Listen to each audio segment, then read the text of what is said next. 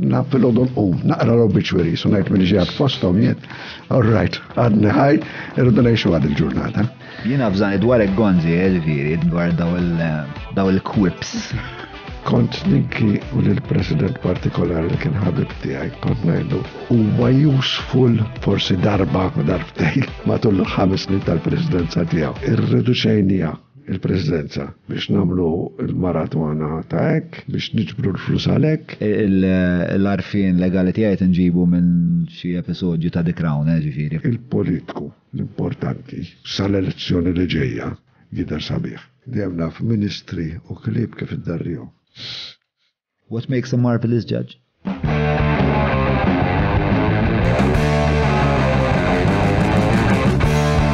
Bil-telefon ngħidu kemm mal-buzz. Min waħda neħibu tnejn. Ma nifhmux dwar x'qed irednu. Nistaqsu kif u x'fatta u fejn. Il-Marvelous Judge! Il-Marvelous Judge! Mela, tlaqna. Fl-istudio mellum għandi lil Tony Borġbarte li huwa wieħed mill-avukati ġenerali li serva taħt Mintoff, taħt Edi Fenekadami, serva taħt Lorenz Gonzi wkoll, u miegħu se nitħattu dwar il-funzjoni tal-avukat ġenerali però wkoll fuq wiex akademiċi dwar per eżempju xin il-funzjoni tal-liġi, għalfej għanna l-liġi, xin il-Kostituzzjoni, xinu ma l-interazzjonijiet bejn li wieħed jilleġizla l-politika, xinu għal-pressjonijiet, il-tensjoni bejn ċivil u l-politiku, eccetera, eccetera. Bla dubju hija biografija interessantissima u għabnidem li għandu ħafna esperjenza u konsegwentament ħafna għarfin u jiena ħerqan li insir naf xem ġewwa dak il-moħħ. Qabel ma nibda nixtieq nfakkar li hawn numru ta' azzjendi li jiżguraw li dawn il-konverzazzjonijiet jistgħu isseħħu u dawn l-azzjendi huma il-Vinja Capricci ta' Abram li jipprovdulna dan il-whisky spettakolari li nirrakkomanda ħafna li jsibruħu bħala wieħed mir-regali li tagħtu dan il-miliet. Nirringrazzja wkoll il-Browns li SS Electra, il-Kutriko, il-Maple ta' Sourdough, l-Apex Media tal-SEO, GSC Technologies, l-infakkar għandhom avveniment ferm importanti li ġej is-sena d-dieħla, grazzi il-Garmin 9966425 u għan-numru ta' Derek, grazzi l-Click, kif ukoll il-Leakabs, ħbib tiegħi, ġej il-miliet, ġej żmien ta' divertiment għal uħud minnkom pjuttost qawwi għal daqstant qabdu isimgħu għal darba minni bukjaw, itfaw nizlu lep u bukjaw mill-lep għax ovvjament jekk ħatiħu buzz u m'għandi xejn kontra l-fatt li inti se tiħu buzz imma kemm jista' jkun għamel dan b'mod sigur. Patreon.com/John Mallija jekk tixtiequ tissieħbu ma' din il-komunità ta' nies tremendi, ċet ta' champions u leġendi letteralment il-ħin kollu għaddeja perswas anki waqt li għetna l-introduzzjoni probabli hemm xi 7570 messaġġ. Patreon.com forse John Mallija. Għart laqna jien u Tony Borġbarte. Mela, ismari, dik il-bib ġviri tlaqna dejna.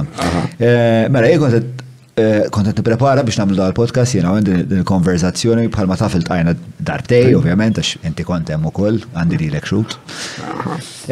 U pjuttost podcast komplikat, għal żewġ raġunijiet, għan jena nara opportunità vera kbira għalija personali u għall-udjenza tiegħi biex ikollna naqra iktar għarfien ta' il-liġi bħala kunċett, il-mekkanizmi tal-liġi kif jaħdmu, għalfej għandna bżonn il-liġi, daw il-mistoqsijiet li fuq dal-podcast qatt ma weġibnihom u jiena ħerqan li għandi li l-għaw tista' tweġibhom li. Mbagħad hemm il-parti biografika/storika għax permezz tal-biografija tiegħek ilek fiċ-ċivil mis-75, jiġifieri hemm dik il-biografija. Jiena eleġġejt li l-aħjar naħseb u għalli naqsmu fil-parti speċa akademika fil-bidu mbagħad il-biografija tieni parti, ma nafx taħseb. Tixtieq int ma jagħmilx differenza. Kif int l-ewwel net minn? Ma gergrux, ta' 76. Ta' 76. Imma feliċi ħafna inti jistra għandek dispożizzjoni tajba ħafna narak. Fimni, whatever attitude you take, triddex għal-ħajja. U qomt, naf fil-odon naqra l-obituary, so ngħid milli ġejjat fosthom jiet. All right, Għadni ħaj, irridu ngħixu għad il-ġurnata. Ultimately irridu mutu. Jina fżani dwar il-gonzi, ġifiri, dwar daw il-quips ta' Borġ Barti. Mela, ismani, tina naqra sommarju ħafif tal-karriera, kem biex tinkwadra ftit il-minet ma minnet nitkelmu sewa? Mela, bdejt ħajti deċis li nsirs nidħol fil-militar. U l-idea li nidħol fil-militar kienet biex kont ċittadin, mux ċittadin, suġġett Britanniku dak iż-żmien, rrit l-indipendenza ta' Malta u l-idea ta' tfal li kont, għax tfal konna dak iż-żmien, kienet li naqbad reġiment li nikmandaħ u namlu ntajru l-Ingliż il-barra. Ringrazzja l-bambin. Għadda dak iż-żmien u sirna indipendenti bla trabil ta' xejn. Però in 1960 kelli accident u kelli nerġa' nirriorganizza ħajti. U deċidejt li nistudja l-liġi. Kienet choice bejk nistudja l-liġi jew nistudja għal perit arkitett. Perit arkitett with my handicap ma stajċ nagħmel l-rrid, allura mort għal-liġi. Sirt avukat 74. In 1975 tħalt notar mal-gvern. 1978 transferred l-Uffiċċju tal-Avukat tal-Repubblika, l-Attorney General, u għajt emmek sa 2004 in the meantime promotion wara, u mux wara l-oħrax, kolla rridħadu żmien tagħhom, in 1989, 79 sirt Senior Counsel, in 1988 sirt Assistant Attorney General, 1989 sirt Attorney General. Għajt emmek sa 2004, u 2004 kon deċis li ħanitlaqa. Around that time, ma dan għax bil-paga tal-gvern u pensjoni tal-gvern kont ikkalkulajt li it was about time li nibda naqra xi ħaġa. Li nibqa' nagħmel xi ħaġa ta' flus ħalli nkun nista' inħall mara f'istat li ma tmux titlob fit-triq. U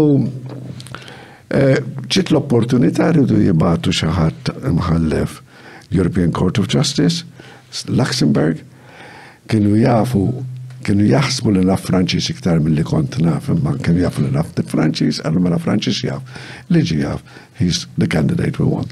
One fine day, saqsawni għallu li titlammek, definitely I will. U bqajt hemmhekk sa 2018, u ġejt lura in 2018. U s-sallum nelab l-awwel hemm xogħlijiet żgħar ġifieri.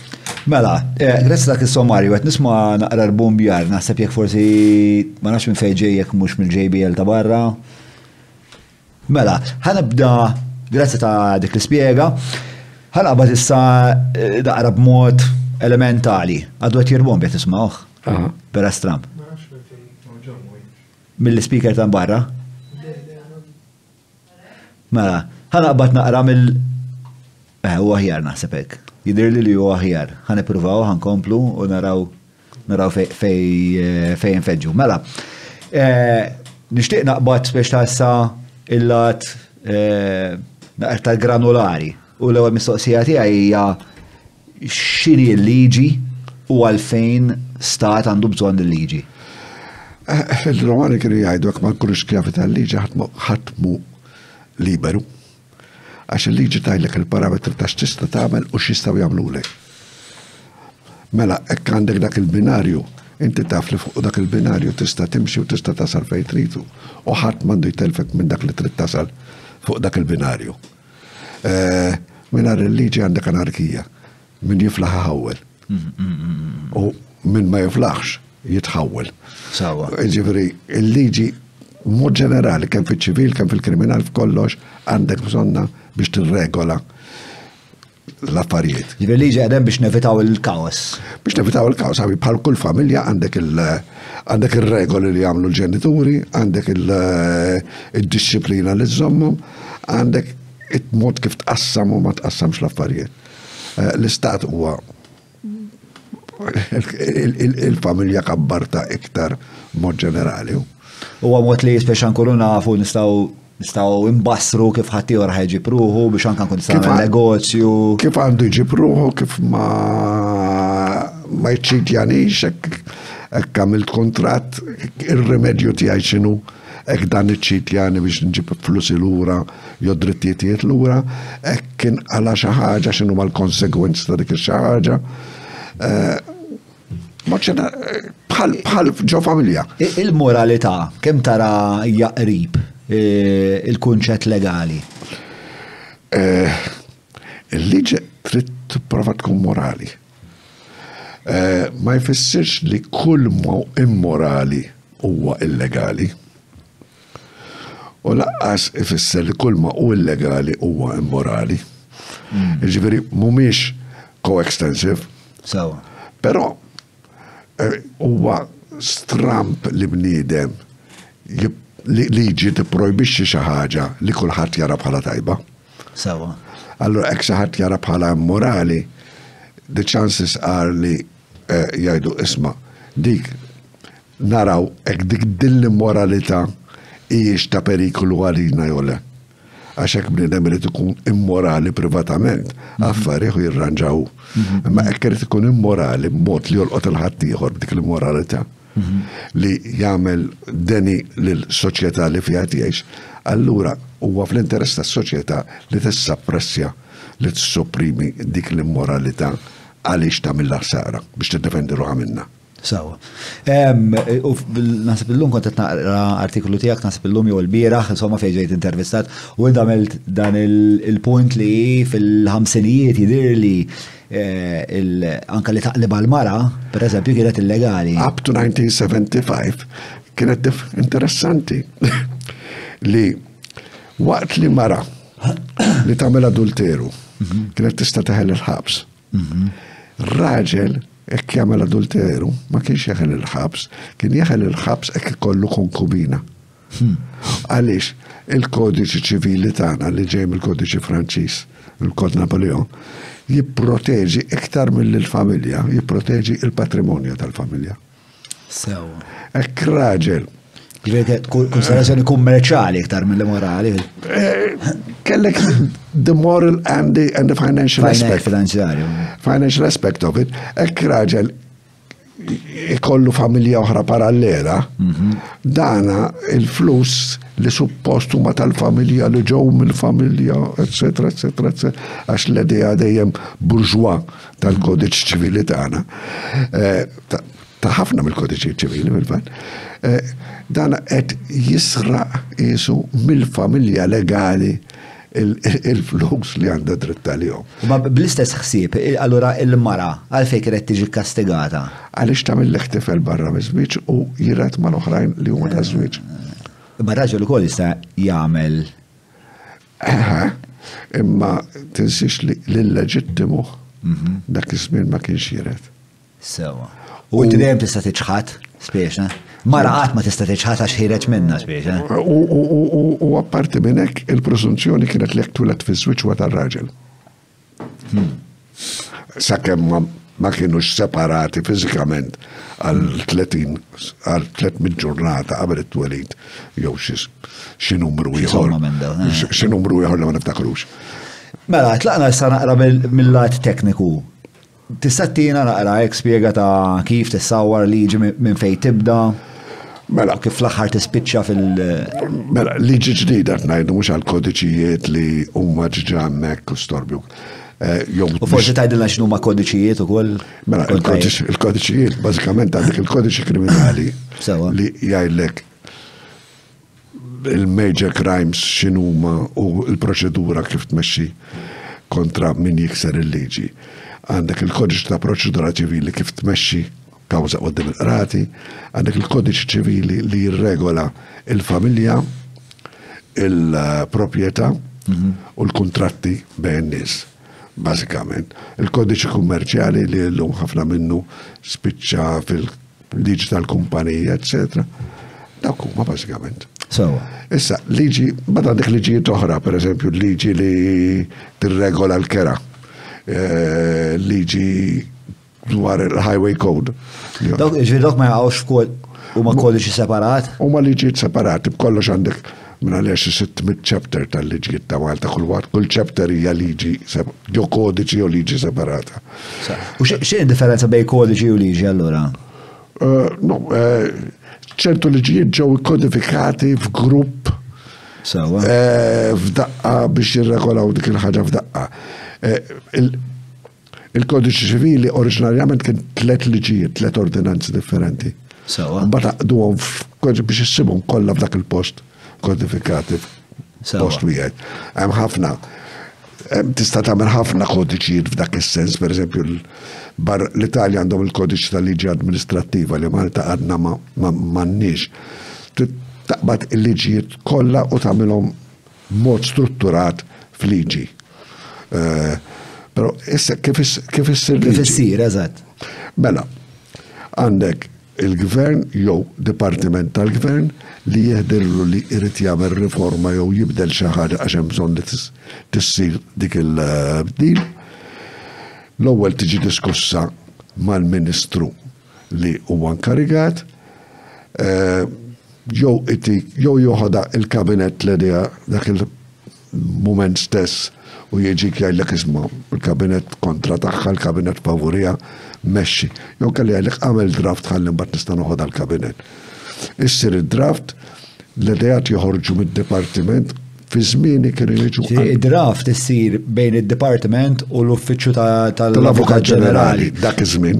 Sewwa. Illum il-ġurnata sa fejna fien l-aħħar li kont qed nitkellem, l-Avukat Ġenerali ma jidħolx iktar fiha fid-drafting tal-liġijiet.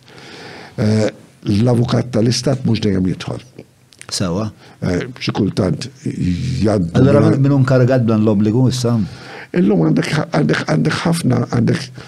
ħafna ministeri li għandhom l-avukati tagħhom u jimxu dirett.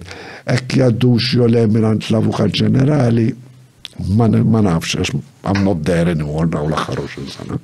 Fi żmieni qabel ma toħroġ bil kienet trid tgħaddi għand l-Avukat Ġenerali biex jara li kollossom u jagħti l-parir tiegħu fuqha. Illum mhux dejjem isir hekk. Anyway, issir il-first reading, li tkun sempliċement il-Ministru jipproponi l-ewwel qari ta' abbozz ta' liġi biex jemenda pereżempju l-Kodiċ Ċivili.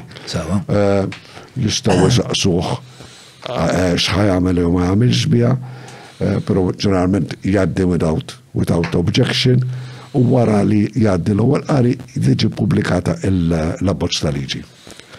L-abbozz ta' liġi jiġi dibattut in prinċipju qudiem il-Parlament u mbagħad imur kumitat.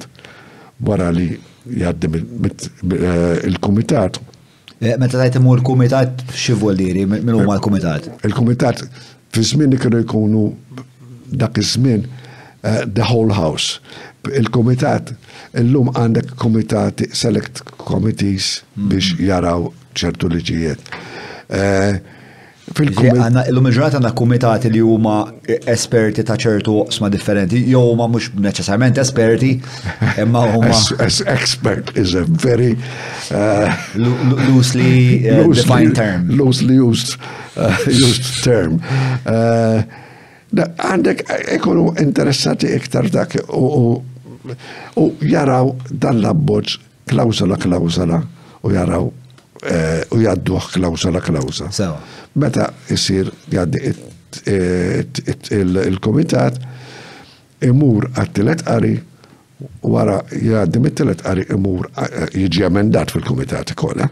Għax kuna ħafna drabi konna trid tagħmel l-emenda dak il-ħin jibdulek prattikament abbozz ta' liġi sħiħ u trid tagħmel l-emenda b'kemm bl-Ingliż u kemm bil-Malti u trid toqgħod attent li it-traduzzjoni hija valida. Li qed l-istess ħaġa fiż-żewġ lingwi. Rajt xi erba' liġijiet dal-aħħar li fejn kellek varjetà bejn test Ingliż u test Malti. Bħallim liġi għandek xi waħda li tiġik f'moħħok? Ma ngħidlekx waħda nsemmijilek, però affarijiet żgħar ta' però ikun affarijiet ta' dettall li jistaw nippreferix li ma jkunx hemm dawn l-iżbali. Għax jista' Għax kollox jistrieħ fuq il-kelma fil-vera. Kollox jistrieħ fuq il-kelma, jekk m'għandekx il-kelma ċara u eżatta. ħafna drabi n-nis jiktbu, jafu xirridi jgħidu, imma min jaqraw ma jkunx jafx qalu. Mux hekk. U kont namila ħafna drabi waqt li nikteb l-draft liġi, nibatal xaħat mill-offiċu, najlu qra li diwa li xa tifem fija. Għax jena nkun nafx irrit ngħid. Ekkir neċi lix ma nkunx naf dejjem. U għemmek importanti your knowledge of law, your knowledge of grammar, tafx fissru l-klim.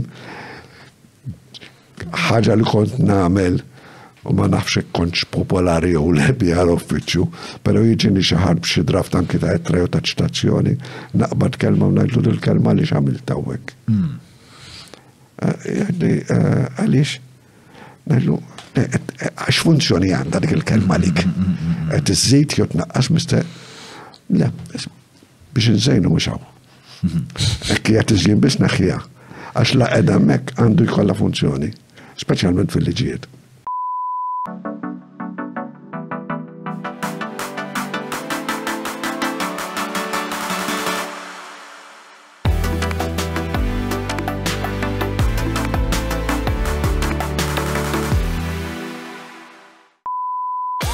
Żur Vinja Capricci by Abram ġewwa Għawdex għall-lifjen ġobnijiet laħmijiet imbejjed kif ukoll wieħed mill-whiskies favoriti tiegħi il-Jericho tal-Lost Distillery.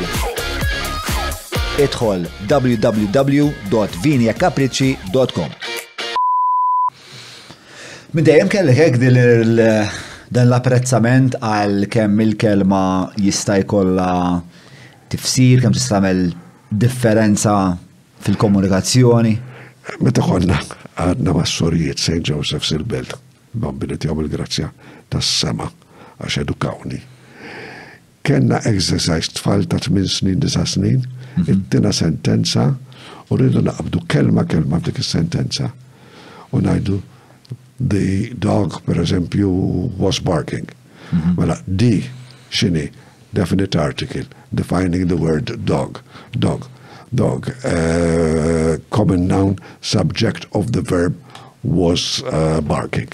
Was auxiliary verb. U tajt eżattament xkull ħaġa xanda. ħaġa li għalmitni, ħaġa li għalmun istorjieti kol, għattu za kelma li ma tafx tfisser. Użgur. Ek ma tafx tfisser fitxa. Umbatu za. U sib ħafna nis li jużaw klib gbar u mhumiex ċerti, ma jkunux ċerti x'fissru. Ġieli żbaljajt ikoll minna li għalli ħtaġa tfisser ħaġa u tkun tfisser xi ħaġa oħra ġifieri mhux qed ngħid li jiena kont perfett. Imma huwa interessanti kif issegwi l-fil lura għal bank tal-iskola meta kont għadek tifel għal fatt ta' kif bumbat bizmin dejt taqra b'mod daqshekk mirqum. Anki il-humor tiegħi nilab bil-kliem. Ma nafx għax li jibnina bjaj li kelma nilab fuqa biex jow nuħu xi meaning para laterali taħħa l-kelma u nilab bil-klimek. Il-kelma ipprova aħseb, John, minar ma tuża klim. Ma nafx li huwa fattibli. Ma naħsibx. Jina jiskantawni. Għaw min jgħalek li jaħseb bl-immaġni, li jara l-istampi. Ija, ma l-istampi. Li hija lingwa oħra fil-verità. Hija lingwa oħra, u l-istampi mhux dejjem jatuk il-kunċett astrat. You know, the abstraction of an idea. Jena niskanta dejjem meta taqra daw l-istejjer ta' xaħat, per eżempju, twilet għami u trux, u għal-muħ jitkellem with sign language, kif jikkonċepixxu l-affarijiet li qed jitkellmu fuqhom. Għalija misteru iserħuni, isaħħruni, mux isaħħruni, zbaljajt fil-klimiet. Kif jaslu? Għaxina, I think in terms of words, of language. If you're not exact in your language, you cannot be exact in your thoughts. Jena dal-impen ġilit kellim dwar ġes ħanaqsa ma' miegħek.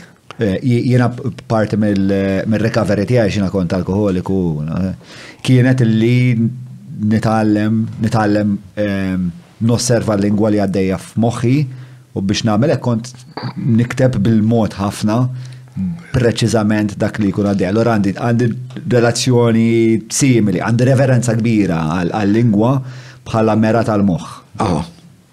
Le, importanti ma tistax taħseb inajra. U ħaġa importanti u kienet diffiċli meta qed nagħmlu liġijiet hija li l-lingwi meta titraduċi ma titraduċix kelma.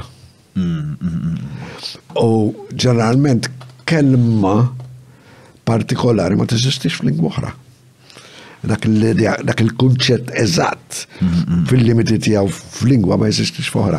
Allora kien dejjem diffiċli biex minn lingwa Ġermanika l-Ingliż taqleb għal lingwa Semitika l-Malti jew viċeversa huwa arti biex jirnexxilek tagħmilha u jirnexxilek jiġġib l-istess nuance taħsib.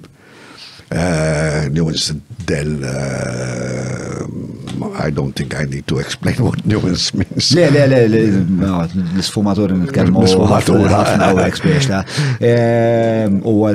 Naħseb parti mill-lanta tal-podcast li nitkellmu fl-sfumaturi, waqt li titkellem int l-sfumaturi għadin fit-tej. Per eżempju, kelma li inti kellek l-ewwel esperjenza tagħha meta kont mdejja, jew meta kont ferħan. Tiskanta meta tarġa' tiltaqa' magħha, tarġa' tevokalek b'xi mod jew ieħor dak is-sentiment li kellek meta tqajt l-ewwel darba ma' dak il-kunċett. U tnejn min-nies anke raġel u mara miż-żewġin li kellhom esperjenzi differenti mal-kelma, dik il-kelma ma tfissirx l-istess ħaġa jew. Għamil libda tnejn minn alla fuq li l-lingwa hija komuni għal kulħadd, libda żewġ persuni m'għandhom l-istess tifsira emozjonali u stess sinifikat emozjonali għal-kelma li hija l-istess għatnejn. Da konċett li reċentament kombinazzjoni qed nesplora, dal-aħħar qed naqra ħafna Jung u il-komplessi ta' Jung u waħda mill-affarijiet li toħloq kompless huma daw il-kliem li pereżempju jekk missierek kien jgħidlek bima, ma jsawtek jekk tisma' bima, ikollok daw it-triggers kollha. Anke jekk inti m'intix ma tafx esplicitament li qed ikollok din ir-reazzjoni, ma jkollok reazzjoni. Għambila ta' Pavlov. Yes, correct. One house correct. Mela, isma' konna qegħdin fil-kumitat. Mela, qegħdin fil-kumitat, qed niddiskutu l-abbozz, qed isir dan id-dibattitu. Qed jaraw hekk x'emendi hemm bżonn, x'm'hemmx bżonn, u finalizzat mill-kumitat. Sewa. Wara li ġie finalizzat fil-kumitat, jirrapportaw lill-Kamra. Il-Kamra tagħti data għat-third reading. Sewa. Ssir third reading, imur għand il-President, Isir votazzjoni fuq third reading? Normalment, minnu kontra, minnu favur, laqas issir votazzjoni formali, ġeneralment. U no, u ħadd ma jitlob division, laqas issir votazzjoni. Ħadd ma jitlob division x'inhi? Division li l-speaker issaqsi membru kif irid kux favur jew kontra. Da xaġa li deputati jista' jitlob isma' jien nixtieq division fuq għadi. Division kulħadd jista' jitlobha. U għandek 20 minuta biex kulħadd jilħaq jiġi minn fejn jgħid għax ħafna drabi. Illum bit-television fil-kamra forsi jkunu iktar presenti ħalli jidru, imma ħafna drabi jkunu jkollok nofstu sana minn nies fil-parlament ġifieri. U l-oħrajn ikunu jgħod jaħdmu xi xogħol ieħor jew f'xi uffiċini xi kumitat istab. Wara li titlesta anyway mill-kamra, tmur għand il-President m'għandux għażla ħlief li jiffirma. Jew jitlaq. Jew jitlaq. Fil-fatt riċentament il-President Abela kienet George Vella. Kienet jgħid li pereżempju il-liġi tal-abort kien lest li jirriżenja fuqha. Ekkin jgħid. X'kienet il-pożizzjoni tiegħu? Ek niftakar sew għax jiena min spokesman tal-President. Ħanfitxu x'kienet l-istqarrija tiegħu. Kienet li u ma jkollux għażla ħlif li jitlaq. Ġifieri dik hija l-għażla tal-President jew jifferma. Ġifieri u pjuttost simbolika speċa il-figura tal-President dan il-każ. Kont ninki u l-President partikolari li kien ħabib tiegħi, kont ngħidu il-President huwa useful f'mumenti rari ħafna. Forsi darba darbtejn matul 5 snin tal-presidenza tiegħu. For the rest of the time, m'għandekx bżonnu. How does it become useful? Per eżempju, għandek kriżi biex jinażel biex jinażel Prim Ministru ġdid. Sawa. Bħal meta kellek il-kriżi fuq minu il-leader of the opposition jew le. Però huma momenti rari. Sfortunatament jiena naħseb li il-President irreduċejnija il-Presidenza għal biex namlu il-maratwana ta' hekk, biex niġbru l-flus għalek, biex inqasmu l-karità, li huma kollha useful things fil-limiti tagħhom, għax jiena ma naħsibx li il-President għandu jiġi f'pożizzjoni li jgħid li kollu jmur jittallab għal funds mingħand il-Gvern biex jaqassam il-flus għal-mediċini. Għamin għax hekk jiena mort nittallab għal 6,000 lira, mux għalih personali, imma għannis li jrid iqassam. Il-Ministru li taħdak 6,000 lira, għadabita li għajlu għax inti kellek bżon 6,000 lira minn għandi, hekk ħajġi biex jikritikaħ. Għandu dejjem il-President dik l-ascendenza morali. Ħafna drabi President jagħmel iktar billi jistidem Ministru għalli kell għandu Sant'Anton u jiklu f'daqqa u jiddiskutu u jgħidlu isma' hekk u hekk u hekk milli jider outside. Però il-President huwa għandu jkollu iktar poterina lija, per eżempju, li l-President jirċevi liġi li jista' jidhirlu li hija mhux kostituzzjonali, jew jista' jidhirlu li hija żbaljata fil-kunċett tagħha. Għandu ikollu kieku qed nikdbu l-Kostituzzjoni mill-ġdid. Li iktar tard ħanamlu għajna. Ħanikdbu għaw jaddu. Ħarġ bajro, karta, ħajibda l-abbozz fuq dan il-podcast. Għaddim għall-ewwel. Li jista' jarġa' jibgħat lura per eżempju lill-Parlament jgħidulhom isma' dan f'din il-liġi. Dan l-aspett rajtuh f'din il-liġi ma jidrilkomx li hawnhekk jon kellha li jibgħatu lill-Qorti Kostituzzjonali biex isaqsi parir dwar il-kostituzzjonalità ta' dik il-liġi.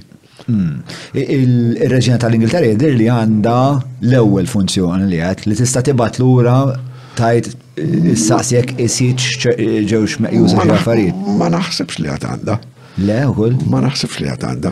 Iktar naħseb għandu il-President Taljan. Jiena l-arfin legali tiegħi nġibu minn xi episodju ta' The Crown, ġifieri f'dal-punt ikolli nistar. Le, ifhimni, jista' jkun li informalment qabel ma tgħaddi l-liġi.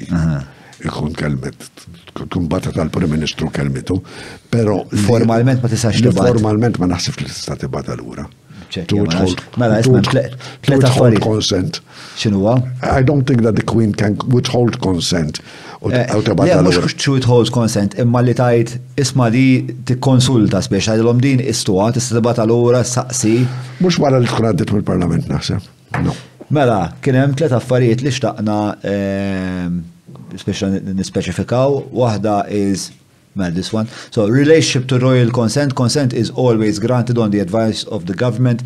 The monarch never takes the decision to withhold consent. Le, consent zgur le, impossibli. Jien kont qed naħseb consultation. Però ukoll l-ewwel bdejt it-tellali ċart li żewġ affarijiet. Waħda x'kien qal il-President, I will never sign a bill that involves the authorization of murder, kien qal President Vella fil-kommenti li tal-Net News, u mbagħad l-oħra kienet tal-bnedmin li jaħsbu mhux bil-lingwa ma bis-simboli, and that was called something like symbolic xi ħaġa. Insomma, mela.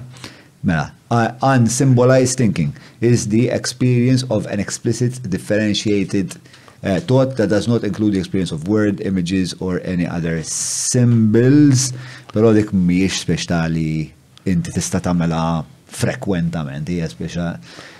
Abstraction, naħseb fil-fema tiegħek kif nimmaġna hija pjuttost low resolution.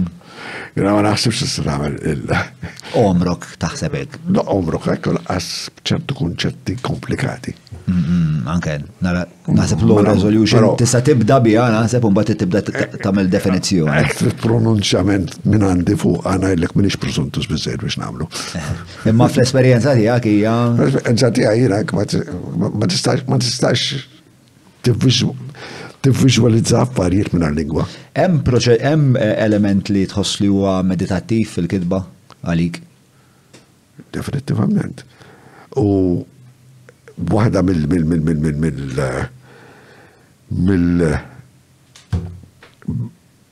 drawbacks li għandu l-computer huwa l-cut and paste. Għax meta konna naqbdu anke minn għal-computer ġili qbatti ġiviri karta naqdawna minna u waħħala bit-tejp u kol għarretna u l-drafts. Pero, meta għed tikteb, għed taħseb u għed timmedita. Meta għed cutting and pasting,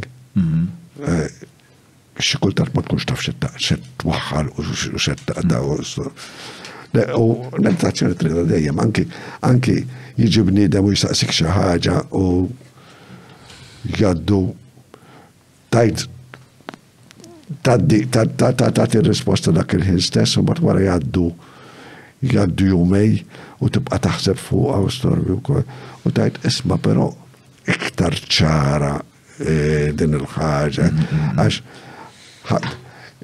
meta nkun qed nitaħżen u qed nagħmel xejn, meta x'għed naħseb fuq ix-xogħol.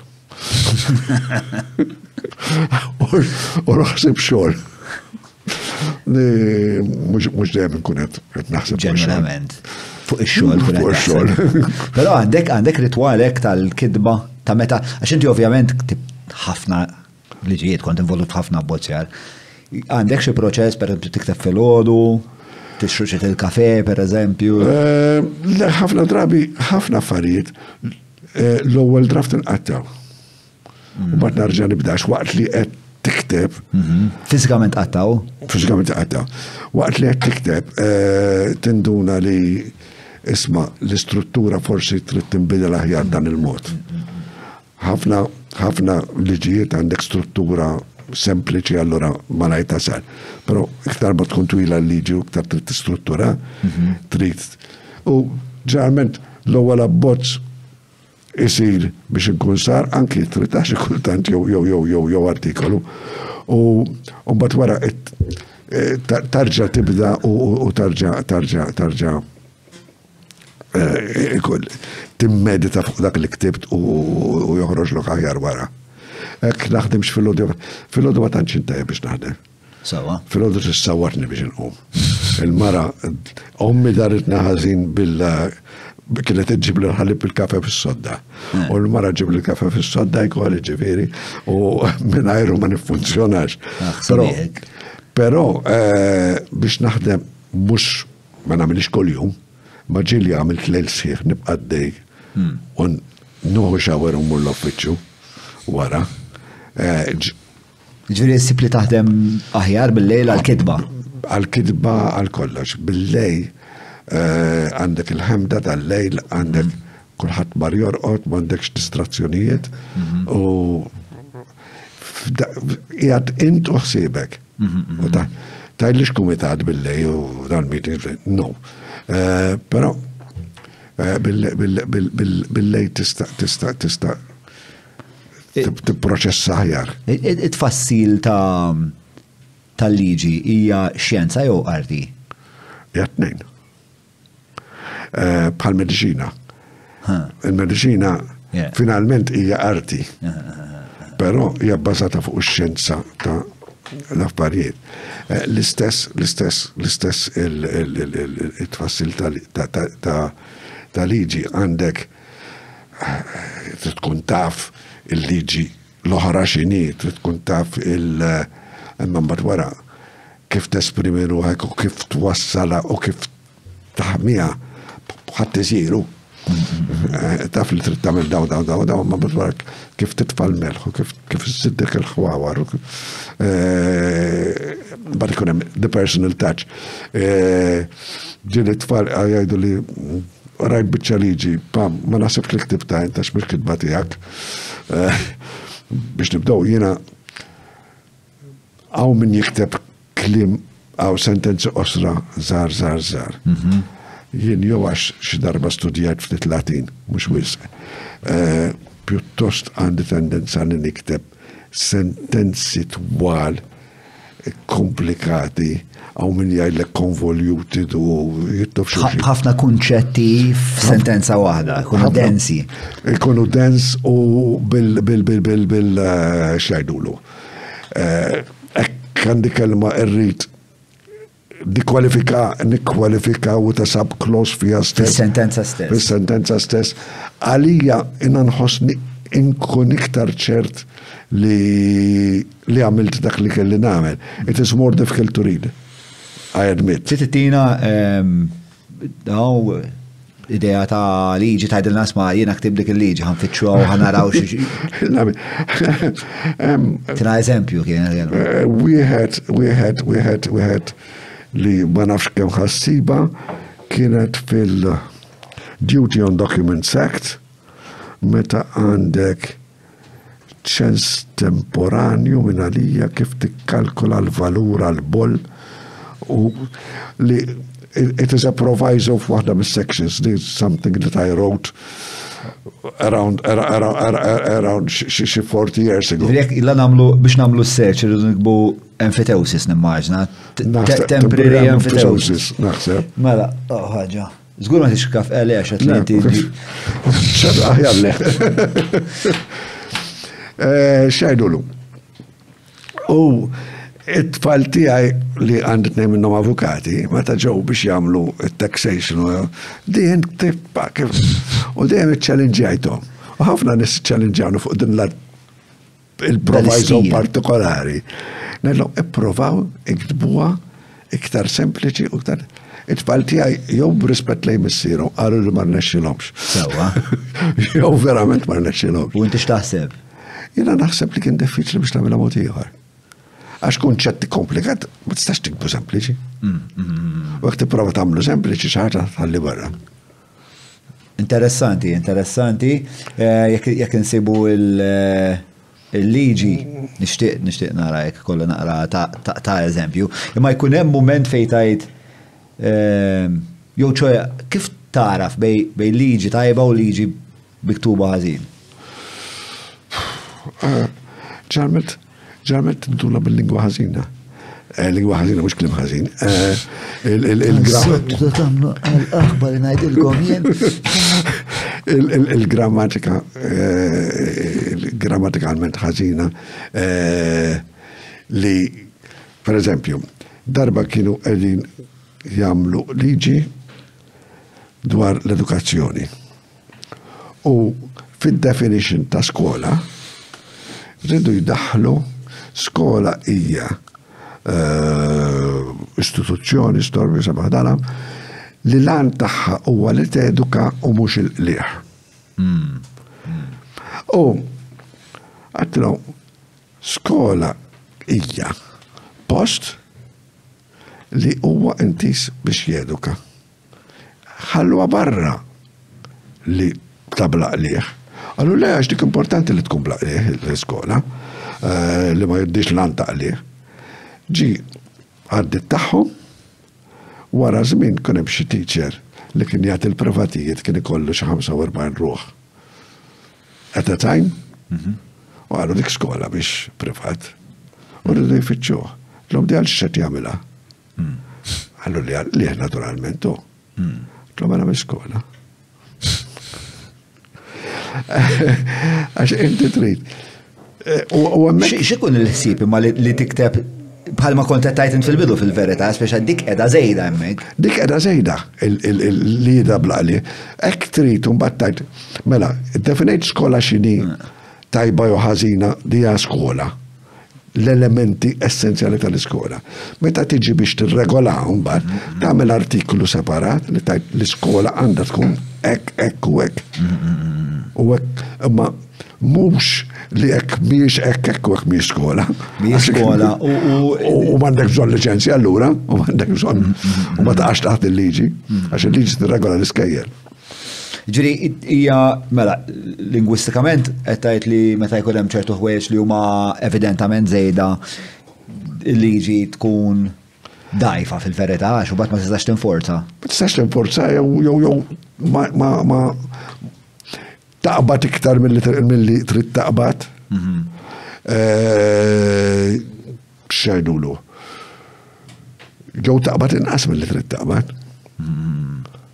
U għajr il-lingwa, xista jagħmel liġi tajba jew ħażina? L-idea behind it. Il-politika li trid tagħmel dik il-liġi, politika fis-sens ta' mhux politika partit, il-policy li trid tmexxi b'dik il-liġi, li tista' tkun tajba, tista' tkun ħażina. Ġieli ġejtek f'din id-dilemma fejn għadditlek liġi li għalik kienet ma kellix funzjoni tajba di fis-soċjetà. Ġieli kelli l-draftja liġijiet li għalija I thought that the idea will never work. And they didn't actually. Mux għax kont bravu jien. Imma id-differenza bejn il-politiku u civil servant. And I consider myself as a civil servant, ġiveri parti mill-istruttura pubblika permanenti, hija li il-civil servant jaf li ħaġa biex tajba għada pitati u pitpitada xi darba ħatarġa tiġi ħoġru u jrid isawwijaw. Il-politiku l-importanti li nhar il-ġimgħa jew sal-elezzjoni li ġejja jidher sabiħ. Għax il-bżonn tiegħu huwa li jitla' li jiġi elett. Ma jistax jagħmel il-ġid jekk ma jiġix elett jgħidlek u jiena jagħtaw biex nagħmel il-ġid. Mhux biex jiġi elett. Allora dejjem għandek it-tensjoni bej il-politiku is li is-civil servant qed itelfu. Is-civil servant jgħidlek kien bnejt struttura u ġida għal kapriċċ tal-politika tiegħu ħajsfratta li kollox. U detention exists ħafna drabi u ħafna tensjoni importanti, ma' tensjoni importanti, jina għalija konta tinkelmek l-biraħ tlula għandikom għadatlek l-Italja wara l-gwerra kellhom ma nafx kemm il-gvern ma jkampax iktar minn 6 xhur u wara u nonostante dak kollu l-Italja kellha l-mirakolo ekonomiku, il-mirakolo Italjano li għamet mill-tifrik tal-gwerra dinija u saret waħda dak iż-żmien mill-powers ekonomiċi tal-Ewropa. U inti tattribuxxi da għal ċivil b'saħħtu sotu b'saħħtu li mexxa lill-ministri li kienu il-ċivil li mexxi l-ministri. Mhux iċ-ċivil fil-livell ta' dak li timbralek l-applikazzjoni u dak li il-leċenzja tal-karozza. At the directional level. Taljani u l-Franċiżi għandhom ċivil f'dak is-sens laqas nafu nħarsu leha. Għandhom kultura b'saħħitha. Kultura b'saħħitha ħafna ta' ċivil. Imma interessanti din it-tensjoni bejn iċ-ċivil u l-politiku. Għax ovvjament iċ-ċivil kif qed tajt għandu dil-istruttura u għandu l-memorja istituzzjonali u jaf x'jaħdem u ma jaħdimx jew x'ħadem sissa u ma jaħdimx u ma jridx li deċiżjoni politika 10 snin oħra ħerġa' jaffaċċaw. Però mbagħad ukoll għandek il-politiku għandek ikoll iċ-ċivil li jgħadkomdu kif inhu Eżatt, U ma li kun naqra ossifikat. U ma jrix minn id-dejqu. Eżatt. Jien għadkom du kif jien għamli pjaċi ċaqlaqnix. Ġifri attenzjoni importanti. Għandek both ways. U għandek il-politiku who at times thinks out of the box. U importanti li kollok nis who think outside the box. Għax ħafna drabi strutturati.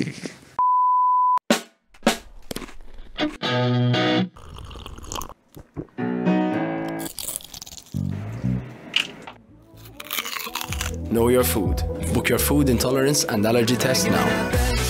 Browns.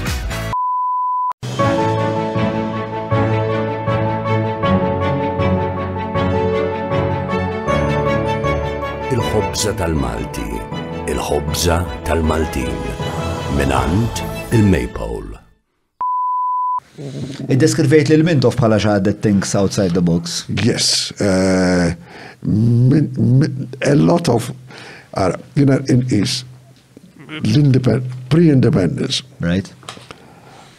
post-independence, Samintov, Mintoff, għandek żewġ ħajtus importanti. George Borch Olivier ħal indipendenza beda jaħseb in terms of isma.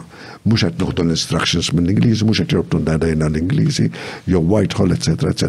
Pero baqa fl-idea ta' bnidem ta' zminijiet tiegħu, ġifieri dana twilet qabel il-gwerra, għadda minn dak iż-żmien, dominion status, l-imperu, storbi u seba' danam.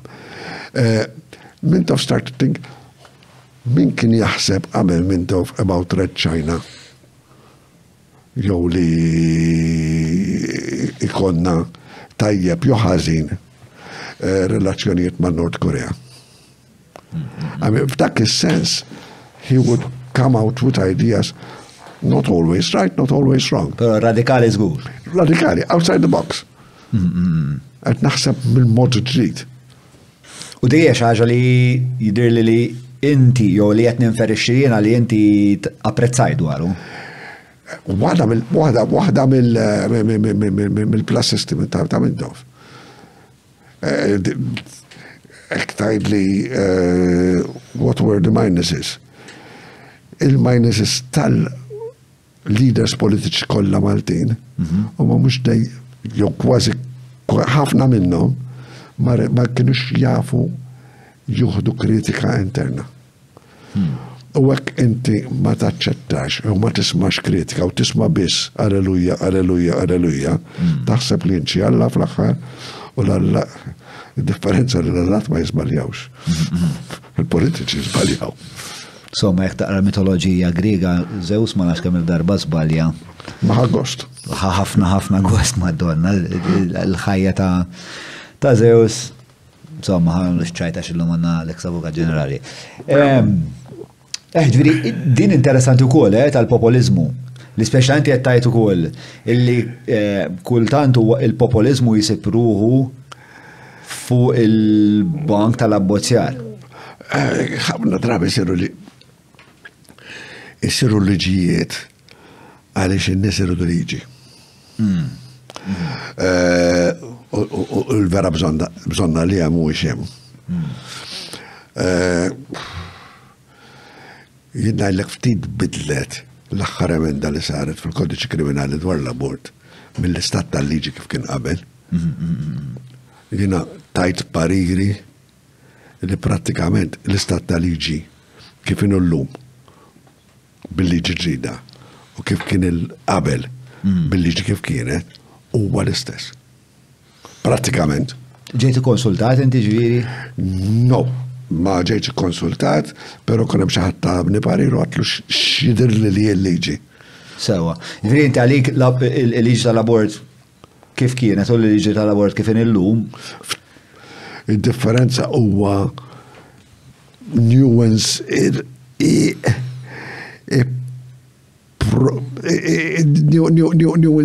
nuance zaħir li bil-kemm huwa perceptible. Sawa. U li fil-verità fil-prassi ma jbiddel xejn.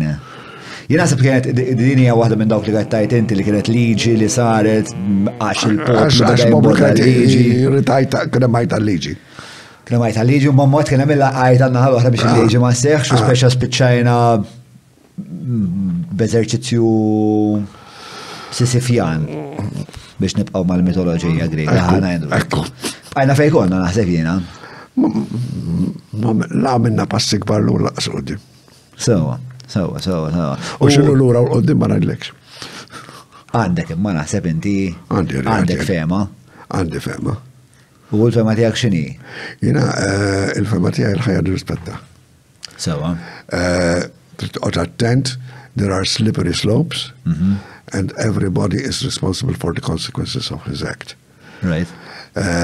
Trid attent, vera mara għanda il-poter fuq ġisema, għad ma jista imponila, pero jien għandi il-poter fuq flus fuq ħini. Jena ħat ma nistax nqum fil-ħodu u għandi tlettit falu najtina l-lumarx nitmaħħom. Sewa. Għax jena il-flus irrit imbunnu fuqom il-kazino jew irrit nsiper. Ma nistax najt it-tfali mux ħanuħu xsibom, għax it-timur it-togis. Sewa. Għandi, għalla voja ħini li nuħu xsibom. Ġifiri, trid toqgħod attent kif toħloq il-bilanċ u kif tagħmel il-bilanċ u ċirkostanzi li.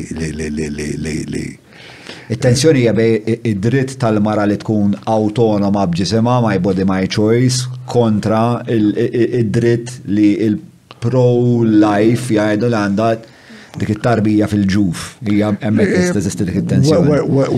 Where is life not important? Għax this slippery slope argument mhuwiex a fair argument, mhux argument li tista' tgħid xjentifiku. Sewa.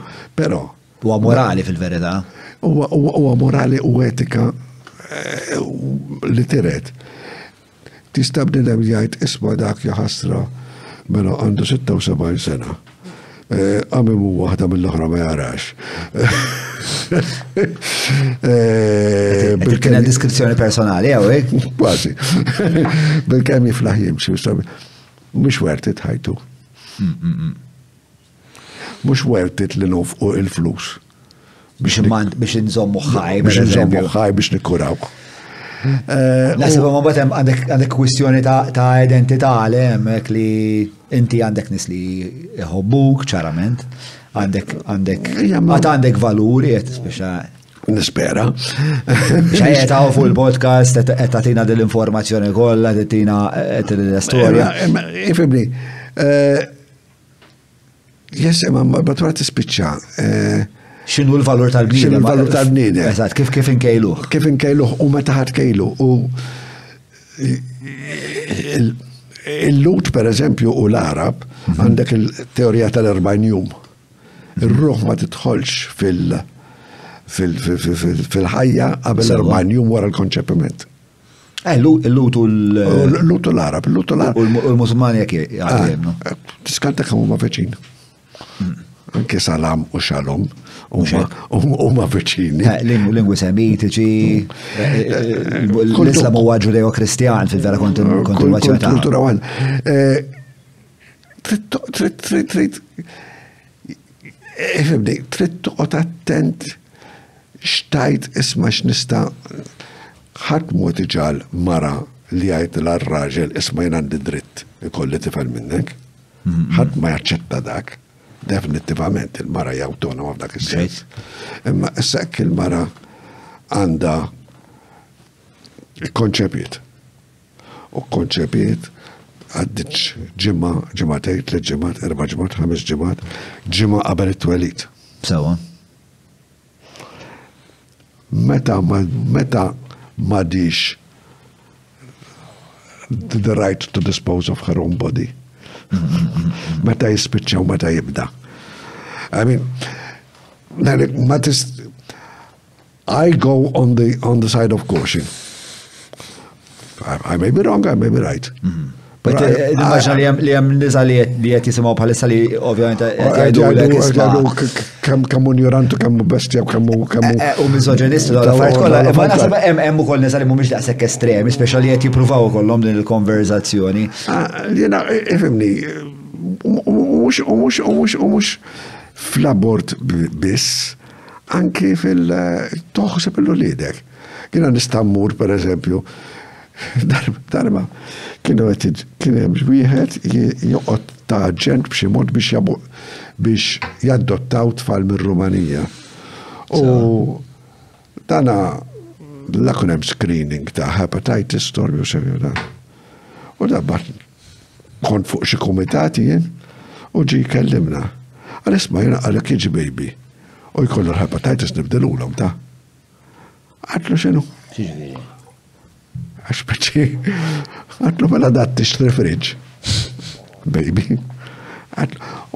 U nistajjen wara li għaddottajt l-għajt t-sess ma d-dajjaqna għaddottaħ dat tifel. Ħodduħ l-ura. Xorta t-nitkelmu fuq bniedem, fuq bniedem, fuq ħajti. Mux għed nitkellem it-tifel, għed nitkellem jien bħala ġenitur ta' dak it-tifel. Jew bħala parent ta' dak it-tifel. Jina għed naħli flusi, ħini, responsabilta u kollox. Mux tijaj daw. Where do you draw the line? I go on the side of caution. Fej tibdaw tispiċċa l-obbligu tijak bħala ġenitur. Issa, ek mela ħanajdu, anki sal-axħar moment qabel jitwilet, għandek dritt t-disponi minnu. Għalix ma tistax t-disponi minnu wara li twilet? Naħseb hemm l-argument ta' sentience. Għandek l-argument ta' suffering. Għandek l-argument ta' identity. Li huwa spiex ta' il-bniedem jieħu l-identità tiegħu ukoll mhux biss mill-konoxxenza meta jarafu lilu nnifsu bħala individwu li jidher li pedjatrikament dik dak għalfu argumenta għax jidher li dik isseħħ wara xi sentej. U anki jaraf il-ġenituri tiegħu għaddu żmien. Jgħaddi żmien qabel ma jarafhom. Għandek un l-lom jarafhom għall-lom, ma nafx bil ċerta ġiviri. Titkellem fuq ferma li. Perswas li l-lom jiena rajt it-tifla tiegħi titwila spiex. Għandhom daw fil-fletoloġija jissejħu imma triggers bażikament li huma xommu ċertu rwejja u jaraw ċertu affarijiet trabi. Mhux bħala persuna. Mhux bħala persuna, bħala s-sors ta' salvazzjoni. U aktajt isma' fuq ek suffering u mhux suffering. You can kill a child humanely. Ma naħseb the imagery that conjures in people's minds, naħseb la darba nkunu soċjetà li tagħmilha dik il-ħaġa, tant huwa immaġni barbaru li nibdew nemmnu ċertu affarijiet barbari ħafna fuqna nfusna, naħseb toħroġ minna ċertu element. Li qed ngħid li mhux oġġettiv, hija kwestjoni sentimentali ħafna drabi. X'taċċetta ma taċċettax għax għandu forma ta' baby u għax għandu m'għandux forma ta' baby. You know, I mean, I may be right, I may be wrong. I prefer to err on the safe side. On the safe side. Mela, ħalli ma ntawlux din il-parti għax għandna ħafna affarijiet oħra dwar xiex nitħattu. Mela, il-Kostituzzjoni, kif tidħol issa f'din l-istorja kollha? Ħafna drabi nisimgħu din liġi mhux kostituzzjonali. Biex il-Kostituzzjoni kif nifhmu jiena u korreġini huwa il-pedament jisu li fuq il-liġijiet u l-kodiċi l-oħra kollha jistrieħu.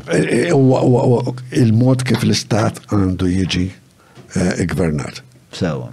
Dik l-istruttura tal-Istat, il-Parlament, il-Gvern, il-President, il-Rati, eccetera, eccetera. Għandek il-Human Rights li hija parti mill-Kostituzzjoni li huma drittijiet bażiċi li ma tistax tiksirhom. U x'inhu l-istruttura l-oħra tal-pajjiż. Ġifieri, human rights are part of constitutional law, but they're not all constitutional law. There are constitutions without human rights provisions. So, pero tagħna għandha. U għandek human rights li jeżistu anki fil-Convention u fil-Charter of Fundamental Rights tal-European Charter. Dak il-European Charter u daw il-Charters internazzjonali, dawk kemm jinformaw il-Kostituzzjoni tagħna, kemm iżommu peace? Il-European Charter li hija parti mill-Trattat tal-Unjoni Ewropea hija parti mill-liġi tagħna fejn qegħdin nattwaw il-liġi Ewropea. Sawa. Il-European Convention on Human Rights ħafna minna inkorporata fil-Chapter 319 tal-liġijiet ta' Malta. Fis-sens li hija parti mill-liġi ta' Malta u enforzabbli bħala parti mill-liġijiet ta' Malta. Sewa. Mela, iktar dwar il-Kostituzzjoni, mela tnajdu drittijiet umani u mbagħad hemm affarijiet bħal il-poter tal-President, il-poter tal-Parlament, il-poter tal-qrati, x'inhu eċetera. Kif huma diviżi dawn Kif issir l-elezzjoni, kif dawn l-affarijiet li huma fundamentali għal kif għall-istat kif jgħix. Sewa. Mela, mbagħad hemm il-kwistjoni tar-rule of law. Nistema' ħafna din il-terminu. Però di sta tinsaqsielek fil-fatt. Bl-Ingliż rule of law Malta s-saltna ta' dritt. Għalfejn dik it-traduzzjoni? Mhux is-saltna tal-liġi. Għax law is bit-Taljan il-diritto ċivile, civil law. Right. Il-dritt hemmhekk mhux id-dritt tiegħi li nagħmel xi ħaġa, is-salta tad-dritt tiegħi li nagħmel xi ħaġa, id-dritt bħala liġi li tiggverna. Sewa. Ġifieri it's a question of the meaning of the word. Okay. Naħseb li huwa coextensive, ġifieri fiż-żewġ lingwi il-meaning tagħhom. Jista' jkollhom nuance f'moħħok differenti għax tafhom mod differenti. Għax moħħi dritt huwa x'nista' nagħmel jien. X'nista' nagħmel jien? No, huwa dritt huwa dak li għandu jsir bħala liġi. F'dak is-sens. Id-dritt. Il-dritt, ok, alright. U mela, tista' tispjega ħuna naqra l-kunċett ta' rule of law? Mela, li il-bniedem huwa liberu sakemm m'għandux liġi li twaqfu. U li ħadd ma jista' jagħmellek x'hekk m'għandux liġi li tawtorizzaħ jagħmilha. Bażikament. U li l-affarijiet għandhom jimxu skont il-proċedura tagħhom. Għandek liġi li tgħidlek li ħaġa għandha ssir hekk u hekk, għandek kemm għandek maġġoranza fil-Parlament, għandek kemm għandek il-poplu li jrida, trid tgħaddim il-proċess li hemm bżonn biex tagħmilha. Sawa. Jiġifieri li kollox irid jiġi proċessat f'dan il-qafas legali. Kollox isir kif għandu jsir. Sewa. Skont il-preskrizzjonijiet tal-liġi. Aha. Sewa. Issa, però nismaw ħafna li Malta għaw kriżi ta' rule of law. Għax għandek one. Għalfej jenadu daw l-affarijiet? Lex xkun għat jippuntaw? Tara kas b'kas. Sewa. U per eżempju waħda jekk bniedem arrestak per eżempju minar ma mexxa bil-proċeduri li kellu jimxi. Jekk bniedem ħadlek ħajaddi triq għaddilek mill-alqa tiegħek bla ma il-gvern minar ma għamil il-proċeduri biex joħodlok u semak u ħalsek u storbi u sabaw dana. Li l-affarijiet ma mxewx il-każijiet konkreti why people li tmur l-affarijiet qed isiru ħażin u tmur għand il-pulizija biex jinforzaw il-liġi u forsi ma jaqadux mal-ewwel. Sewa.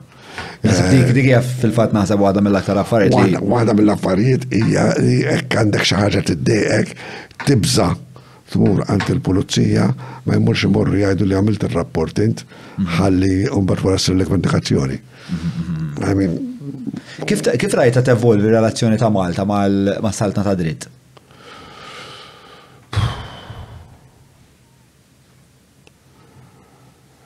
Dependi dejjem minn individwu għal ieħor. Minn ċirkostanza għall-oħra jkun. Ma istituzzjonalment? Le, il-liġijiet hemm hekk qed timxi bil-liġijiet, il-liġijiet kollha hemmhekk qegħdin. U kollox jimxi suppost skont dawk il-liġijiet, sekk jimxu skont dawk il-liġijiet, hekk ma jimxu skont dawk il-liġijiet mhux qed jimxu, m'hemmx is-saltna tad-dritt, qed jimxu barra mis-saltna tad-dritt. Każijiet partikolari. Però s-sistema tista' tkun imsawra aħjar biex ikollna relazzjoni aħjar ma' saltna tad-dritt, jew huwa każ ta' skont l-individwi li kull għat joperaw fil- Irrid ikollok sistema fej inti hekk xi ħadd qed jimxi mhux kont il-liġi u qed jilledilek id-drittijiet tiegħek pereżempju, il-libertajiet tiegħek li inti għandek a quick and easy remedy milli tmur il-qorti u tinqeda' malaj. Jiena hekk imur il-qorti u jaqdini wara 20 sena xejn mort. U dan huwa element fil-fatt li nismgħu ħafna dwar il-qrati Maltin. Li ċertu każijiet jiġru jissawru iktar malaj milli li tisma' inti b'kawża li damet ħafna, ma tismax bil-kawża li l-qatat malaj. Però it is statistikament il-pajjiżi ta' Southern Europe, Spanja, l-Italja, il-Greċja, anki l-Kroazja u l-Portugal u Franza mhumiex as fast and as efficient as Norway, as Sweden, Finland, Germany, dak li huwa għaġla tal-proċess tal-proċess. U għalfej, xi prevjeni nagħmel nkunu iktar effiċjenti għal-kelma jew spediti, effiċenti, iktar quick. Waħda hija l-aħħar nabat l rispetti umani li bniedem joqgħod attent li ma joffendix il-dak u ma joffendix il-liħor. Ġieli li mħallef pereżempju mħallef ma jaħtafx l-avukat u jwaħħlu multa tal-li jagħmel ix-xogħol ħażin. Għalkemm ġieli tara stejjer. Jew jgħidlu li tfajtek ħassar ilek deċitazzjoni issa ifittxek il-klijent tiegħek għad-danni tal-li għamiltlek hekk. Għax jibżaw kolħat jibżaw xurxin wisq. Sewa. U tħossi ġviri li memx bizzejed disciplina fil-qrati? Memx disciplina la fuq l-avukati li fuq minn nifusom, u laqas li mħalfin fuq l-avukati. And li mħalfin fuq nifusom ikoll. Sewa. Tisatina naqra iktar spiega fuq għadi? Per eżempju, suppost li meta tagħmel ċitazzjoni, per eżempju. ċitazzjoni, l-lumma di xejdu la ċitazzjoni jgħidu la rikors ġuramentat, ħana jgħidu la ċitazzjoni. Inti t-nizzel. Għalix, xinu dritt tijak? Għalix qed timxi kontra l-liħor u x-dritt kisirlek u x-rimedju li trid. Tizzel ukoll ix-xida li għandek, kull xut xirrit jgħid, il-fatti x'inhuma u kull xut il-fatti li ħejxet fuqu. Il-parti l-oħra għandha tajt fejn taqbel li minnet jirrispondi ma dak li qed jgħid li qed ifittek u fejn ma taqbilx għaliex u x-xhieda li għandek biex tirribatti. Minn da issir għattaparsi. Fil-qrati tagħna din issir għattaparsi. Ma ssirx sew. Però l-avukati huma obbligati li jagħmlu sew? L-avukati suppost jagħmlu sew. U il-ġudikatura għandha rikors meta jaslu hawnhekk b'dan il-ċitazzjoni b'dan rikors ġuramentat u ma jkunx magħmul sew. Meta kont Luxemburg darba ħassarna kawża ad obskuro livelli. Xi vuol dire iċ-ċitazzjoni, l-applikazzjoni hija ta' li ma tistax taraf xi rid. Ta' jarnija. Għatlu issa u l-parti, kontra dik għal-għad misab, għal-issa jfittxuħ għad-danni. L-avukat, li għamla ħazin. U inti għattajt li Malta jkollna hemm prevalenza jew tiġri frekwentament biżejjed biex is-sistema tal-qrati tagħna tkun imminata. Telfex għal żmien. Hekk inti, pereżempju, kien hemm każ fejn waqa' d-dar għax bniedem ħdejha kienet jibni. Sewwa. Fitxow il-bniedem u ċitazzjoni kienet tajt, jiena kelli dik id-dar. L-ħor kienet jagħmel il-bini, il-bini waqa, il-bini tiegħi waqa, ħallasni d-danni. Ma, sorry, il-bini tiegħek għaliex waqa. Jiena għandi obbligu bla limiti li jekk dar ta' aħdejja irrid inħallasin, jew għax irid tkun għamil xi ħaġa ħażina. X'inhi l-ħaġa ħażina li qed tajt li għamilt? Għaliex għandi nħallsek? U kemm għandi nħallsek? U m'hemm xejn minn da. Imma l-avukati għalfej meta jagħmlu dan it-tip ta' rikorsi l-apazzati, jagħmluhom għax blaġla Għax irridu jaqdu klient malaj ħafna drabi, għax il-kawza ma jistudjawix mal-ewwel, ma jistudjawha meta tiġi biex jittrattawha ħafna drabi. Meta tidher fl-awla, tajt? Meta tidher fl-awla. Sewa. U darba wieħed qal li għax avukat ma jitlef kawza għatta x'dejjem itħallas. Which is perhaps Excessive. An excessive generalization. If you can get away with it, and you get away with it, u hekk inti l-avukat tal-parti l-oħra jagħmellek eċċezzjoni li dan mhux sew u trid tirranġa jew li għandha tiġi dikjarata nulla l-applikazzjoni, inti kulħadd jarak antipatku. Apparti li inti taħseb issa d-darba li jmiss jekk jien ma ndaħħalix sew di da mhux ħajabbi qabad me biex hemm ħafna minn dan Għandek ħafna jkolli ġifieri patteġġament impliċitu. Nibżaw għal xulxin. Which is unfair to the client and unfair to the system. Jiena hekk intella xut li m'għandix għalfejn intellaw għax il-parti l-oħra taqbel ma dak li jrid jgħaddak ix-xut. Hemm ħadd ieħor kwarta nofsija sija li tellift il-qorti. Mela, apparti l-ispess tal-imħallef il-paga tiegħu, il-deputat, il-marixxalli, the whole system. Għandek nies li qed jistennew sija iktar milli jużaw il-qorti, l-istruttura tal-qorti biex jaraw il-każ tagħhom.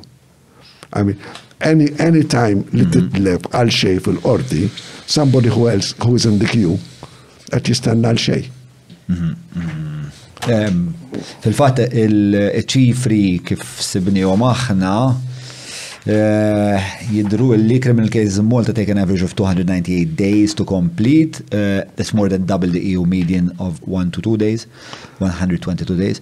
Delays are even longer for second instance cases li huma l-appelli, which take an average of 534 days compared to the 104-day EU average. Ma jidir li din tal-appelli tiebet dal-axħar sena. L-appelli ċivili tiebet żgur. L-appelli ċivili jidir li tiebu. L-appelli kriminali ma nafx. Hemm affarijiet oħra għajr din il-kultura ta' neħdu sib naqra xulxin. U il-ġudikant għandu xi xorta ta' għodda biex jgħidilhom isma' di ċitazzjoni ġibtu ħażina. Ċitazzjoni nulla, nħassara. Sewa. U jkollu jerġa' jibda l-każ mill-bidu. Ekku għadu fi żmien. Sewa. Ġifieri hemm għodod biex. Hemm għodod, però kemm huma lesti n-nies li jidhru antipatiċi. Ġifieri regolamenti hemmhekk imma l-ispirtu mhux qiegħed hemm bħalissa. In 1775 kun hemm riforma ta' żmien il-Gramastru de Rohan b'ċertu Rocadero li pprova jagħmel l-affarijiet kollha. Kull 20 sena jew 30 sena nipprovaw nagħmlu riforma tal-qorti u dejjem ngħidu l-istess ħaġa li għandu jkollok il-ċitazzjoni li hu l-livell dak iż-żmien dan il-mod. Laqas ġimgħa m'għaddu. Għax jibqgħu siru l-affarijiet kif siru. Hemm xi entità li tista' jkollha monitoraġġ fuq dat tip ta' affarijiet, għax ovvjament il-ġudikatur trid tkun indipendenti. Però hemm xi tip ta' kontroll li jista' jsir biex id-disciplina titjieb jew. Ħertu nitalmu billi naraw kif siru pajjiżi oħra biex jiena ngħidlek li biex tirriforma, qarotti ma tistax tirriforma f'daqqa. Sewa. Trid tgħid jiena ħan irriforma pereżempju il-qrati kummerċjali. U l-qrati kummerċjali tagħmel imħalfin għal qrati kummerċjali. Dik li ideali bniedem applika biex jisir imħallef u suppost huwa tajjeb għall-kriminal, għall-ċivil, għall-kostituzzjonali, għall-kollox. Dil tinsaqsik naqra dwar hekk tista' tespandi għall-ewwel. No specialization at all.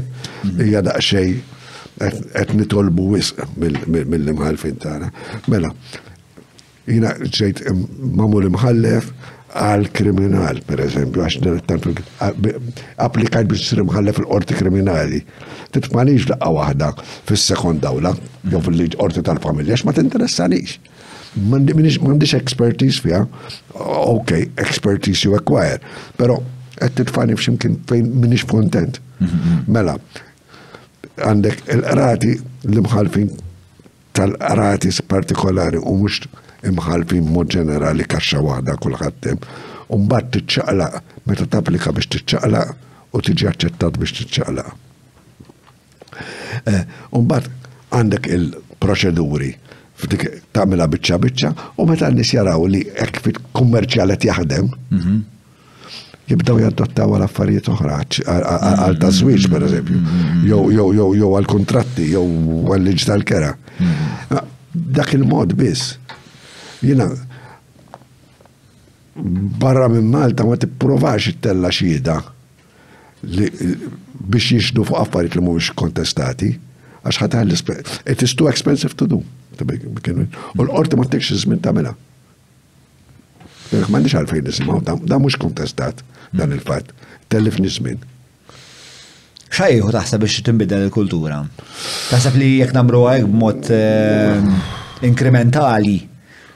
Inkrementali fil-sens. Fis-sens bħal meta tajt inti ġifieri nibdew bil-liġi tal-kummerċ pereżempju. Naħseb dak l-uniku mod li nistgħu naslu xi darba. Għax biex tagħmilha f'daqqa provajna f'darba nagħmluha f'daqqa. Sewa. Importanti li l-università tiddireġihom f'dak is-sens. Importanti li mhux għax għandek LL trid tgħaddi bil-eżami tal-prattika u jkun eżami bis-serjetà. Jiena għamil żmien kelli warrant ta' notar, għamil żmien kelli warrant ta' avukat. L-eżami tal-warrant ta' notar kien joħodlok ġurnata sħiħa u jibbażurek. Kien l-iktar naħseb wieħed mill-iktar eżamijiet diffiċli li qatt għamilt fi żmieni. L-eżami ta' għal-avukat wara li għandek l-LLD mill-università huwa formalità kważi. Il-warrant? Għal-warrant. Forsi rridu nkunu iktar ibsin hemmhekk. Forsi rridu nkunu iktar strict mal-avukat il-ġodda. Talli għalix mal-ġodda mhux mal-antiki. U anki meta It's hard to teach an old dog new tricks. U meta qed niftakar f'avukat antik, forsi antik daqsi, li meta jkollok x'stazzjoni tiegħu kien, ma tafx kif ma tafx eżattament x'irid. U kif ħadd iddefendija. U l-kawża tibda tara. Tiċċaqlaq. Għax mhix ankrata fil-situazzjoni sew. Sewa. And it's unfair. Mhux hekk? To the defendant, it's unfair to the judge. Dak mhux tipo dritt bażiku kostituzzjonali li inti taf għal xiex qed tiġi mressa inti? Għax fiċ-ċivil huwa differenti minn fil-kriminal, fil-kriminal definitely. Fil-kriminal żgur biex ma rat tas-salib inti tkun taf għalfejn. Ma fiċ-ċivil suppostu hekk. It hasn't been tested that way, nagħmlu hekk. Interessanti, di taf tiftaħ ċertu bibien allura għal nies li forsi jħossu li ċitazzjoni kienet inġusta. Hekk ċitazzjoni li għamilek il-parti l-oħra. Trid issib avukat li itik parir li din jiġġilida u li jiġġilidilek. L-avukat li jekk qed jagħmel ċitazzjonijiet tiegħu l-istess mod. Ħajftaħ kaxxa ta' Pandora lih innifsu. Ħajftaħ kaxxa ta' Pandora lih innifsu u mhux ħajdar popolari. Ma sħabu. Imma hemm ħanerġa' saqsik, hemm entità li hija lilin mill-ġudikatura jew hija ma nafx xi sors ta' disciplina. Li tagħmel disciplina fuq l-avukati għandek il-Kamra tal-Avukati. Għandek il-Kamra tal-Avukati, għandek il-Kommissjoni tal-Amministrazzjoni tal-Ġustizzja, għandek section għalija. Il-Kommissjoni l-Amministrazzjoni tal-Ġustizzja. Ok. Li tirregola. Xi tkun di? It's a constitutional body biex għal-rati jimxu sow, etc. Pero mux ħat idħol fija għax it is too minute u għal imħallef li tisma' senta dik il-kawza partikolari. Jina darba fawdex kelli ċitazzjoni fej fil-lista ta' xhieda kunem raba L-attur laqas id-defendant ġaw. Isimu mux maruf biex jiġdu dwar il-fatti tal-kawza. U jien kien maġistrat dak iż-żmien illum mħallef irtirat Karwana Colombo. Għatlu dan ix-xhieda mhumiex tella li wieħed minnhom, għatlu dan ix-xhieda mhux fil-lista tax-xhieda. Għabes l-avukat tal-parti l-oħra għalli għat minister bħala da qarib tiegħu għalli ma kienx jaf ismu. Lu xieġi minnu għalli kuġinuh. Lu ma kienx jaf x'ismu kuġinuh. U l-fatti tal-kawża x'inhuma. U ma semawx. Ma semawx. Pero l-uniku darba li naf li ġrat. Meta provajt drabi oħra Malta. Jibbatali kien imħallef biex tidderu fuq il-banka. Tawn. Taqlax kustjonijiet. Ta' qalbek. Sfortunatament. Kif kienet l-esperienza tiegħek fil-qrati? Inti domt tiraw nieżel? Sa ċertu punt. Jina għamilt l-ewwel 6 snin tiegħi Ladies Office, kont kważi troubleshooter tal-kawżi. U mbagħad għamilt żmien kont kull jum. Alla volja provajt nirranġa ma' ċertu mħalfin di il-kawża tiegħi jaqduhom nifsedu ta' waħda ħalli nagħmilhom nifranka ġurnata minn nemur l-qorti għal xejn. Ma tagħmel żmien twil iktar nikteb liġijiet. Kemm ikun hemm komunikazzjoni bejn il-ġudikatura u l-uffiċċju tal-AG pereżempju biex tagħmel pereżempju rikjesta bħal di mal-tajt bħalissa. Dak kont mort nkellem l-mħallef partikolari bar-reġistratur tiegħu u għatlu naħseb li hekk tagħmilli sedu jiena jkolli xi 40 seduta kawża fix-xahar bijak. Hekk tagħmilhom li kollha f'seduta waħda. Inkun ippreparat u wedek li f'kull kawża ħajkollok progress. Għalli għadja tajba ta'. Inkun u ranġajna hekk għax il-kalendarju tiegħu u jirregola. Jiġifieri hemm ukoll daw it-tip ta' problemi amministrattivi hekk? Għandek ħafna problemi amministrattivi, per eżempju,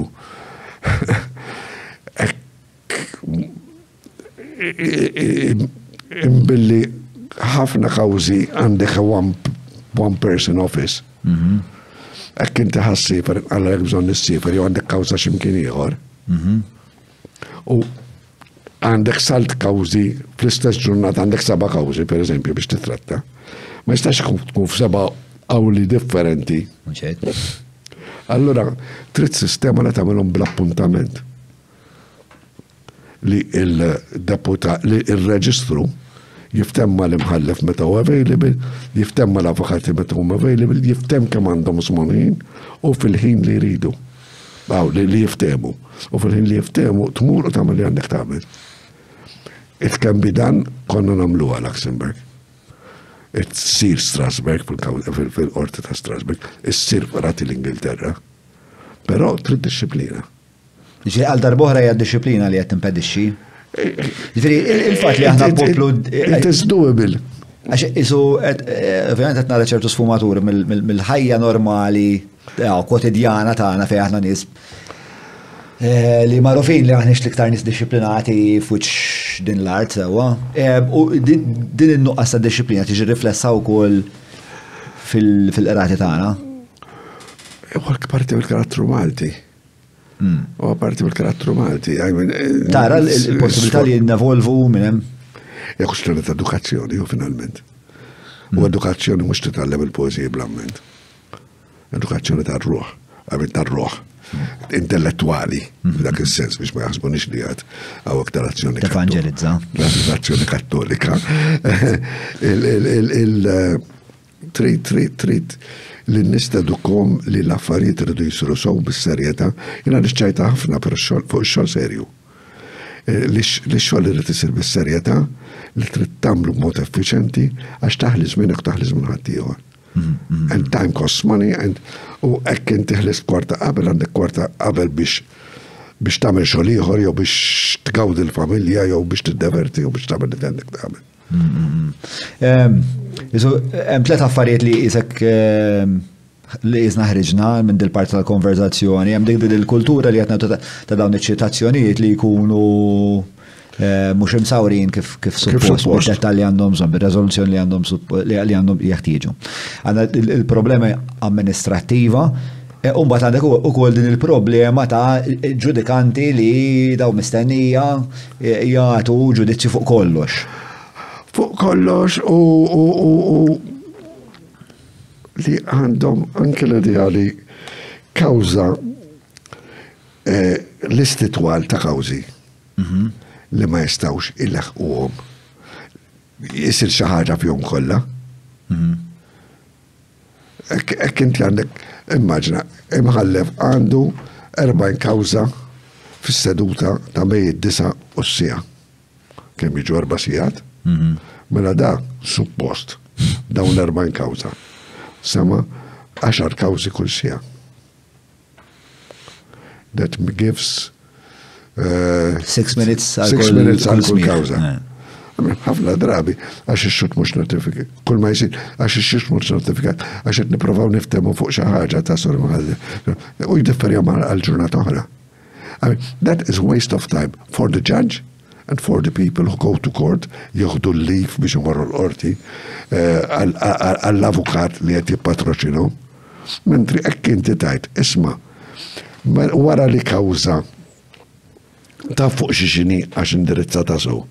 Ta' fuq xfej memx ftehim għax il-risposta saret sew u qbiltu u ma qbiltux fuq xi xtru diskutu. Ngħidu mela għandkom satej biex iġġibu dan ix-xut u rid nisma' fuq da biss.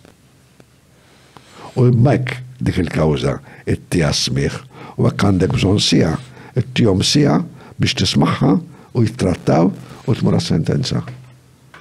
U ħaddum biex tinstema, imma milli instemat uħlista.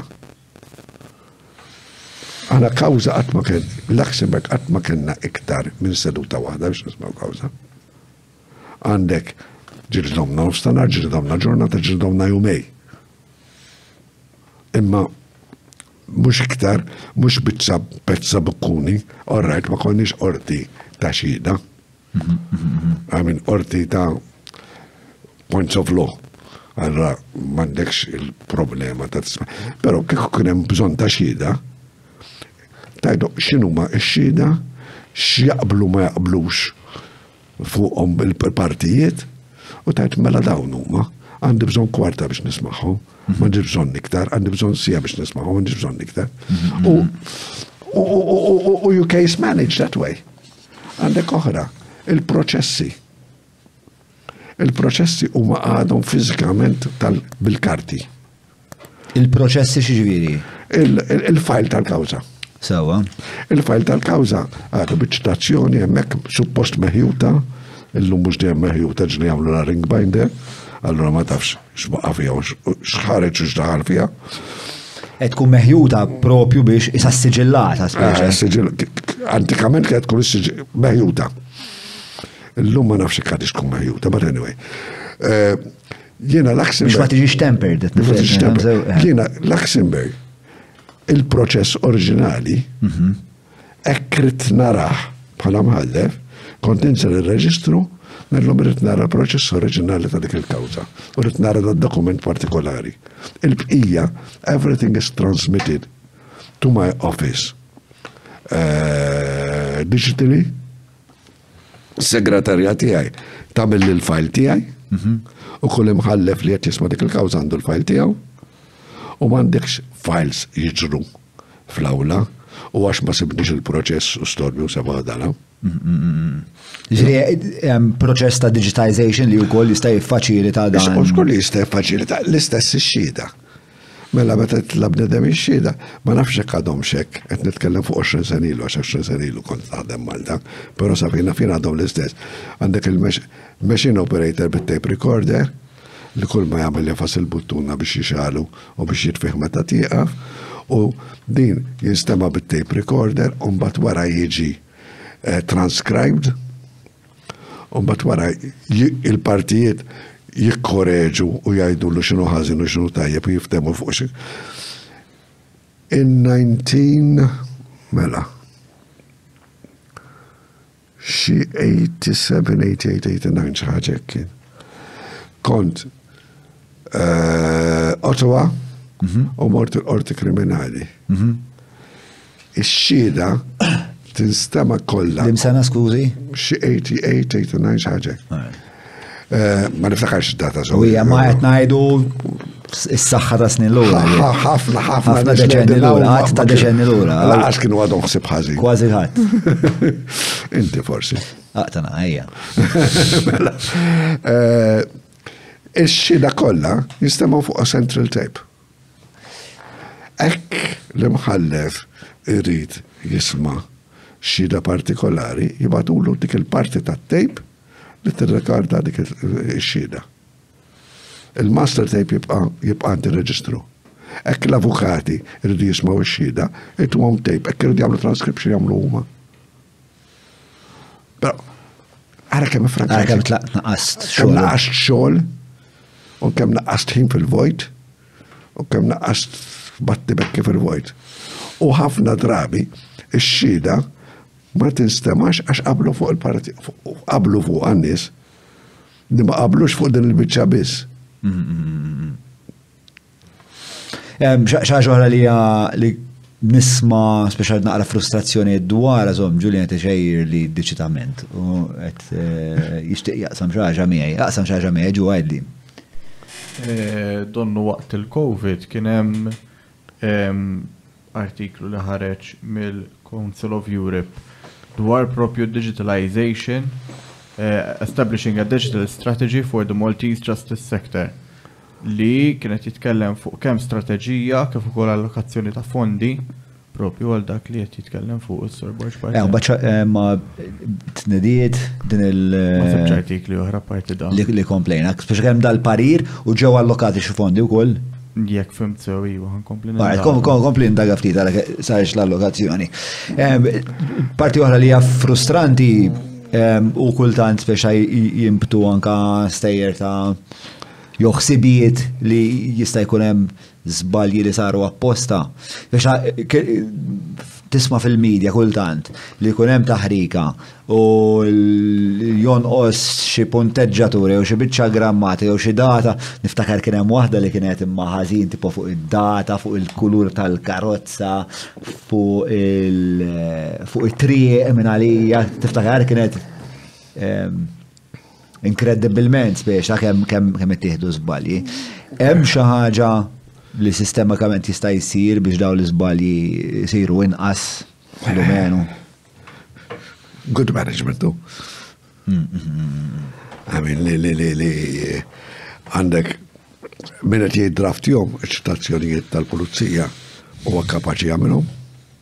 Ġifieri, you need police officers who are trained as police officers mod regolari, ġifieri. In most countries, spetturi jew superintendenti huma graduates, mhux l-eċċezzjoni, huma li jsiru graduati jitilqu barra mill-korp. Sewa. Għalfejn attiraw ma nattirawx nies li qed ifittxu jkunu gradwati. One m'għandek sistema li tidħol as an officer cadet fil-xismu. U ma nafx, I'm not in touch, ma nafx li għandhom sistema ta' recruitment ta' graduates into the officer corps mal-ewwel per eżempju. Bħal manda l-armata. Bħal manda l-armata. Minix familjari. Minix familjari. Il-kas li kontent nitkellem dwaru, the model of the car was listed as Volkswagen when in fact it was a Peugeot. The number plate was registered wrong and the police wrote that the accident happened at 1:30 a.m. in Triq Dunkar Msida when in fact, Jesus Christ, it happened at 7:30 a.m. at Triq Ix-Xatt il-Pietà. Però, funnily enough, ekku ma vera, mela tal-laħ fuq kas li mhux ħassibu ħati fuqu. Impossibbli. Għax ma seħx tal-kas. Għax ma seħx. Però fuq il-fatt li seħ, nistad nintellaw. Xorta jista' jittella. Għax interessaqtu fuq. Fuq xi ħaġa oħra. Dement li m'hemmx preskrizzjoni fuqha. Dement li m'hemmx preskrizzjoni fuqha, naħseb li tista' raġa' tellaw. Però ma raġawx tellaw. Jo mara laqas ipprovaw sa fejn nafin. Għalfej taħseb li kieku marġew xtellaw minħabba l-volum, additionally the statement that the suspect gave to the police when they arrived on the scene of the accident was deemed null and void by the court because the police failed to inform him of his legal rights.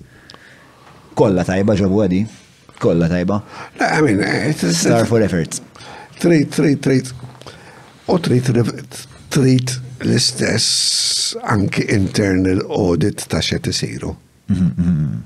Trid li hekk jiena ħanoħroġ ċitazzjonijiet għandek xi ħadd f'dak l-uffiċċju li jarhom qabel ma joħorġu.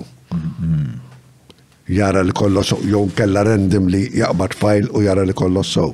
Quality control. Quality control. Aħna Luxemburg il-sentenzi konna nidraftihom bil-Franċiż. U l-Franċiż mhux ta' kulħadd huwa tajjeb mhux ta' kulħadd l-istess. Anki il-lektor dar-re dak li jaqraw biex jaraw li għandna kollu sow kienu jgħiduna dan huwa Franċiż Belġjan mhux tajjeb. Semmek konna naslu. Però kellna xi ħadd li jagħmel dan ix-xogħol. Li jara li anke l-isma hawnhekk qed tuża din il-verb u hawnhekk qed tuża dan il-verb ieħor għall-istess ħaġa. Are you sure you're right? L-aħħar kelma hija tal-imħallef u tal-formazzjoni li qed tagħmel però tisimgħu u jgħidlek. All right, hemmhekk qegħdin on at a level li huwa iktar forsi importanti u iktar trid tonfoq il-flus fuqu għax kull sentenza li tagħti tagħmel stat għall-Ewropa kollha. Però xorta trid quality control f'kull ma tagħmel u f'kollox. Hawnhekk mhux qed nitkellmu fuq jekk użajtx id-definite article jew l-indefinite article hawnhekk ġibt kollox ħażin spiex ta' xi ħadd. Le, definitely. Fis-sakra fuq ma nagħmlux allegazzjonijiet. Ma nagħmel allegazzjonijiet fuq xejn, fuq ħadd qabel ma jkolli provi għax inti hekk imħarreġu.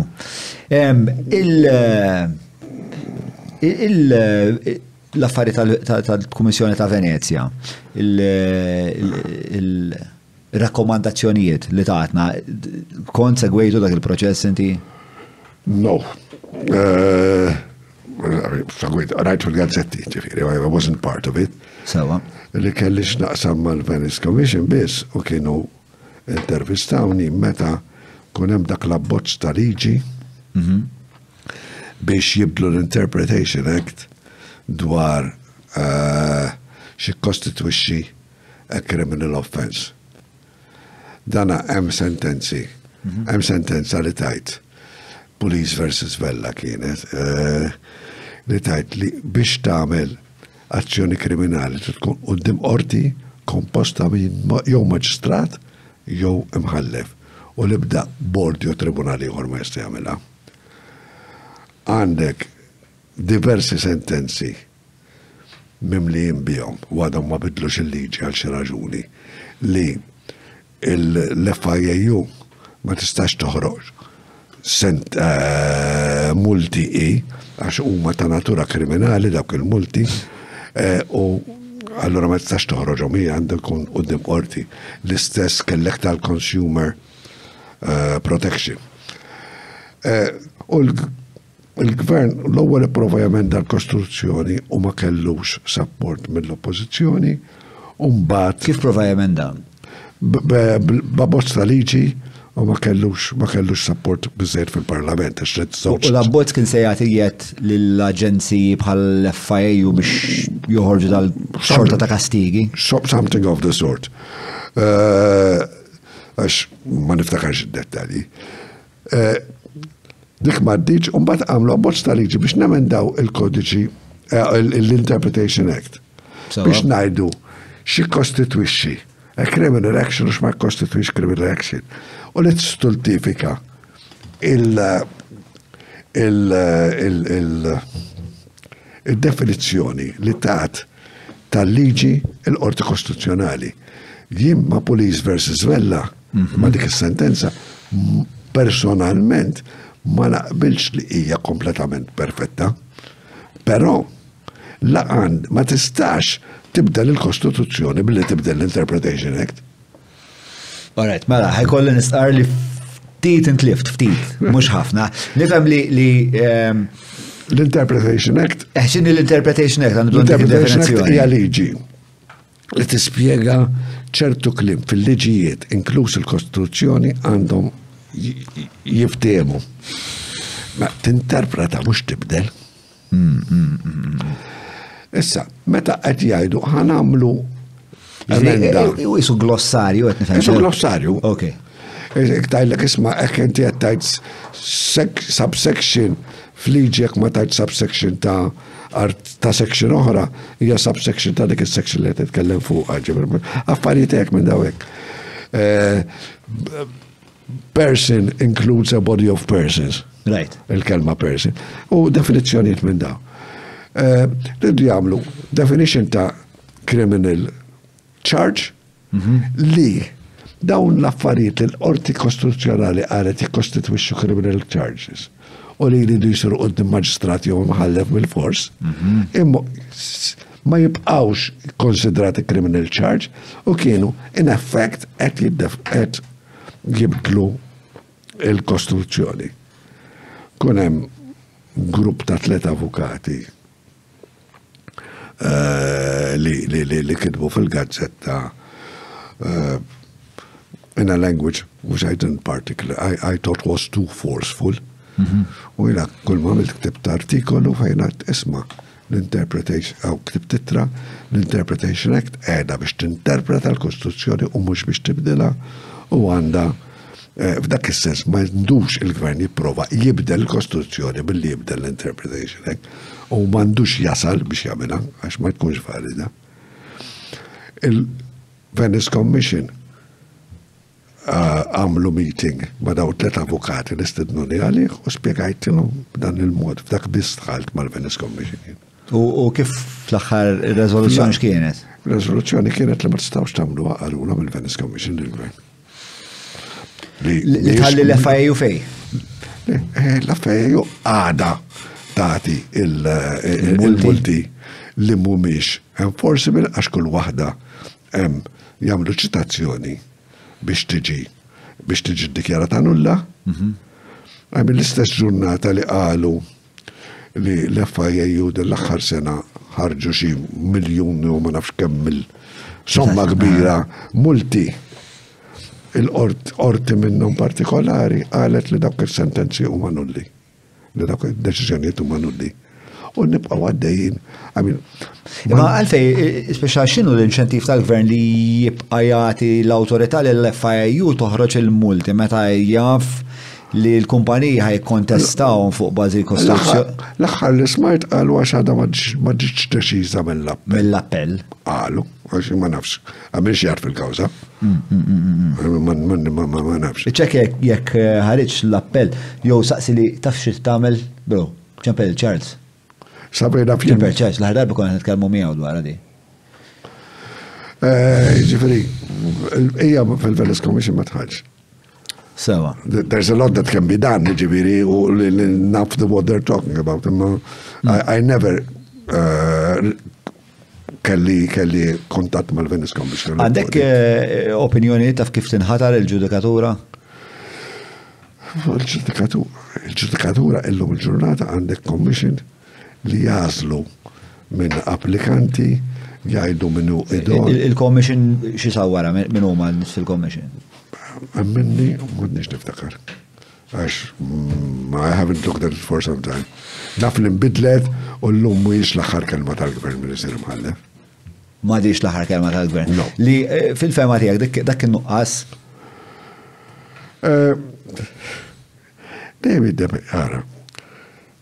Dejjem ngħid, il-faxxiżmu hekk ikun immexxi minn nies ta' qalb tajba u b'intenzjonijiet tajba. Huwa tajjeb daqs id-demokrazija tkun immexxija minn nies ta' qalb tajba u intenzjonijiet tajba. Hekk ikollok min qed trid jabbuża anke bis-sistemi tajbin. Ma bl-esperjenza kollha tiegħek u bl-erf kollu tiegħek. In-natura tal-bniedem. Ħankellmek bl-esperjenza bl-erf ma nafx. Jien naħseb li kun hemm drabi fejn saru nies imħalfin u nies maġistrati meta forsi kun hemm nies iktar kwalifikati minnhom, imma ma kellhomx il-konnessjonijiet li kellhom dawk li saru. U l-inċentiv x'ikun dak il-każ? Jew biex jaqdu bniedem, jew biex forsi għada pitada ikun iktar għandu simpatija iktar lej il-partit tiegħek milli lej il-partit ieħor. Ħaġa. Apex Media huma esperti fil-kamp tal-SEO għal snin sħaħ huma għenu l-klijenti tagħhom sabiex jitilgħu fil-quċċata ta' tfittxija tal-Google jekk inti qed tfittex outreach links, PBN builds, konsulenzi u kwalunkwe xorta ta' servizzi relatati ma' SEO mela kellem l-Apex Media. We are GSE Technologies, organizer of the Green Vision Summit and Expo, and creator of the Eco Community. We've set out to educate, advocate and foster shared values for the sustenance of all. GSE Technologies is your partner in creating a sustainable and thriving world. Darba niftakar kas fej għalu li isma għax dika għanda sal-tinkwiet fil-familja u storb għamlu ħallef għax ma jkollix ċans taħdem fil-privat. Għamlu l-mħalfi ma jgħalmux. U ja, insertat imħallef li taħdem ħafna ġifiri.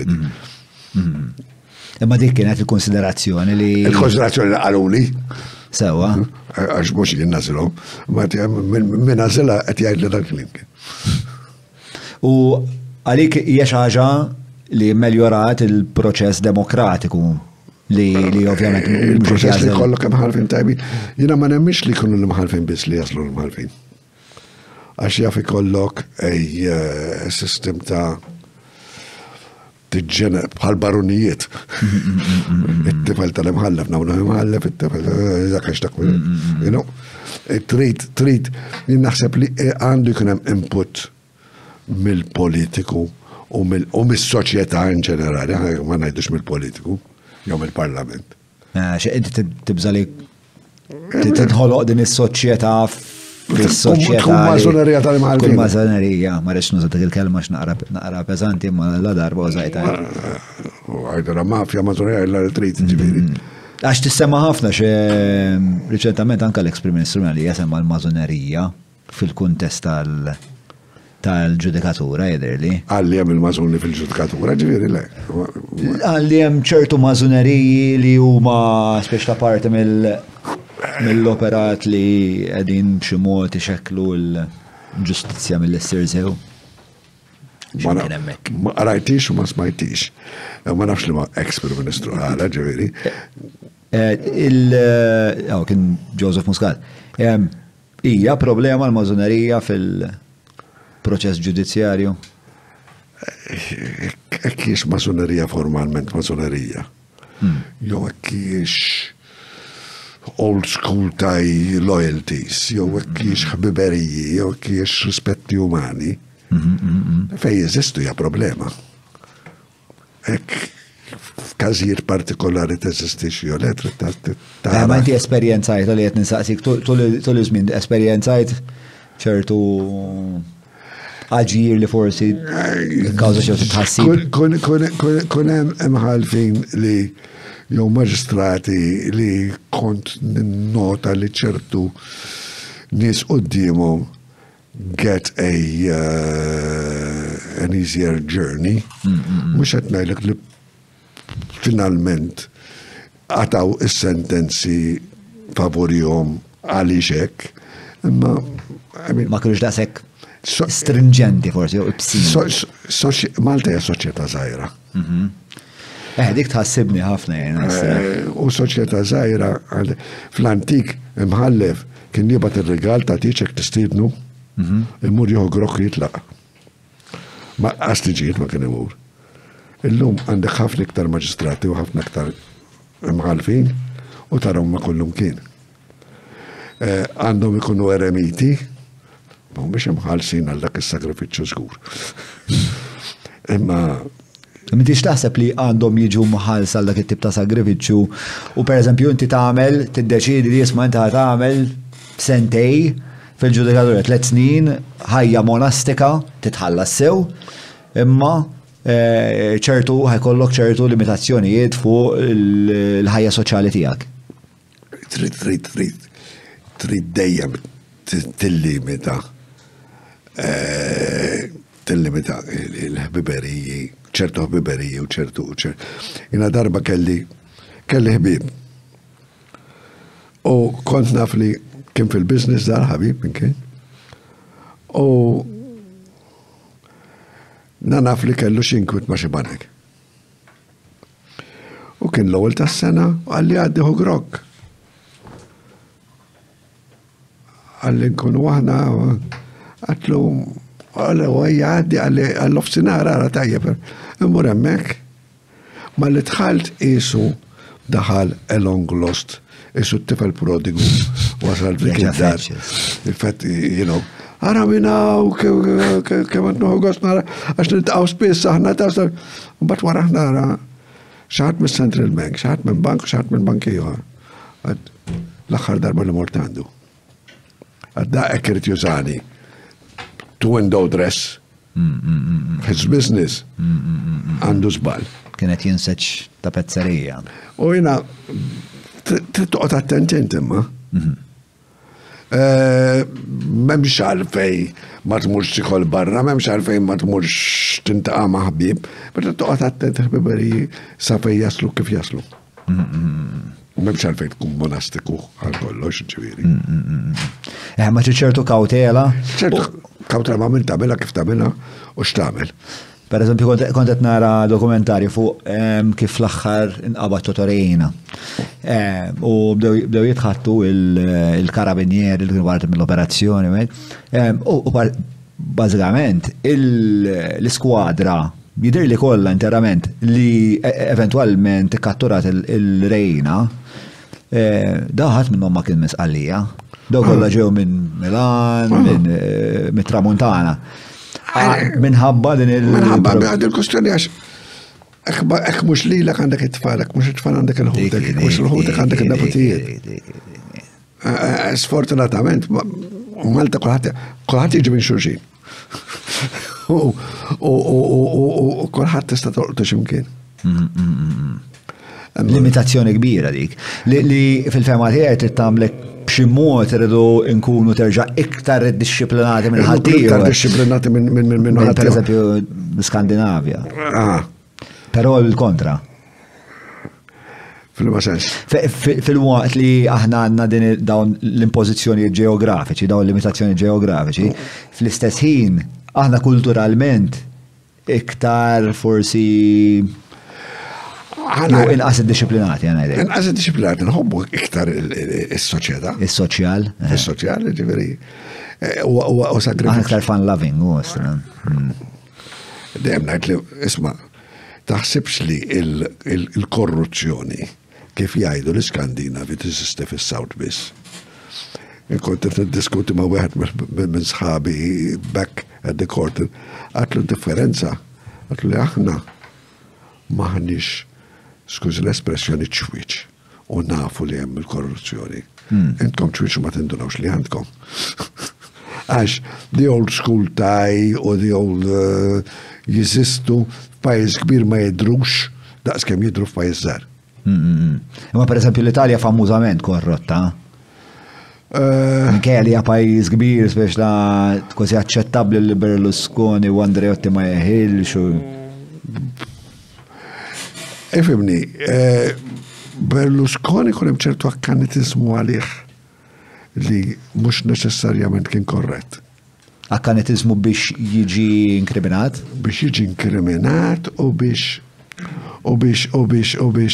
għamin, tixtajdli fil-korruzzjoni kollha li hemm u fil-business kollha u fil-kriminalità kollha li hemm Milan hekk taħlix sentej għaliex Berlusconi kellux x'jaqsam jew seta kellux x'jaqsam ma' Ruba Kwori li kienet ftit xhur inqas minn 13 sena. U taħli dik l-enerġija kollha fuq kawża bħal dik. Jew inti anti-Berluscjan politikalment, jew trid tidher sabiħ, jew trid tagħmel karriera bekk, Però kienet waħda mill-ħafna każijiet li kellu. Kellu l-edewa. Kellu diversi, kellu l-edewa, kellu storb. Għandek xi ħsieb fuq il-krem di l-epoka ta' l-Italja fej kellek l-epoka tal-Mani Pulite u ta' Tangentopoli u Di Pietro. Segwejta dik l-epoka. Segwejta minn barra. Di Pietro rrit jagħmel karriera. U Di Pietro darba smajt speech tiegħu f'Kungress il-Kajr fuq il-kriminalità, criminal justice. U kienet jitkellem iktar iswed jagħmel komiċċju politiku milli qed jitkellem maġistrat. Inkwirenti. Ġifieri f'dak is-sens dejjaqni. U titqis ħaġa oħra u narġa' niġi għal Malta minna li il-Mani Puliti ma kienx so much għat-tangenti biex jitlu fil-but tal-politiku as such, kienu tangenti għal-partit. Għal-partit, yeah. And that is the problem meta kellek forsi il-CIA jiffinanzjaw partit. Il-komunisti. Il-komunisti partit ieħor u l-oħrajn jipprovaw jaqtfu x'imkien. U mbagħad is-servizzju ta' kulħadd. Naħseb Malta teżisti. Naf nies fil-business li jiġu għandhom ta' partit ta' ieħor u tnejn joħdu xi ħaġa minn għandhom. Ġirda mhux qiegħed għax jaqbel ma' wieħed jew mal-ieħor għax ma jistax jaqbel ma' kulħadd, meta tgħidu affarijiet differenti. Hemm bżonn li insibu sistema li hija fair u affordable li niffinanzjaw il-partiti.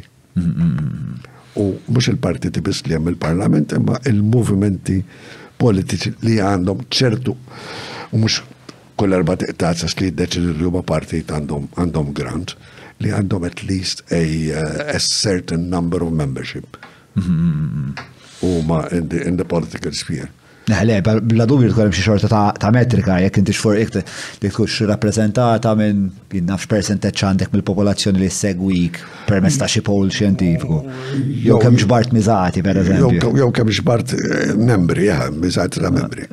Jew rappreżentant. Insomma, le perswas li hemm mod li ssir, ovvjament hija naqra hija komplikata ħafna dik il-parti tas-somma għax ovvjament daw hemm id-dejn xinqata wkoll minnaħa tal-partiti mal-vat, mat-taxxi, mal-arms. L-affari tikkomplika u għandek jiena ma nafxek ċertu partiti jaqbillhom xi xogħol jerġgħu jiftħu għada fil-ħodu. Naħseb li hemm min jaqbillu li jiddikjara li jufa li hemm insomma. Il-PN jaqbillu jiddikjara. Mhux għall-partit tal-ieħor. Imma speċa hemm wieħed li huwa bħalissa żgur f'pożizzjoni finanzjarja għal mill-ieħor għalkemm diffiċli tajt għax it-tnejn għandhom kumpaniji privati tagħhom li operaw minnhom li l-kontijiet tagħhom ma nafux x'fihom eżatt, ġifieri diffiċli.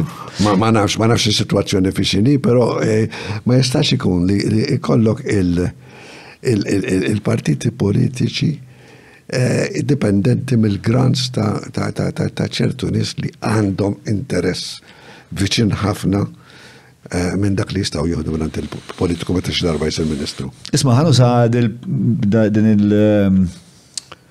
it-tema biex nagħmel nibdi pont għal ideat oħra li għandek int rigward riformi. Għaddejna isnu r-riformi li kieku tibda bihom inti f'relazzjoni mal-ġudikatura. Il-parti l-oħra tad-demokrazija l-Parlament. Il-Parlament huwa mibni l-ewwel ġurnata fuq il-klientelizmu.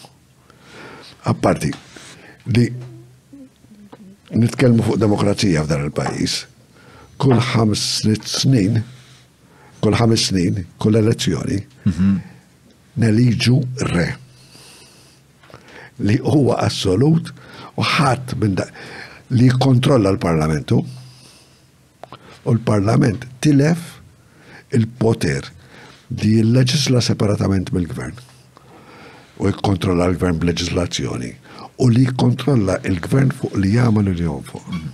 Għandna bżonn immorru għas-sistema Amerikana ta' separazzjoni bejn il-Gvern u l-Parlament.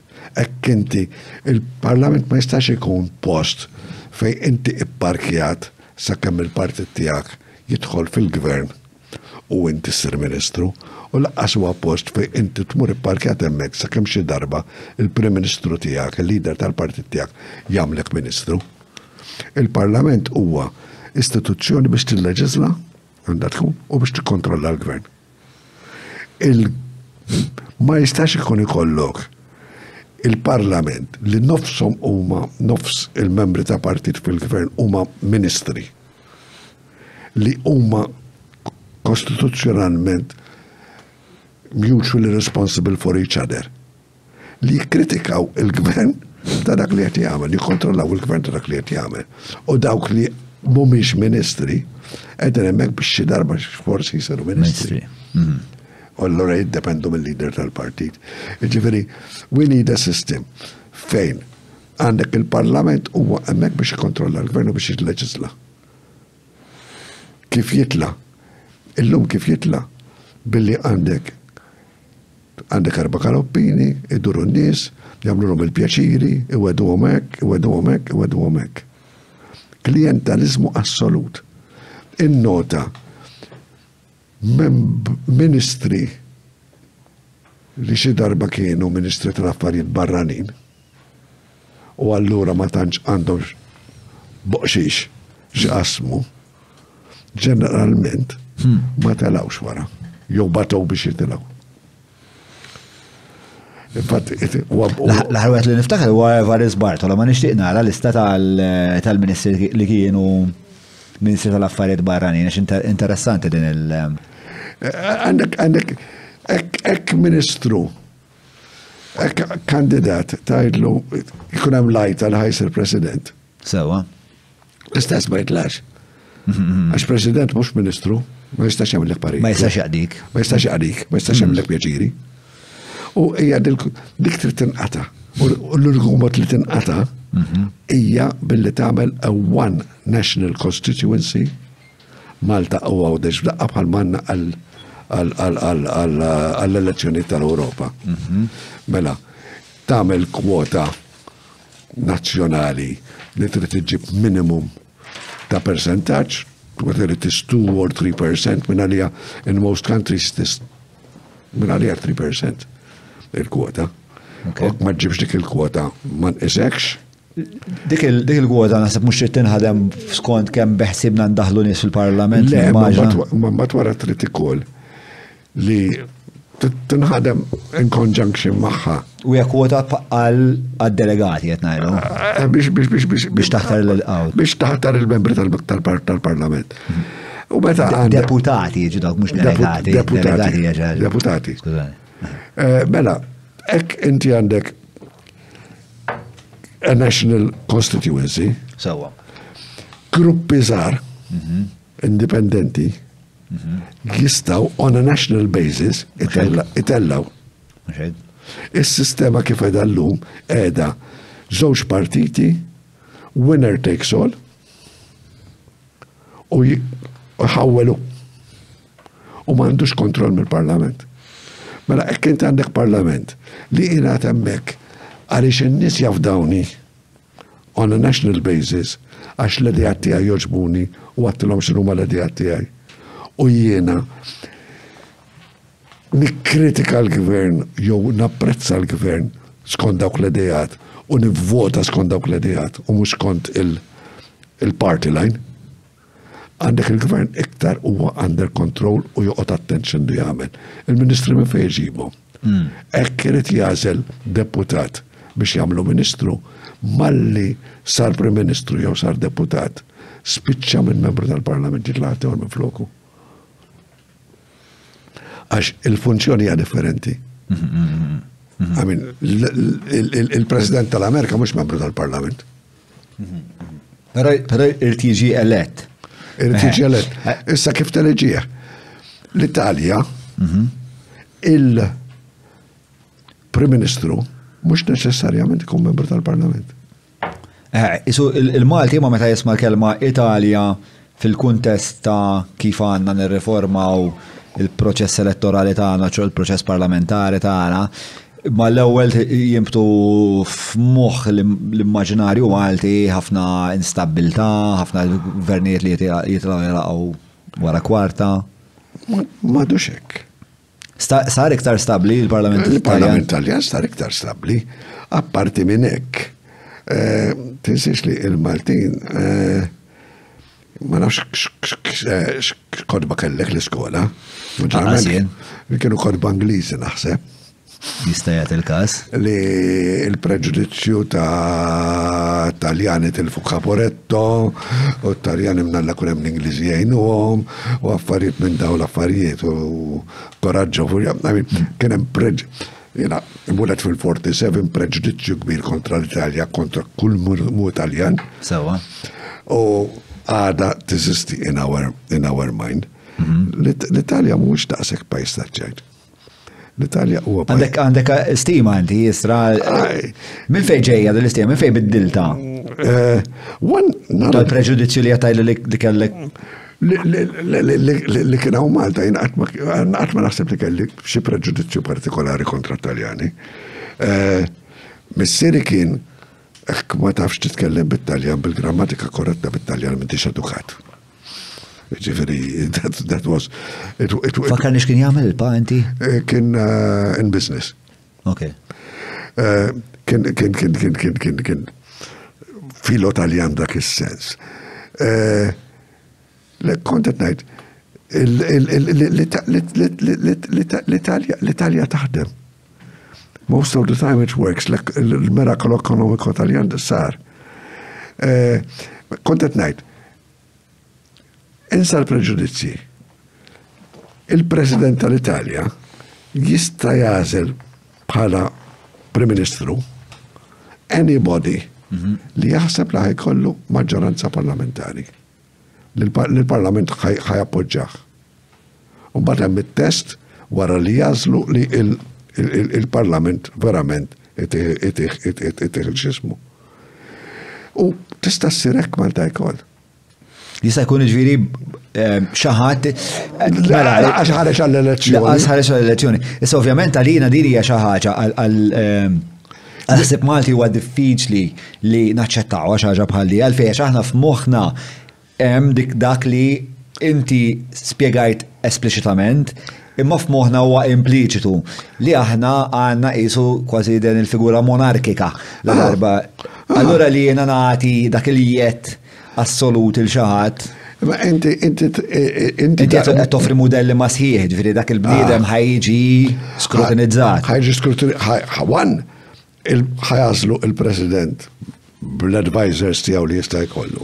Tu, il-President ħajisma' l-membri tal-partiti fil-Parlament biex jara x'inhi l-opinjoni tagħhom, u tu da mhux ħajsir Prim Ministru hekk ma jkollux l-approvazzjoni tal-President tal-Parlament. Tal-Parlament. U xi tkun il-funzjoni ta' dal-Prim Ministru f'dak il-każ? Bħalmu llum jażel il-Ministri tiegħu, għalija għandhom ikun numru limitat, ma naħsebx li għandna bżonn 20 Ministru Maltajn. Kemm għandna bħalissa? Fuq l-20. Issa jgħidilna. Fuq l-20 minn għalija. Jgħidilna Julian. Għalfejn taħseb li għandna bżonn ftit ministri, kif tqassam momenti jgħu? Bażika, l-Amerika għandek minn għalija 8 ministri. U Malta għandu 20. Hekk ta' minna ġifiri traħseb trid il-popolazzjoni ta' Delaware kollha biex ikunu ministri. Hekk inti il-ministru qiegħed hemmhekk biex jagħti direzzjoni politika lill-Ministeru tiegħu u biex jara li l-Ministeru tiegħu qed jimxi skont dik id-direzzjoni politika li jagħti. Il-amministrazzjoni hekk trid amministrazzjoni tajba, trid civil service tajba. Civil service professjonali, civil service tal-affari tagħha, civil service li tara fil-bot. U bħala ministru you need a good manager, a person with insights ta' politika, a person with good ideas and a person of integrity. Li jak mux the integrity part, ma l-ewwel inti għamil taċċenat għat il-problema ta' ħafna mill-politiċi li kont iltaqa' magħhom kienet li ma kienux kapaċi jew ma kellhomx sensibilta li jisimaw mill-feedback ta' civil servants għaxina speċa. Għax kienu jarawhom li qed itelfuhom. Taxkil, eżatt. Taxkil. Kunem ministru li jgħidu l-civil servants tmurrux tuħdu parir minn tlejġi fuq għadi, għax jibdowlek bil-problemi. Dak il-problemi li jizistu, ma jħolqomx leġi, għandek daw il-problemi, u għak mux ħassolvijom, ħassimhom iktar tard. X'kultura, Madonna. Ħassimhom iktar. U x'kienet is-soluzzjoni li sabu? Sawa. Li nibdaw namlu l-aġenziji, namlu l-corporations, namlu il-kumpaniji, li huma ħafna drabi l-istess ħaġa daqs Dipartiment tal-Gvern huwa mmexxi bl-istess mod ta' Dipartiment tal-Gvern. Bid-differenza li n-nies li jmexxuh mhumiex civil servants ta' karriera huma nies li għażilthom. Kieku kienu tajbin ma fiha xejn. Imma li għażilthom għaliex ħbib tiegħek, għaliex tal-partit tiegħek, għaliex għandek obbligazzjoni lehom li I don't think the world is better now mill-li meta kienet dipartimenti tal-gvern regolari. All right, ħanuża eżempju which is unfair għax id-dinja nbidlet. Meta kon żgħir ittra impustata il-belt kienet tasal any part of Malta dikinar stess. Impostajt qabel 8. Ittra Express kien jinżel mill-posta il-postier u jġibilek il-ħanut. UPS, bazzikament. Xenu? Pal UPS, bazzikament. Illum, il-posta minn soltu nofs saret 38 cents għandikom. U maħnix maħdin da' sek tajja. Ġiviri, all right. Meta tajt daw l-aġenziji, mela, tajt li qed jimbtu ħafna aġenziji naqblu. Xi problema taħseb li qed jippruvaw jimmitigaw meta qed joħolqu daw l-aġenziji? Li m'għandekx għalfej id-diffikultajiet ta' recruitment li tgħaddim il-PSC kif kien qabel li m'għandekx li m'intix marbut iktar bil-konċertina tal-pagi tal-gvern. Salary scales tal-gvern.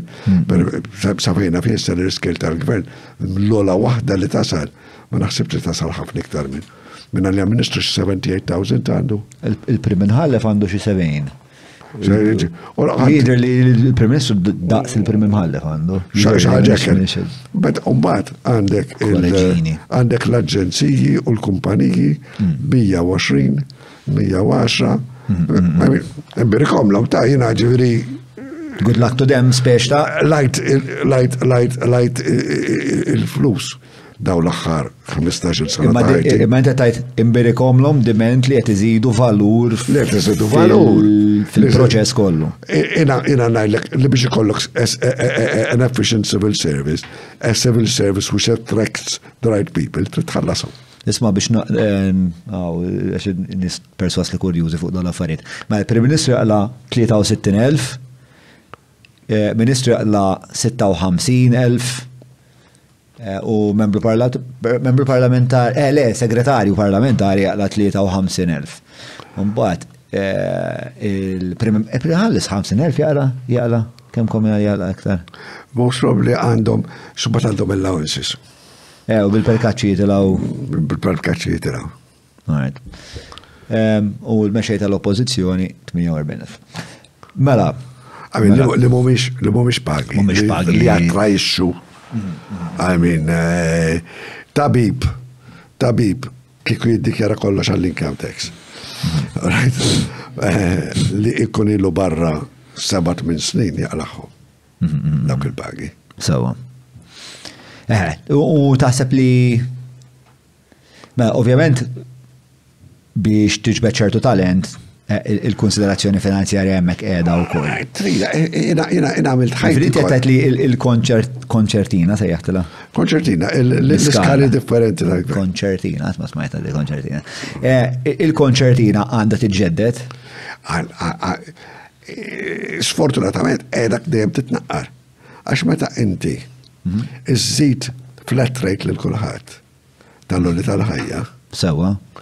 Id-differenzi bejn skala u oħra, il-relativity bejnietom tonqos. Kiena qabel scale 1 kienet 20 times what was scale 20 għal grazzi tal-argument. Ma li zittom kolla lira l-istess, ma diġ 20 times as much, għax da ma zittux 20 lira, zittu lira bis. Sewa. Mario, you know?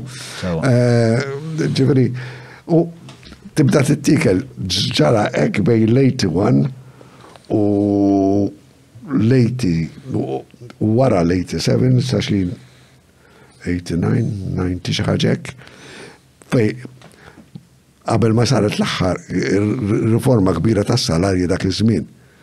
Għax kienet konti spiċċajt li jien ma nitħallas income tax għaw nitħallas overtime u l-messaġġi li kien jalaq li l-uffiċċju biex jibqa' mi jħallek immut jiċċempel l-abbonanz il-lum jgħazkar ħuduħ da minnaw. Kien jgħal aktar minni fl-axħar ta' xar. Dan il-sense of humor dark minn fejġi, wa? Forsi għax belti. Ejja, jista' jkun. Għax missiri koll. Forsi għax il-partijiet ħajta ġen naħseb għanna kolla. Ġiri fil-sens għanna sense of humor. Mux kattiv, imma outside the box għanajn. Lilen mill-konfini. Tal-normali. Tal-normali. Skuza, interrompejta kemm qabdet dik il-gurzita. Mela, ġviri, inti tara speċa situazzjoni fejn aħjar kiku minn qiegħed fiċ-ċivil noffrulu karriera fejn jista' jifjorixxi. Karriera fejn jista' jasal u fejn jista' jasal at the top of the illum il-plan post qegħdin barra miċ-ċivil. Il-plan post tal-Istat u ma' aġenziji tal-Istat. Tal-aġenziji tal-Istat. Illum CEO ta' aġenzija ħafna drabi għal ħafna iktar mill-ministru li appoġġaħ li edwem. X'inhu l-ħsieb meta ħarġu b'din l-idea? Il-ħsieb x'kien għalfejn xaqgħu din il-dissonanza? Għax bdew jibżaw li hekk inti iżżid lil per eżempju Senior Counsel of the Republic ħajkollok iżżid lil kull min jgħid f'dak l-iskejl. Allura il-lira li tagħti lilu tagħtiha lil kulħadd għax huma kulħadd dik l-iskejl. Minflok qalu isma' ħan irriformaw l-iskejls, ħan nara x'għandu jkun skejl waħda u għandu jkun skejl oħra u jagħmlu riforma holistika. Dejjem insowu l-pannu bil-qaraħmar. U l-politiċi għandhom abbilta kbira biex jagħmluha. Laqwa li tidher sabiħa mill-bot. Apparti li toffri l-opportunità li jekk jiena xi ħadd huwa qrib tiegħi nista' faċilità. Għax naħseb li bditek l-iktar l-idea kienet li jiena għandi bżonn il-da u ma rridx noqgħod ngħaddi mill-proċess ta' PSC u call for applications u storbi u seba' dara għandhom 6 xhur biex nagħmel li rrid nagħmel għax jiena rrid nibda minn għada, jew nibda mill-bieraħ. U ħafna drabi kunu bdew mill-bieraħ kunu ġabdaw jiddiskutu miegħu qabel ma jagħmlu għal ħaġa u rridu mmexxu malaj. Apparti li rrid nipperswadi dal-bniedem biex jiġi jaħdem miegħi rrid inti ħaġa tajba. Wara rrid inti biex għax dana meta nispiċċa minn Ministru jien, il-Ministru ta' wara forsi ma jridux. Grazzi tal-li tissegwu din it-taħdida qabel ma nkompli li xtieq nfakkar li hawn numru ta' azzjendi li jtuna daqqatit u jiżguraw li dan il-proġett jista' ikompli isseħħ.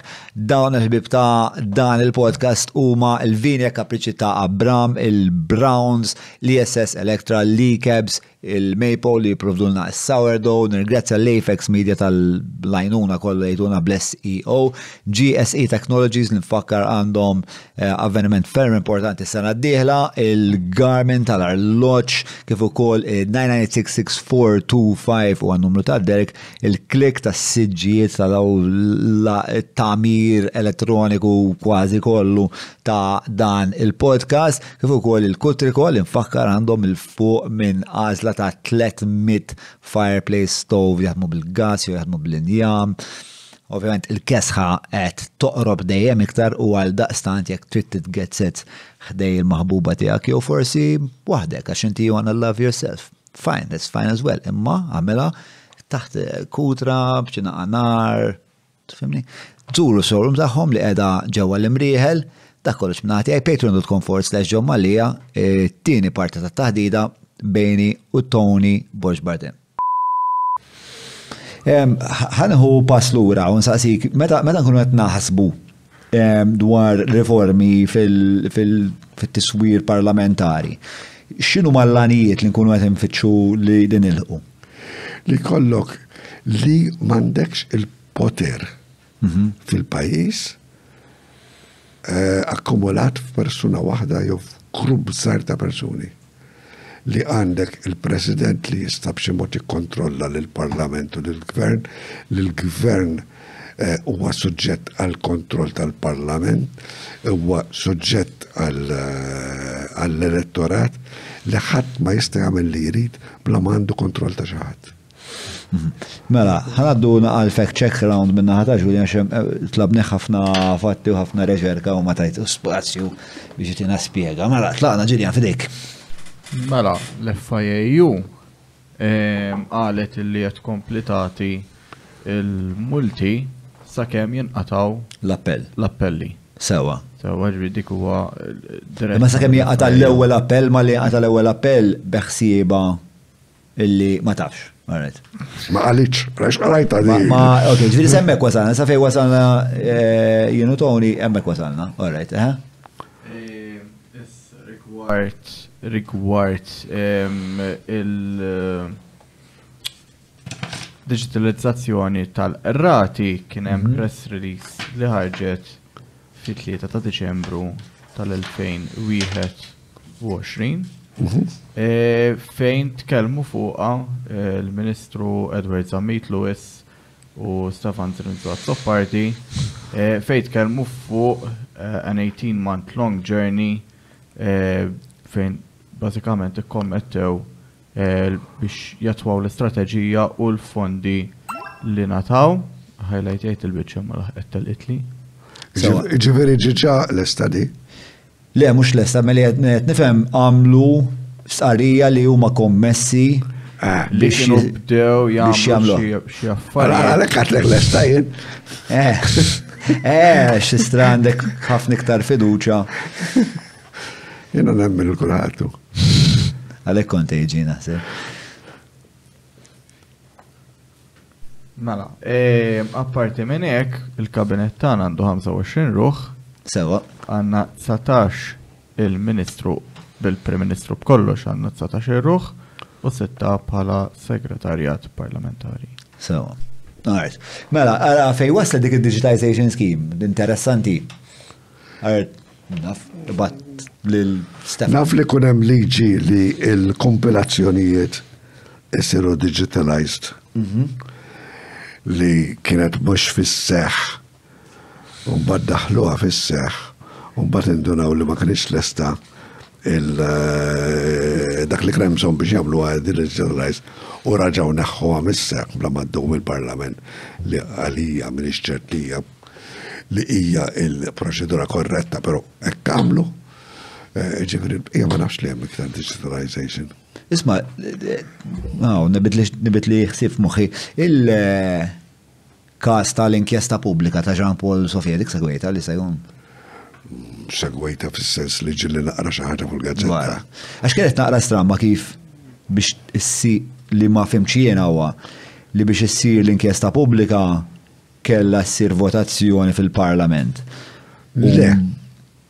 Mbagħad la darba speċjal Prim Ministru dirlu li kien hemm żball u għandha bżonn tiġi rranġata l-affari, se ta' jieħu dik id-deċiżjoni waħdu. L-oppożizzjoni talbet li ssir inkjesta pubblika. Sewwa. U l-gvern kien kontra, allura ma saritx. Sewwa. Wara meta kun hemm dikinhar tal-protesta nazzjonali, il-Prim Ministru derlu li għandu jaħtar inkjesta pubblika. Ma kien hemmx liġi li tgħidlu ma tistax tagħmel inkjesta pubblika. Sewwa. Però kien hemm vot parlamentari li ċaħat inkjesta pubblika. Ma għalfej l-ewwel kellna bżonn il-vot parlamentari li għax il-gvern ma kienx rid jagħmilha, allura l-oppożizzjoni għamlet riżoluzzjoni biex iġġali l-Prim Ministru jagħmilha. Mhux għax kien hemm bżonna. Mhux għax kien hemm bżonn il-Prim Ministru jista' jagħmel inkjesta pubblika. Fimtek, orajt. Il-Prim Ministru għandu li jgħid li jgħid jiena ħa nagħmel inkjesta pubblika. Sewwa. Ma milix, l-oppożizzjoni qalu rridu jisfurzaw jagħmilha, il-gvern vota kontra, b'konsegwenza l-Prim Ministru għamilix, u mbagħad jumej wara iddeċida li se jagħmilha.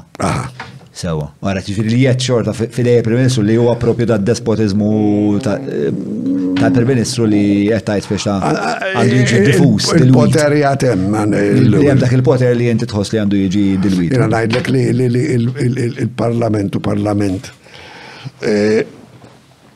liberu mill-mixkil tal-party lines għandu jkun f'pożizzjoni li jista' jitlob inkjesta pubblika. Imma bħalissa l-liġi ma tieħx. Ma tieħx. Dak huwa għajjed tal-Prim Ministru. Huwa għajjed tal-Prim Ministru jew Ministru. Jew Ministru, Ministru jistgħu wkoll jista' jagħmel ċertu inkjesti jew Ministru. Sewwa. Mela, ħanerġa' nipprova infakkar speċa l-idea tar-reformi tiegħek x'kienu u għajdli fejn qed nonqos milli nagħti l-ispjega fl-intier tagħha. Mela inti taħseb li il-deputati għandhom jiġu maħtura fuq livell nazzjonali.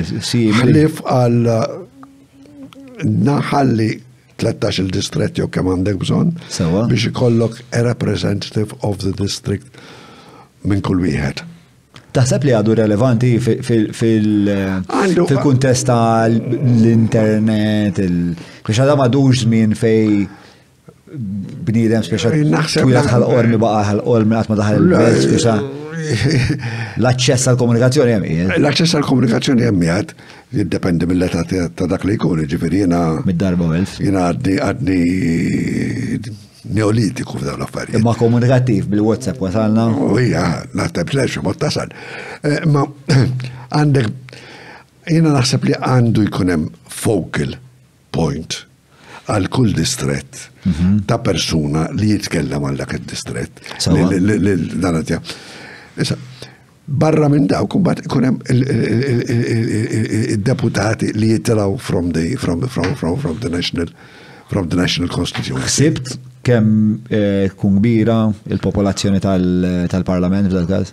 Jiena naħseb li tista' tkun 65 li qegħdin illum. 65. Illum 65 teoretikament. Għax 5 minn kull distret. U bad għandek dak li biex jagħmlu l-aġġustament ħalli tiġi, bad dak li għandek għal-gender equality, ma nafx kemedi, membri tal-Parlament, wasanna xiex. Jidir li 79 l-ħar numru. Safina fin 69 palissa membri. 69 naħseb konna li naħseb l-ħar elezzjoni. Naħseb zidna. ħanċekjaw u koll dak il-numru. Mela, inti tajt, 13 il-distret li jkunu rappresentati minn deputati kull wieħed. Il-bqija jkunu maħtura jew eletti from a national pool. One big constituency. One big constituency, eżatt, kelli raġun. The following are the 79 members, 79. Għedin bħalissa, inti taħseb li b'65 ifimni. Iktar ma jkun kbir il-Parlament, iktar għandek ċans din is-sistema li kollok edejat riflessi fil-Parlament. Però laqqas trid ikun imbagħad li jkun tant kbir li jkun unwieldy u ma tistax taħdem. Għamilha xek. Għaxek kullħat irrit jitkellem bar fuq kullħat, ġifiri ma tasarqat. U jiswa l-flus ikoll. Għax il-membri tal-parlament. U għan possibli l-membri tal-parlament ikunu part-time minar segretarju, minar research officer, minar xej, u jridu. U jina najlek ħafna drabi ma jkunux araw la bozzi ta' liġi li jivvotaw fuq. Għamin nisaqx, da fuq xieġinu, Ituħ sommarju li jisema huma. Tal-Peter and Jane għalli.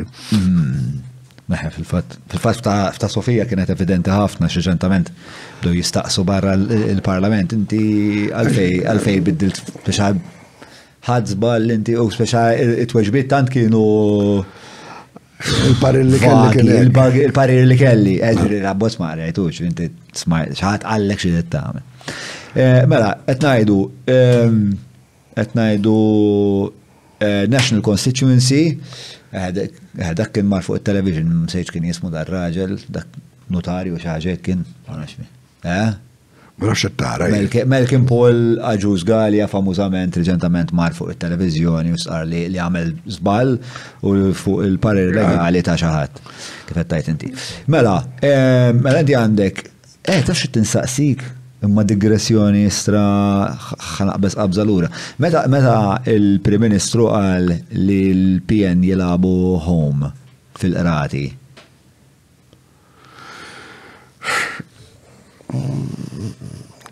You've got to be careful before saying something like that. Ek jidirlek li jem xaħġa ħazina ara xini u riforma. Dak xolok bħala Prim Ministru. I mean, you can't go about tneħħi il-fiduċja tal-poplu fil-qrati bla mandek provi u bla mandek pjan kif tirraġa. I mean, għaw Malta għanna daqxej dan il-defett li torta r-referi u torta il-linesman u torta ek. Ma nasibx t-tamel var il-qorti. L-appell teknikament mux hekk jiġi? L-appell huwa var. Saċertu punt, għandek imħallef li għata sentenza. Telat l-appell, għandek tlet imħalfin. Wieħed id-den kellu xsib bħall-ewwel qorti. U tnejn l-oħra differenti. Fil-fatt nek għaddaw tnejn kontra tnejn ġew. Interessanti. Però ma li jiġri huwa li l-appell jintlaqa f'dak il-każ. Dak il-każ jintlaqa l-appell. Ma mhux għax kellek nies iktar jagħmlu naħa milli oħra. Minħabba l-proċedura. Minħabba l-proċedura kifini. Ma Chamber of Advocates hits out a tabella for implying PN plays home in court. X'kienet l-istqarrija preċiżament u x'qal? Hekk qal li jilabu home? Ħanikwota mill-li niftakar xrajta, sena nsib xi artiklu, ma bażikament qal li l-Partit Nazzjonalista u rreferaw wkoll għal Roberta Aquilina iħobbu jmorru l-qorti għax hemmhekk jilabu home.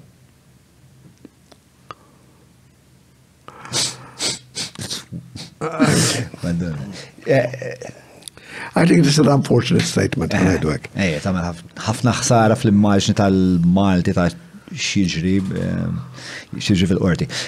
Mela, ħammur l-ura, the opposition policy today is throwing people before the courts, he said, il-Prim Ministru. Now, I won't say it's because they're playing home, people can arrive to their own conclusions. Nistra, master of inference, bela.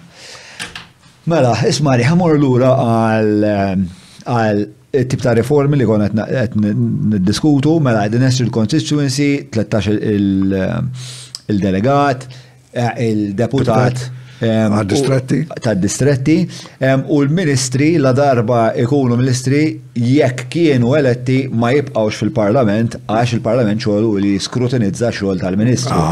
U allura, inti tixtieq li jkun hemm dan id-distak. Separation of power assoluta. Yes, issa, il-klientelizmu din kif tejna, fis-sens kif illum il-ġurnata huwa faċli biex fraħal kbir f'distrett tagħmel pjaċir biżżejjed biex ikollok numru ta' klijenti li taqdihom ħalli hekk inti t-tabib ta' raħal kbir f'distrett wieħed, hekk inti l-avukat ta' raħal kbir f'distrett wieħed li taqdi salt nies u storbur.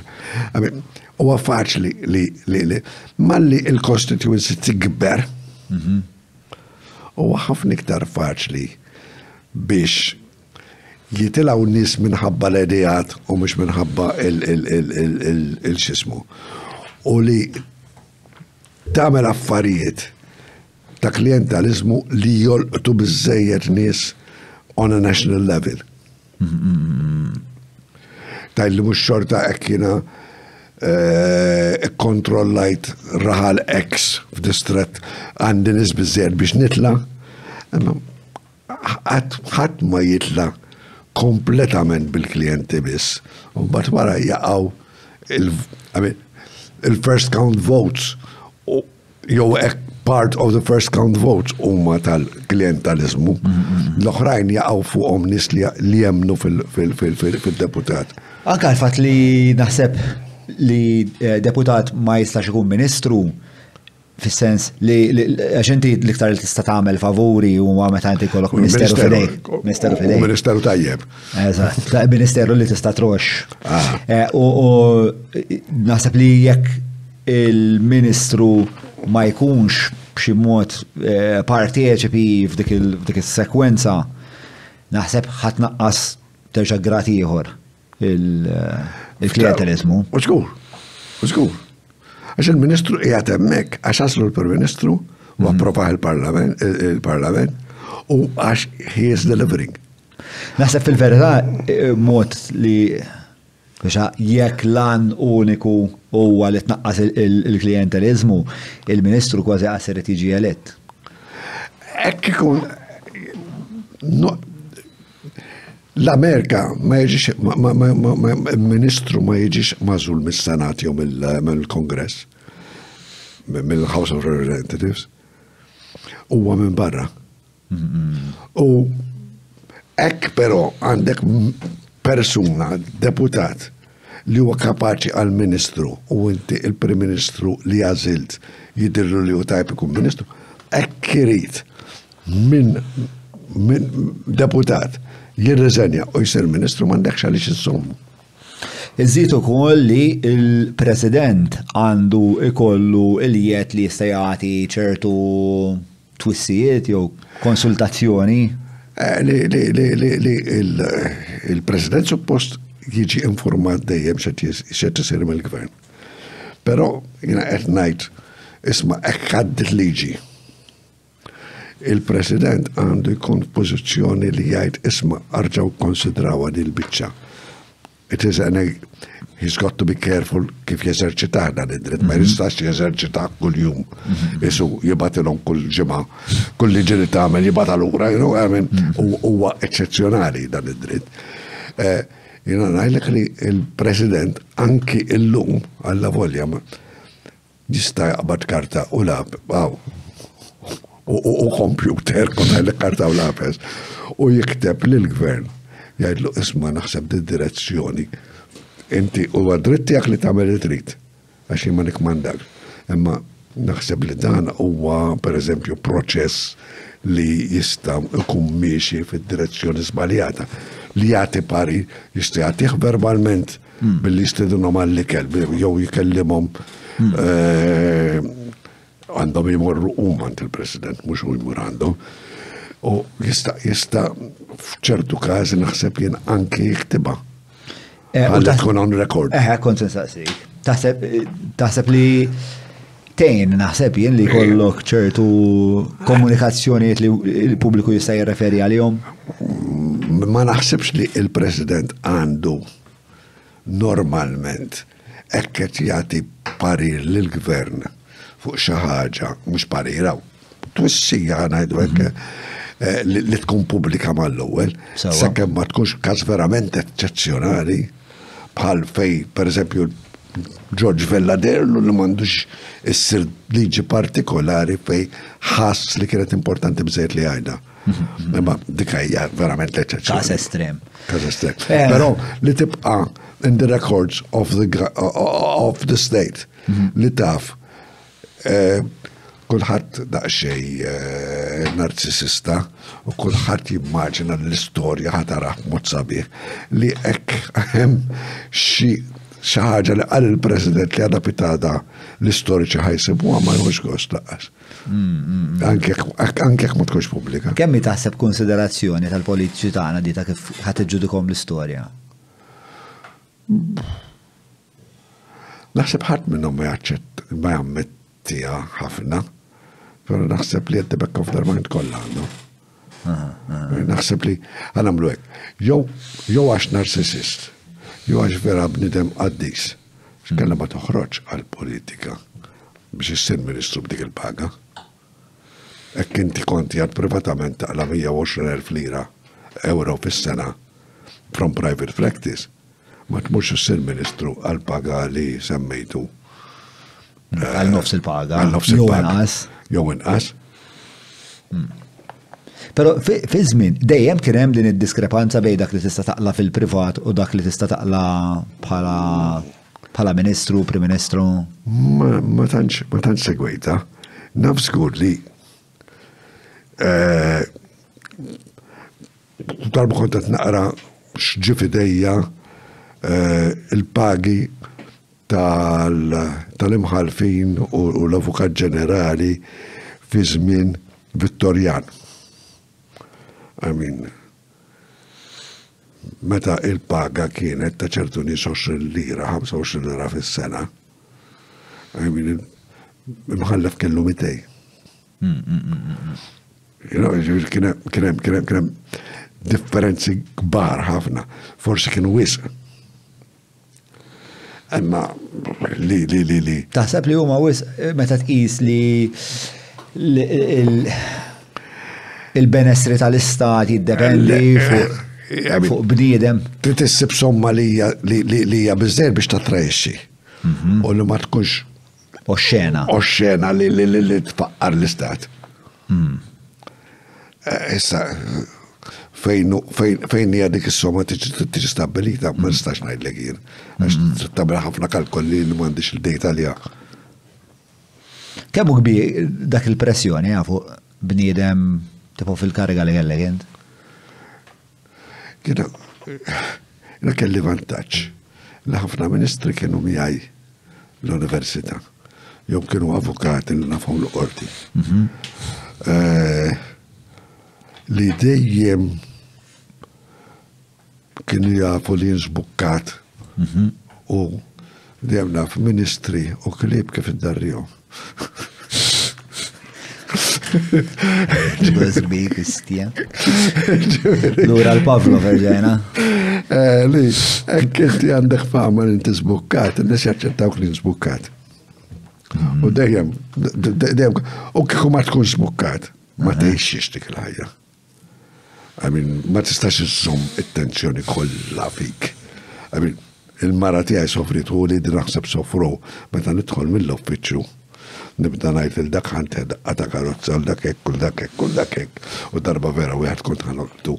U kienu kont nispiċċa fuq charge ta' murder għax ħadd ma kien jemmen li kien accident. Tensjoni tħossa, tħossi tensjoni ta' isma' qed nagħmel ħaġa sewwien, qed nagħmilha tajba din il-ħaġa. Finalment, hekk inti qed you've got to give it your best and not do anything wrong konxjament, but iktar minn hekk ma tistax tagħmel. Did you ever think that this is perhaps too much of a load for one man to bear? Jena kont nid-delega. Jena per esempio ħafna mill-kriminal kont nid-delega. U deċiżjonijiet mbagħad li kienu strettament tal-leġi li kont nħodhom jien. Per esempio nolle prosekwiet jien niddeċidejthom. Bannu naddu għal-jom hekk trid. Però twant se tiddelega. Tu li kelli il-ġirja isek kelpet jiġru għara dembu. Taħles 4 fajl xitlu 5. I mean, għat ma kelli nisbisir biex naħdem kem kelli bżon naħdem. Għat ma kelli il-mara kienet tajt aħjar ix-xitwa mill-nofstanari, għax ix-xitwa naf li deħal id-dar wara l-parlament. U fis-sajf ma nafx kiex diħel fis-sija, fl-4, fil-5, fil-6, fil-7, għax ma kellix ħinijiet. Dik l-inċertezza kienet iktar għabbada ansjeta. ħanaddu għal-parti biografika del-wat, pero nishtiq naqlaq ftit il-parti tar-reformi, ħalli konna dak il-kapitlu meħjut bħal dak il-fajli malu. Jina battom daw suġġerimenti l-Kommissjoni. Pero ma kellekx tweġiba? Naħseb kelli acknowledgement nirċevowhom. Ma semmek. Kelli dik, naħseb ta' minn ix-xert. Kelli ħafna. Interessanti. U ma nafx qed tagħmel il-Kummissjoni ġifieri. Għall-Kummissjoni tirreferi, żomm. Għall-Kummissjoni li suppost kien waqqaf il-President biex tirriforma l-Kostituzzjoni. Kien hemm kummissjoni mwaqfa? Xkur, u ktibt lill-President biex jgħaddiha l-Kommissjoni. Kif ħarbet li di? Mela, issa mhix familji.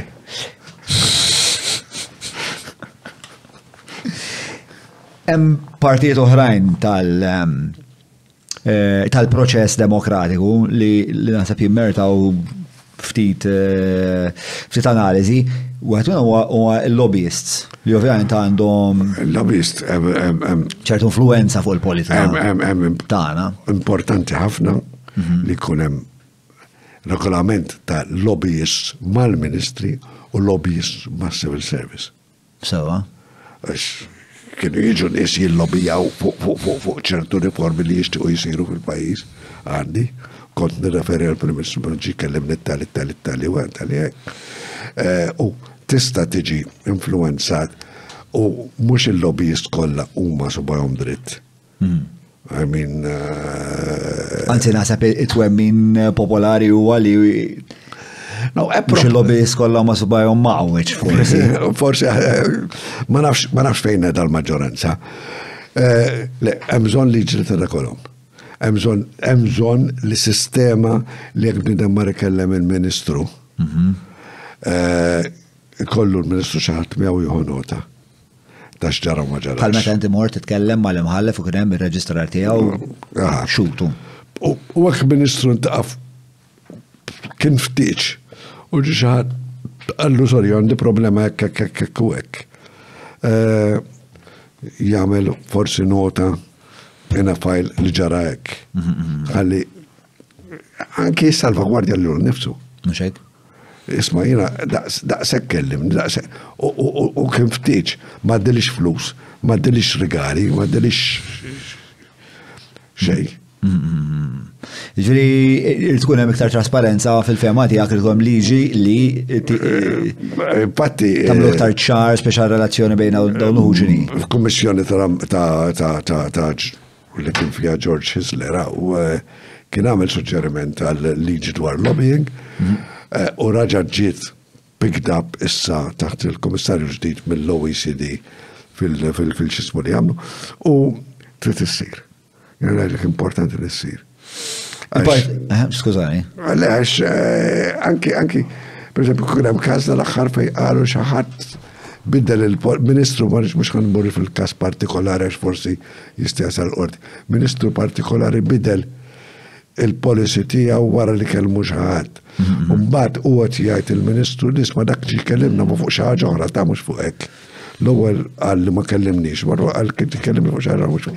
Kieku kellu xaħat miegħu il-Ministru. Deħa notament ta' x'ġara ma ġarax. Ministru kien ikun kopert. Ejja. Ma nafx, ġirajtu Borgen? Min? Borgen? No. Teleserje Daniza fuq il-Prim Ministru Daniż? No, I haven't. Interessanti, meta jiġi lobbyist biex ta' proċedura vera twila, tipo biex inti tasal biex tkellem il-Ministru, tipo tkun kamra nies. Taf kif. U kienet vera interessanti jekk li tara l-proċess x'inhu. Il-pajjiżi Skandinavi, per eżempju, ħafna minnhom ħaġa li Malta laqqas bl-ebda mod ma naċċettawha kienet fi żmien ta' ġifieri għal ftit żmien li ġib publikat kull sena x'ħallas taxxa kulħadd. U inti tista' tmur u tara x'ħallas, jiena nista' mmur nara x'ħallas taxxa int u x'ħallas taxxa dak u x'ħallas taxxa ieħor u naraw. Tgħidli mhux intħil fil-ħajja tiegħek privata. Sa ċertu punt. Illi nagħmel dbiri versu l-istat mhix ħajja privata. Hekk jiena dovut li nħallas 100,000 lira taxxa u ħallas 8 biss, straqt 20,000 l-istat. Dik mhix ħaġa privata. Mhux hekk? All right, tajli, isma, x'inhu affarijiet ħadd ieħor kemm naqla flus u ma naqlax. F'dan is-sens huwa affarijiet. Għax it-taxxa li ma ħallas ċina li taħallas ħadd ieħor.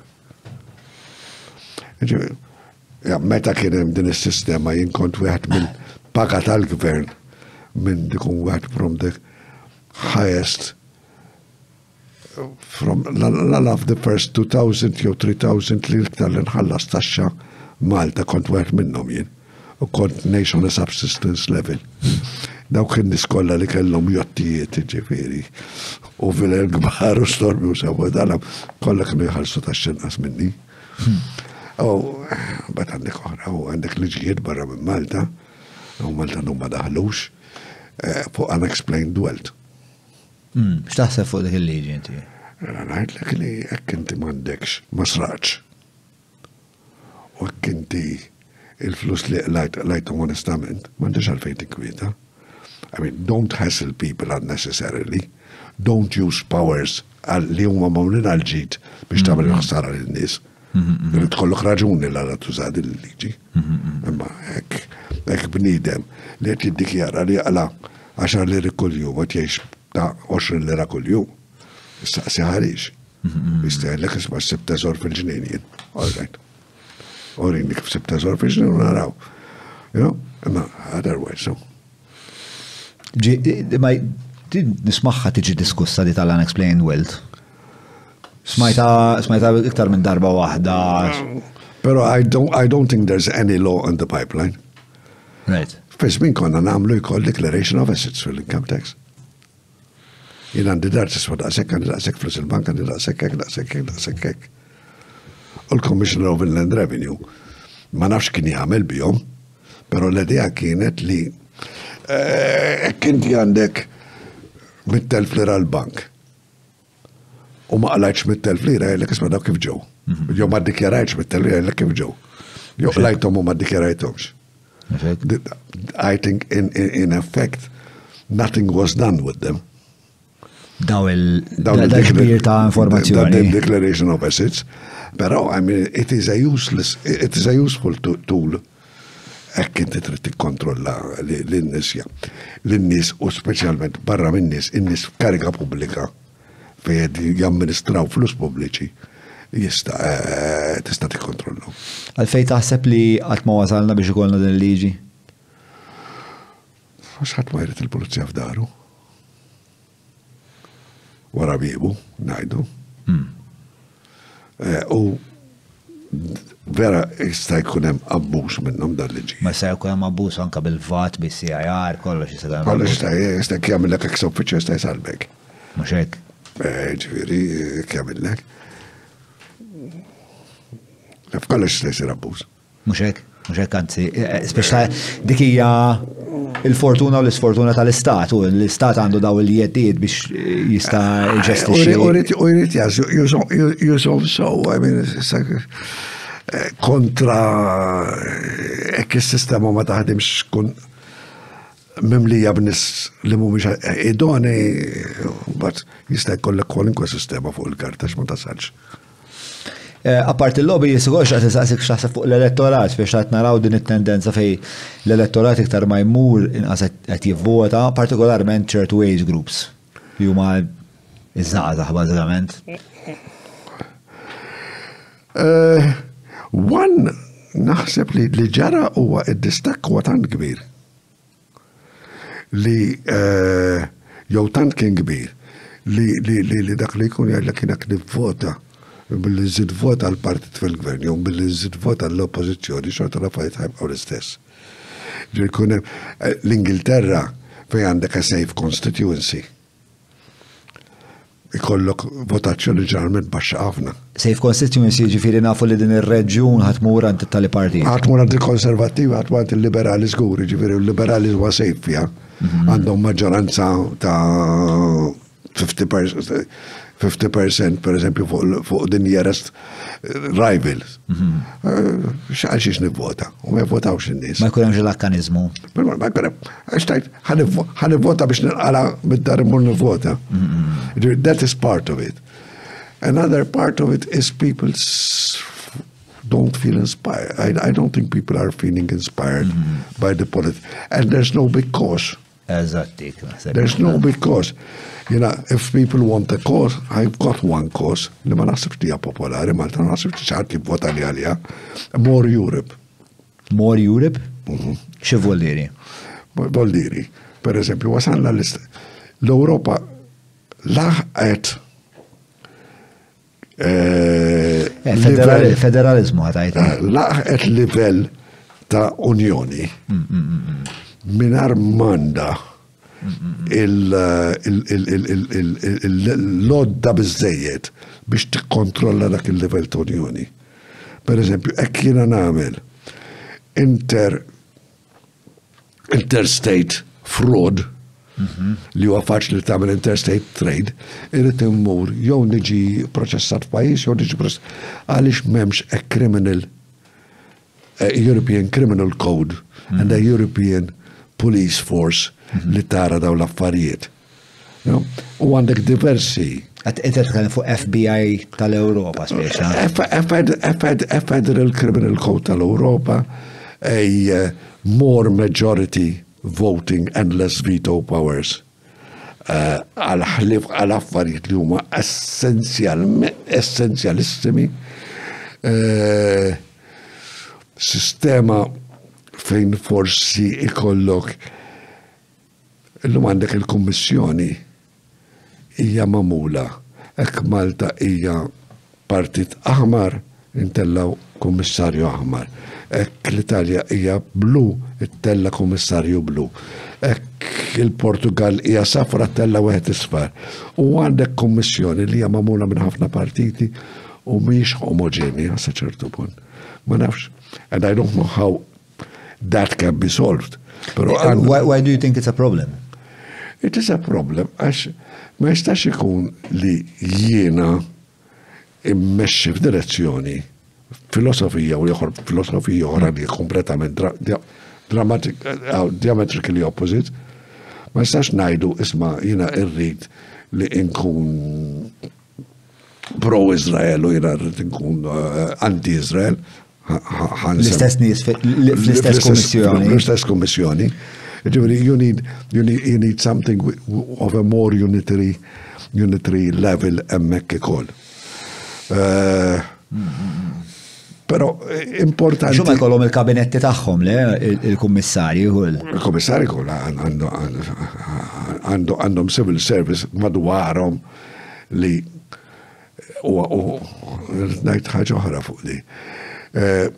Għandhom civil service madwarhom li jgħinhom jimxu u ċertu drabi imexxuhom biex irridu joqogħdu attenti wkoll. U għalhekk forsi importanti li mhix idea tajba li ngħid isma' xi ħadd ikollu not more than one appointment at European level.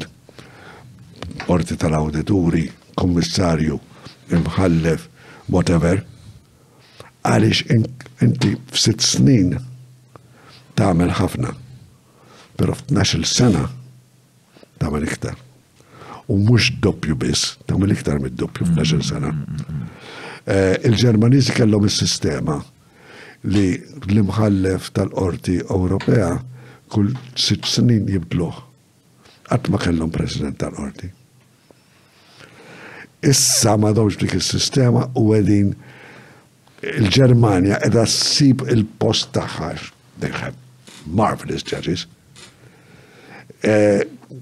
Li edha tivvalorizza ruħha ħafna iktar għax neħu dik is-sistema. What makes a marvelous judge? The fact that he's got a good brain, good logic, that he's fair, that he works hard, that he works fast, not too fast. Dan affarijiet kollha, għandek l-iskola Ġermaniża tal-liġi hija one of the best too. Sentenza mill-qorti Ġermaniża togos taqra, kieku taf il-Ġermaniż, imma translation tajba jkun. Min fejn ġej din it-tradizzjoni Ġermaniża? Very good schools of law. Very good schools of law. Aħna kellna l-vantaġġ meta tmort jiena hemmhekk li jiena pereżempju kon ġenerazzjoni li qatt ma studjajt il-liġi Ewropea mod formali u nobody was thinking of Europe in 1974 when I became a lawyer. In 1973 when I graduated. U sa 2003 konna għadna maħniex ċerti l-ħaritlu. Ġiviri, u mort hemmhekk, I learned European law by osmosis. U damn night and damn very thick-skinned. Ġiviri, kanna svantaġġ, pero ma tistax tibdel kull 6 snin. Ek trid tagħmel impatt. U konna namlu naħseb ċertu nis li nbidlu minn ċertu pożizzjonijiet l-Ewropa kien żball li forsi nbidlu għax kienu jagħmlu impatt iktar kieku baqa' l-istess persuna s-snin ta' wara. Din l-idea ta' iktar Ewropa, iktar federalizmu. Kif tista' tispira l-elettorat biex jerġa' jkun parteċipi? X'inhu l-proġett? Għax mela, jiena di wkoll tajta ftit ħsieb fis-sens li inti kellek il-proġett tal-integration, falla tal-ħelsien, tal-indipendenza, tal-ħelsien, tal-Ewropa li huma faċli ħafna tispjegahom l-elettorat, ħansiru Ewropej. Ġifieri ħanimftu l-frontieri, kulħadd jista' jmur għandu l-opportunità illi jifjorixxi u jisib karriera. Sfortunatament għamilna l-Ewropa ma għamilniex l-Ewropej. Għamil kulħadd għadu jaħseb jiena Malti, jiena Ingliż, jiena Taljan, jiena Franċiż, jiena Bask, jiena Katalan, jiena Kastiljan, għax għandek anke reġjonaliżmi. Però jiena naħseb ir-riżultati tant ħajkunu qawwijin. You're going to have a European army. Possibly. Hija proposta ta' Macron di. European Navy, Europe which speaks with a European voice in the world. Ma l-Europa għandha ħafna aktar x'toffri milli qiegħda fil-toffri. U jista' jkollha ħafna iktar influenza fuq id-dinja milli preżentament għandha. Illum hija minnaħa skubi għall-Amerika u minnaħa l-oħra tħares l-ura x'tista' tagħmilha r-Russja. Minnaħa l-oħra. Għadha m'għandix is-saħħa l-Ewropa li jista' jkollha Ewropa Unita iktar federali u hekk ikollha dik is-saħħa nkunu aħjar f'kull pajjiż membru tal-Ewropa. Il-mistoqsija ovvjament ħajseddaq dik l-għaqda biex nikwota l-Duncan. Il-valuri ċentrali Amerikani fid-dikjarazzjoni tal-indipendenza huma pjuttost ċari għalfejn għandna ninaqdu l-Ewropa. L-Ewropa biex waħda mill-affarijiet kbar li għamlet l-Ewropa li m'għandniex iktar gwerer. Jew li l-Ġermanja u Franza iddeċidew li bej 1870 u 1945 kellhom 3 gwerer tal-bliħu. Tal-bliħ. Meta ma nafx hekk mort Verden. Le. Tara il-mawżoleum, tara ċ-ċimiterji tal-gwerra, tal-ewwel gwerra. Itik il-biki. I mean, it's unimaginable. Għali isħaħ, slaleb u ġebel jimmarkaw il-mejtin. Il-miljon il-mit. U dik spiċċar l-Europa. L-Europa with a Federal Space Agency li tista' tesplora mod għal-federazzjoni u mux il-Ġermanja li għal-Italja li għal jina najlik l-Ingilterra xi darba tarġa' tidħol fl-Europa, forsi tidħol bħala mux Gran Bretagna ma bħala Scotland, Wales u England. U England. Għax fan li għana naħseb li naqset l-Unjoni tal-United Kingdom il-Brexit, pero anyway, that's not... Naqset l-Unjoni fil-United Kingdom. Ifem, fil-popolazzjoni żgur, fil-popolazzjoni nfisha xenti ma tatkellem b'didem Ingliż, ma tafx jgħidlek jekk da jaqbilx ma' Brexit jew jgħidlek li Brexit kienet l-ikbar żball politiku li għamlet Brexit was an exercise in nostalgia. I think most of the world is going through that. Jirint meta tara l-slogan ta' Trump, per eżempju, Make America Great Again. Għandek il-Salvini li għati għallek let's close up the borders. Isu għaw dan il-spirit, dan il-ħsib, il-zeitgeist huwa ejja nerġaw. Nerġaw morru għall-antik, għax l-antik kolħat jiftaħar il-sabiħ tijaw.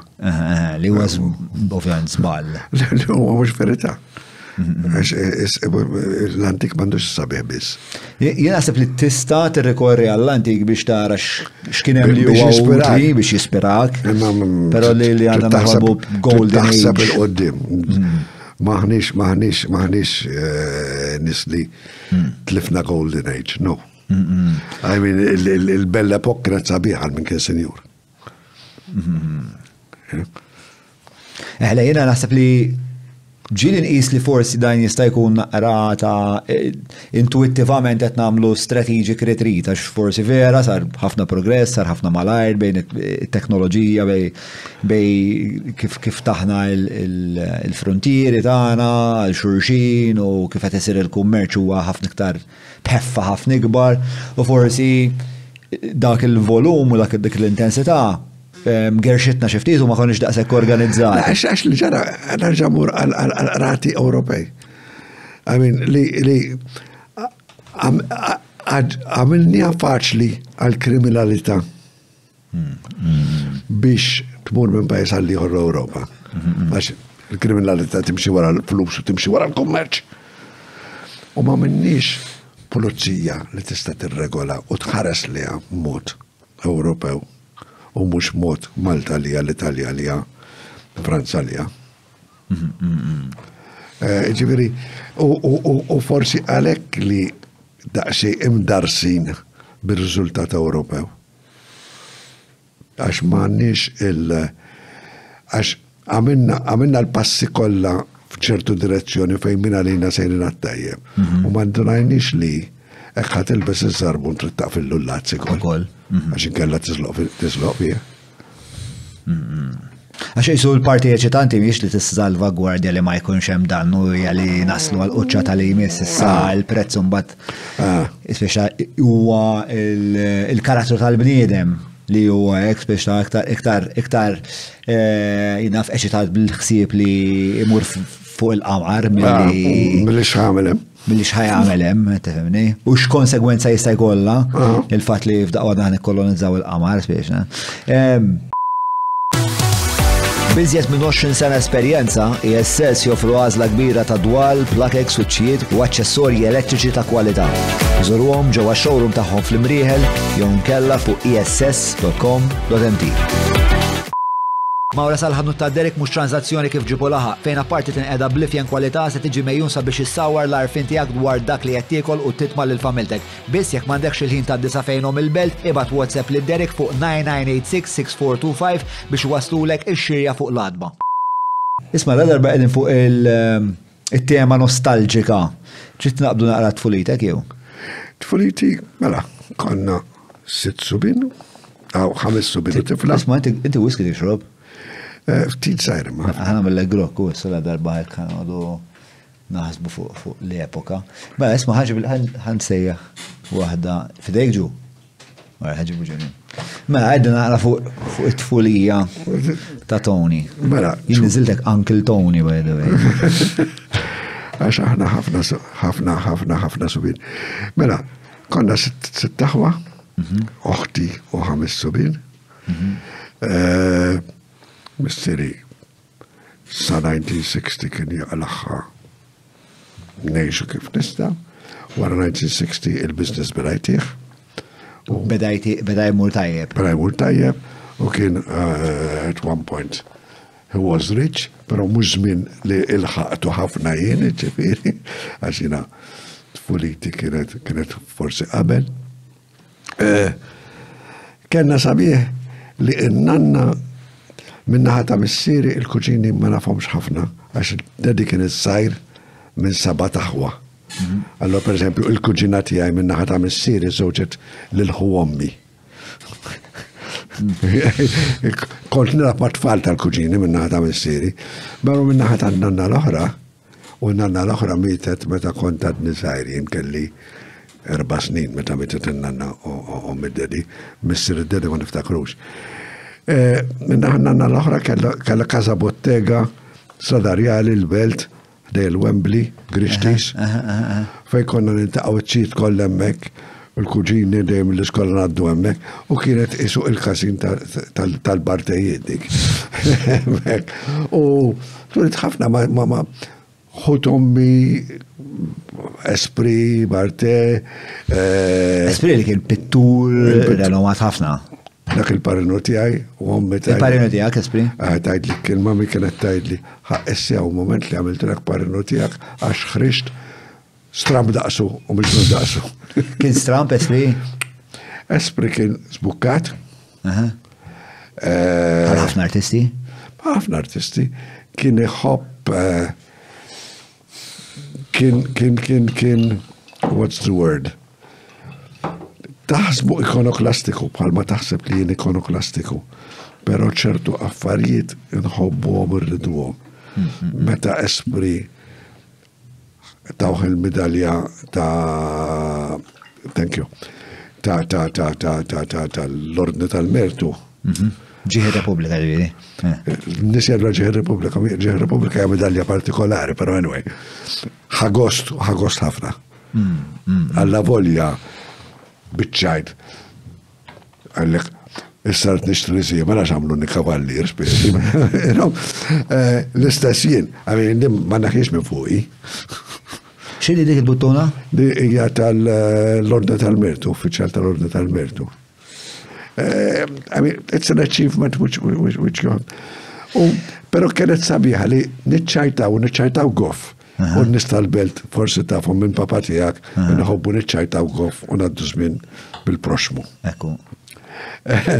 U kienet isu kla. U drajna niċċajt. Il-ħanu ta' Grixti xkien? Kienu jagħmlu l-uniformijiet u rakmu tad-deb. Sewa. Il-cabbages, per eżempju, tal-Navy Ingliża, Navy tas-South Africa, dak iż-żmien Navy tal-Kanada, kolla konna nuħdu l-kontratti għana. Għalix kifu kome l-lum il-ġurnata bil-konkurrenza tal-Indja u l-Pakistan mandek xansu għadhom apparti l-Navies ċkienu. Pero konna ġiveri kienu l-imperu għal-naħata tal-familja Tommi kien benefiku. Għal-naħata familja ta' missieri kienu anti-imperialisti ġiveri. Kif wasaltu ma biex speċa minn kien il-moħ fil-familja li fem isma jekk nibdew da tip ta' negozju jien naħseb kapaċi nbiħħa dil-ħaġa. Kienu beda oriġinarjament il-Bużnannu bil-ħjata uniformijiet u hekk. U mbagħad wara realizzaw naħseb kien it-Tiju Tommi u Tiju Tommi kien il-persuna ta' business, nannu kien iktar ta' skola. U għed mitzijiet minnħu Tommi li meċċow di. Kienet cottage industry. Konna natu il-materjal l-nies u jaħdmu d-dar. I mean, debt 24 karat, ġiviri, dak il-rak, ma taħsibx li kien ġiviri xaħġa miex ta' vera. Uniformi tal-uffiċjali, ma ġiviri. Uniformi u beċis tal-uffiċjali. Le, U tiġi kont taħdem fih jew dal-ħanuti? Jina kont, tfariftit il-makju. Ma le, fil-whisky. Meta kont student kont namel daqxie accounts hemmhekk biex naqla xi ħaġa fix-xahar. Kont namel matul is-sena mmur hemmhekk nagħmilhom l-accounts tal-outworkers, actually kont il-materjal li ħadu, x-xogħol li ġabu lura, kemm għandhom jgħodu as a result. U għamil xi sentej tlieta naħdem il-Malta Cold Stores li kienet tappartieni lill-kuġin tad-Deni namel review tal-pricing kollu ta' matul is-sena biex jaraw kienx sajjeb u a paper inventory tal-importation tal-foodstuffs u kollox. U il-foodstuffs toqgħod attent għax hekk titfixkel 6 pence fir-ratal. F'dak il-kwantitajiet. Dak il-volum, dak il-volum. Niftakar darba sibt li konna timbjaw il-gamin għandi kun kien. Inqas billi jiġina. U Mortan Valmor imwerwer kuġin tad-Deni. Valmor għal kuġin tad-Deni. Biex najdlu, li fortunatament kienet ila 3 tim 4 tim biss il-dana. U li ġuċat għafajt zarbi kajna. Pero kienet kien ġifiri. Ma sibtux l-isball, ovvijament, kienet kun. Kienet kun dizastruza. U xkien ma tħaċ fin-negozju, xi sagettajt il-kuġin Valmor Borċ, intom. Dejjem konna fil-grixti. Dejjem id-deni kellu għaw Borġ Barty Brothers. Minnaħata tan-nanna l-oħra Lorenzo Kutajjar kienu jġibu l-fajjenza strada fil-kanti un bat wara t-wapet il-Furjana. Għaxina il-flus mux ma jamlux bija, ma jaċċetawniex. Biex tkun businessman tajjeb tkun tuħu gost lajt lira. Jina lira naqla ħakkandi bżonna biex nixtri xi ħaġa bija. Li darba mort fil-ħanut u għamilt xi ħaġa li der li kienet a good business decision. Id-dedi kien iġibu l-handles tal-bibin divizorji u ġab handles kwalità eccellenti. U kien jimbijaw xi 3 liri u 15 xalin il-wieħed. U daw ġifiri irħas mill-handles kollha l-oħra li kellu onsejn. U għalli Madonna għalli 15 hemmhekk għalli ma beċ wieħed. Għatlu kemm qed biħu. Għalli 3 lira 15, għatlu ma sax biħom 3 lira 15. Għalli, għatlu kemm huwa l-ola wieħed. Għatlu għamlu joftit iktar, joftit il-qas mill-ola wieħed. F'ġimma marru. Perception. Għet inkellem darba wieħed Luxemburg jamlu il-kristall. Kumpanija Franċiża. Għatlu għajt il-verità. Kikut bijawħ. Kem jiġikom għad bijawħx, għalli vera. Għalli għax il-nisek ma jkunx għana ma jishtruħx. L-Amiga kellhom l-istess problema. Tiftaħrom l-Amiga daw il-computers. Daw l-Amiga kellhom l-istess problema li fil-bidu ma bdewx ibijaw ma bdewx bijaw kwantità, mbagħad eventwalment ollew il-prezz u jiena wieħed minn dawk li xrajt Amiga. Jiena ħanajtek. Il-business ma kienx atterin, it wasn't attractive. U but dejjem naħtaġ oħrajn. I wanted to do something for the country. Dejjem kont għajdlu patriotizmu, għajdlu idealizmu storbu. U I thought that without being a politician, għax jina meta kont student, kont president tal-SRC, ġiviri.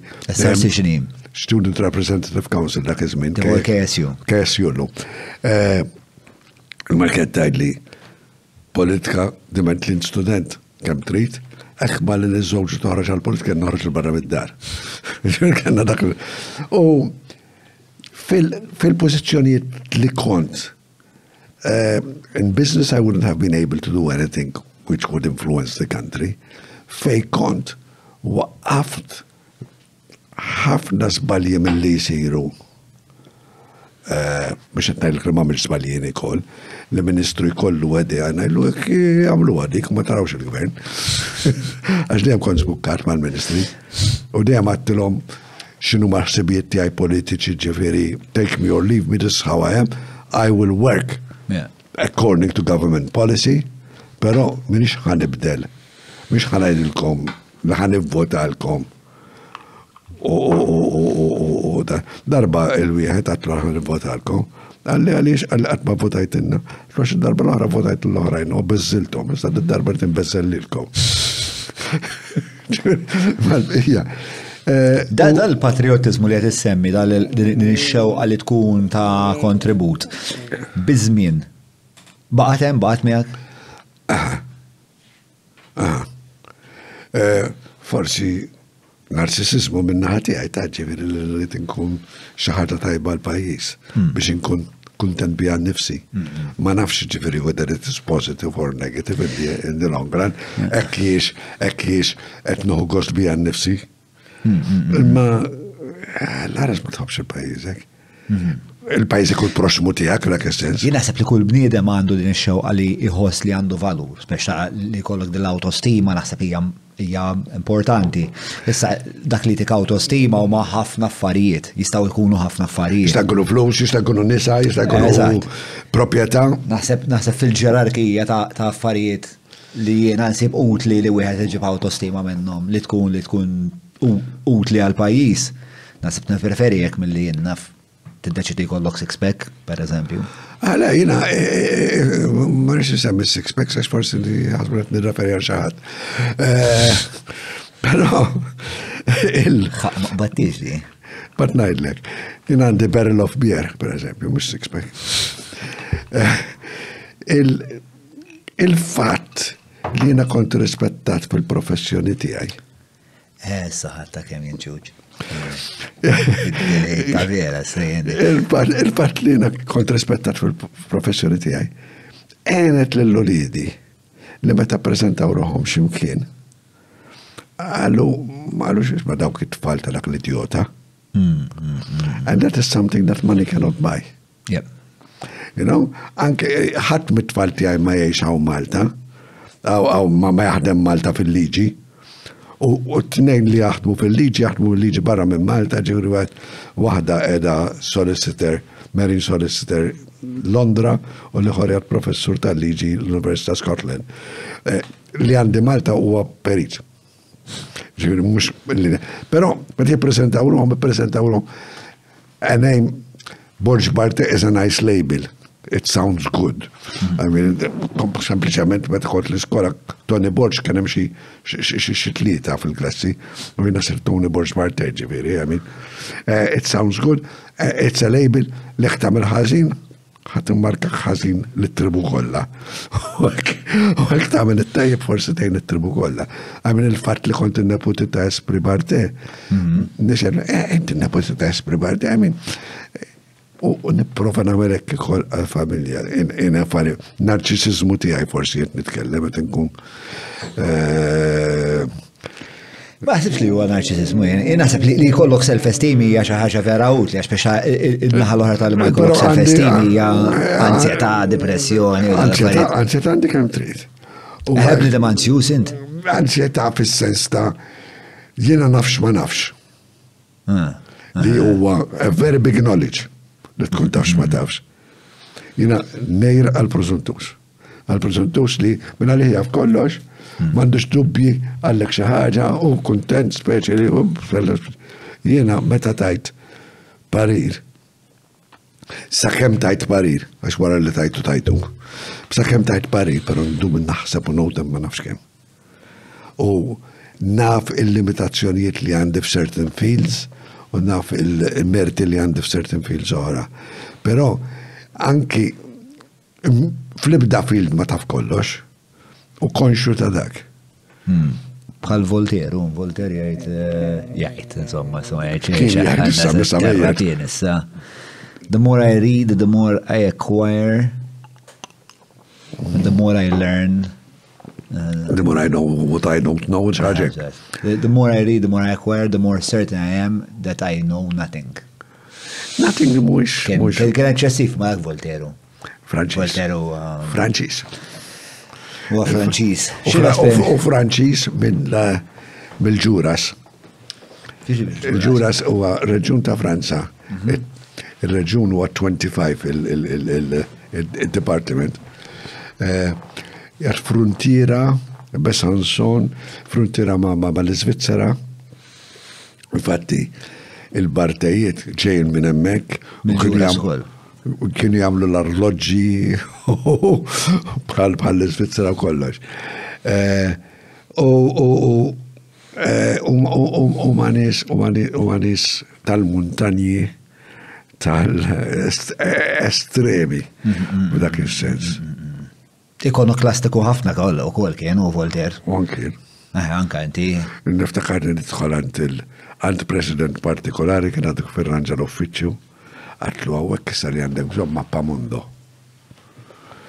U Mappa Mondo kienet referenza għal-kamra għall-uffiċċju ta' Mussolini li kienet is-sala del Mappa Mondo. Għalli rajt fuq il-periodu faxxista tiġix tiċċajta minn għalik li għettaddi li wahda ma nafx għettajt. U għalfej deċidejt li tajdilu? Għax kellu dall-uffiċċju maestus u speċi finalment everybody's got to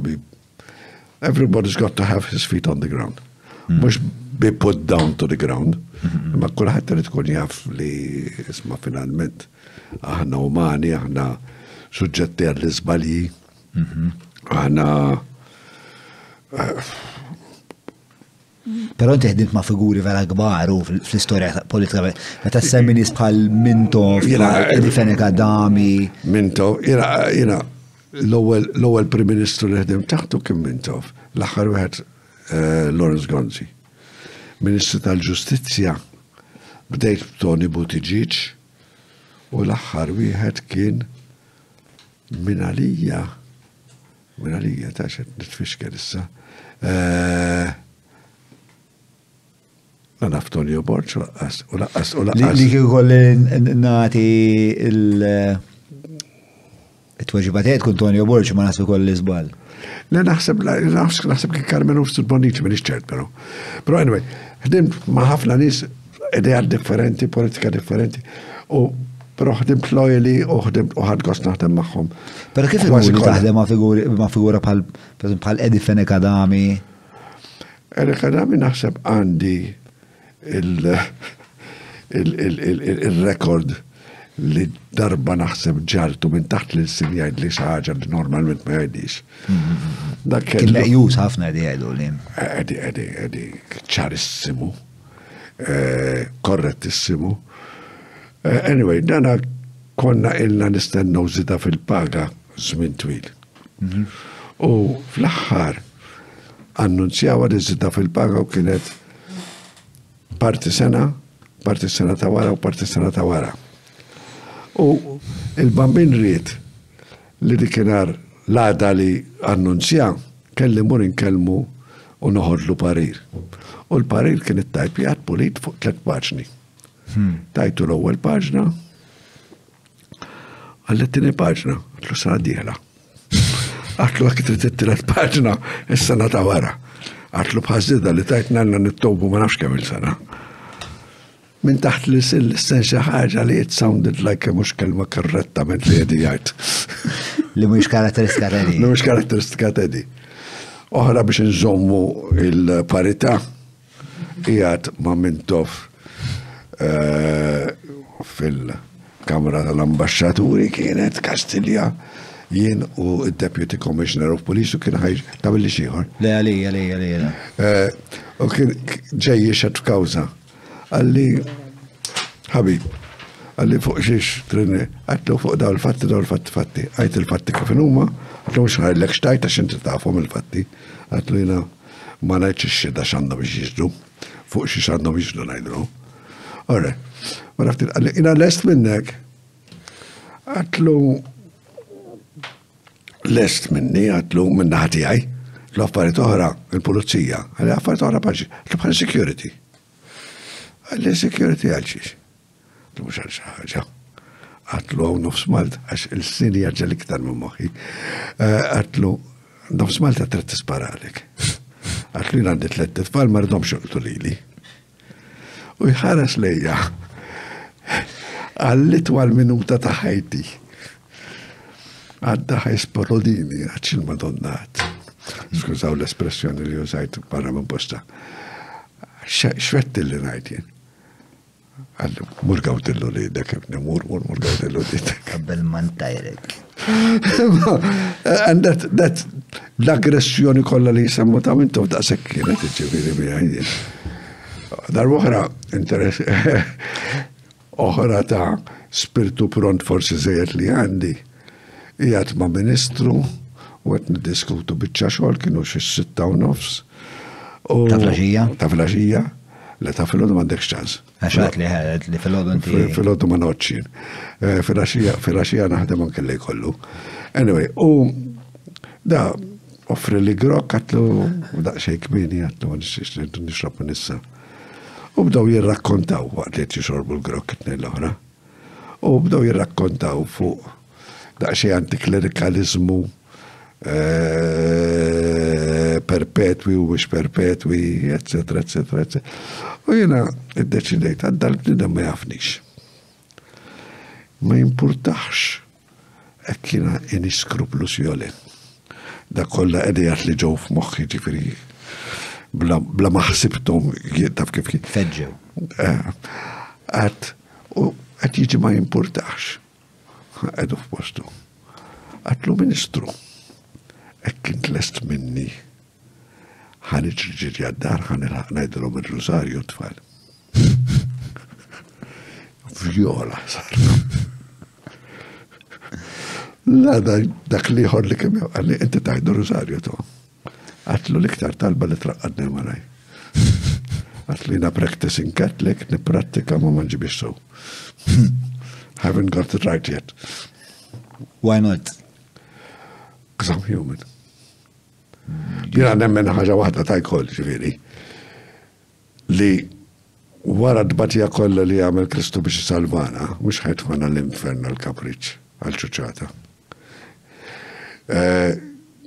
Salvation, dalli ħassir reliġjuż, issa ħadibdaw bil-teologija. Salvation should be the norm rather than the exception.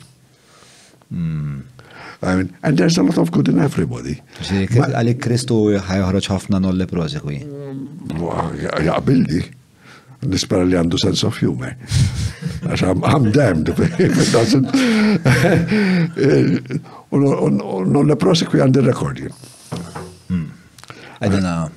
Jena, ħriġt f-14 sena u nofs ħriġt 11 non leprosekwi. Ta' definizzjoni ta' non leprosekwi, però? Non leprosekwi, meta l-Avukat Ġenerali wara li għandu rapport minn maġistrat jiddeċidi li mhux ħajmexxi. Għaliex m'hemmx każ li jmexxi.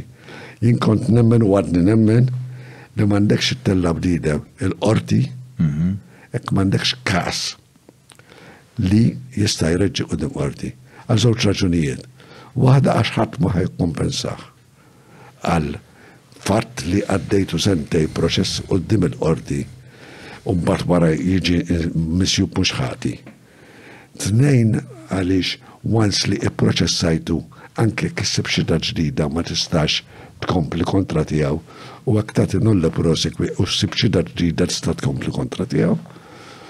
U t-tielet min jien hekk ma sibtux ħati u għandi provi biex isibu ħati biex nippunih billi naddih minn proċess kriminali.